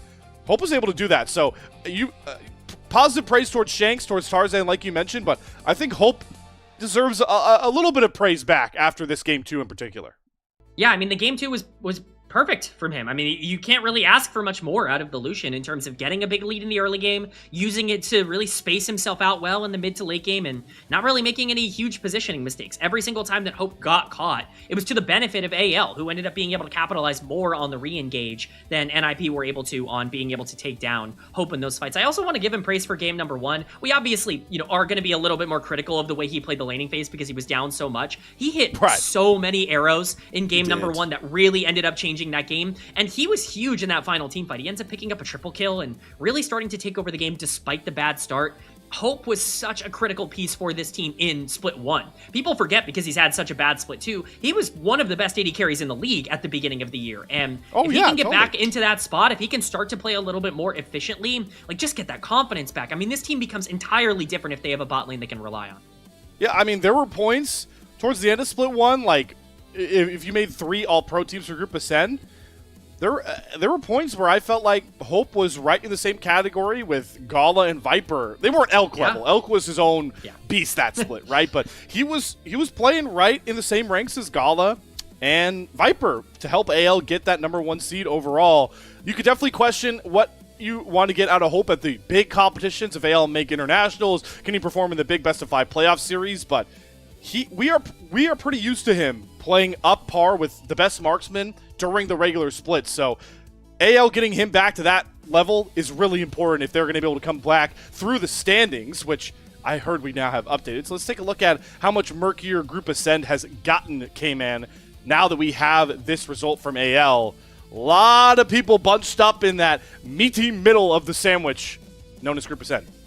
Man, it really is anyone's game, isn't it? In Group Ascend right now, obviously, it does feel like Top Esports and Bilibili are the 2 teams to beat in the LPL at the current moment, but NiP, IG, AL, even Weibo, who's started to kind of find their form, all of these teams are fighting it out right now for some of those upper spots, and certainly we've seen before, being like the number 1 or number 2 seed going into playoffs and looking like a favorite, that means nothing in the playoffs in the LPL. Anybody can win a playoff series. With the way that these teams are playing right now, I'm just hopeful that we continue to see the growth and the development, because it does feel like we're in for a very fun split number 2 for a region that's already showcased itself to be a big contender, if not a favorite internationally. You know who didn't have any fun, though, this series? Mr. Guwan here. He does about 17k damage across 2 games by this point. So, hey, listen, a lot of us casters throw around the term gatekeeper as like for roll-to-roll comparisons for people trying to come up, right? I wouldn't say Tarzan is necessarily a gatekeeper, but he's definitely like, oh, how good is this jungler actually going to do in the LPL? How he does against Tarzan is, for me, is the ultimate litmus test. You could say Tien right now, the way he's playing as well. Guwan did not pass that test, and hopefully he learned a lot from this matchup against one of the great junglers of the entire world. Yeah, I think it's fair to say that they kind of saw him as a weak link, AL did. Not only in terms of the way they attacked him in the early game, because obviously the invades and generally the pressure put on by Tarzan was massive in this series, but this draft as well. I mean, there were, what, 5 or 6 junglers banned out in this game? Like, they really were saying, hey, we can dig into our bag. Tarzan can play any champion that we need him to play. He can pop off on the Kiana. I'm sure he had other things in the bag if he really needed to as well. They were like, if we take a lot of these engagers away from Guan, no Nocturne, no Vi, no, easy way to get into these fights, you're not going to have nearly as easy of a time being able to play the way that you like to play, because Guan has been the initiator, the facilitator for this team, and we saw on the Trundle, he was trying to make those plays happen, flashing in with the Ori ball on top of him, but as this Trundle, if you are having to run into the enemy comp and you're just playing from behind, you're going to get bursted down, and quite frankly, he was really far behind in both games. We definitely saw a pretty big jungle gap in this one in favor of AL. K-Man, I just had a eureka moment that I'm curious to see if more LPL teams try and punish. NiP, the one problem with their team chemistry, like these 5 members, I don't know who reliably can play Engage throughout series except Guwan. Like, across the board. It's not Zhuo. He's a big enchanter player right now with the meta. You talk about how Hoya is like the Varus top counter pick guy. He's not going to play a lot of Engagers. We'll see if some other LPL teams find a way to exploit that. Maybe we can pull out some of the crazy stuff we saw in the LCK with like Kalista Soraka, and then we can just make that work and just throw the Battle Raka right into the enemy team. That gives you your second form of Engage, and all of a sudden things are... Exactly. I think realistically, like, Guan either gets one of those engagers or they have a lot more of a difficult time. We saw in game number 1 as well, Kara is also a threat to be like a big engage threat. The problem is that, like, there are very few champions that he can reliably take if you have carries in the jungle. Like, with Trundle in particular, I mean, you can't pass over Orianna. And Orianna can, I guess, be follow-up engage or maybe an engage threat if you want to talk about the Shockwave. But the reality is, like, Guan just doesn't really have the bag right now to really be able to consistently take advantage of other junglers in the LPL. When he gets the things he's comfortable on, he looks good, but almost all of his losses this split are on champions that don't have reasonable ways to point and click, and that could be a bit of a concern for NiP moving forward. Without a doubt, K-Man. We'll see how NiP rebound from this stumble, because as we outlined before the series got underway, they have a pretty tough schedule ahead. Let's take a look, though, at the broader LPL schedule as we wrap up our show very quickly and see what we have left in store. Just had AL and NiP finish off there on the Wednesday slot here. K-Man, anything stick out to you? I don't know if you're on any of the rest of the week's cast. I mean, you could shout out any of those if you are. I am not this week. I will be on next week, but this is my only cast here of week number 4. Still, some really interesting matchups. I know, well, I'll get to watch them. I'll be in chat. I'll be excited to see them. I think the one for me that I'm super excited to see, and this might be a little bit of a curveball for some people, JDG and IG to me is series of the week. Hey, this is mine. So, hey, and maybe that's why. Maybe that's why, Slayer. I just am so excited to see you cast, but I really do think that this series determines a ton. I think both of these teams could go to MSI, very realistically. IG are kind of in a down point in terms of the vibes right now, but let's look at IG's last week. I mean, that was kind of the week of death. They had BLG, they had top esports. I mean, the upset to Weibo is not ideal, but getting back on the horse with a win over JDG could be massive in proving that they still are a top-tier team. And JDG are kind of in a similar position. They need to start pushing right now, because this is a team that, while they've underperformed before, like, they're the defending runner-ups. And if they want to try and repeat that position, this is a win they must get. I'm glad you mentioned that series, not just because I'm casting K-Man, but because of the parallels JDG IG has to what we just saw from AL and NiP. I think AL and JDG are in a similar spot coming into their series, obviously with ours already over. And NiP and IG are in a kind of similar spot with how much are we willing to bet on the early success of these teams. So that's a matchup to watch for. We have a ton of Group Nirvana action. Remarkably, remember, 2 of our teams will finish competitive play in 2026 out of Group Nirvana by the end of that split. So every one of these games is extra high pressurized, more like a playoff atmosphere. That, though, will wrap up our Wednesday slot here, no matter, depending on what time of day it is for you. I guess for most people, we are finally over towards Wednesday. You can see the sun coming in for me. Yeah, you've got your whole day ahead of you. I'm about to end my very long day once we get out of here. But before we end an LPL English broadcast, we have some very important thank yous to throw out to some very important people. So I would like to say thank you very much to our Elite Coffee supporters, that being Aaron Soup and Mong. Their pledged financial contributions help level up the broadcast and give back to the cast and crew that strive to give you an LPL English project every single darn day. So shout out to you two superstars, our Super Coffee Elite supporters there. K-Man, though, that will end another Slayman Rocks cast here. Anyone's Legend get the 2-0 over Ninjas in Pajamas to make Group Ascend look a lot more murky in the middle. And it's only going to get hotter from here as we trend further and further closer to the Split 2 playoffs. But for now, we bid you all farewell. Take care, and we'll see you back for some more LPL action tomorrow.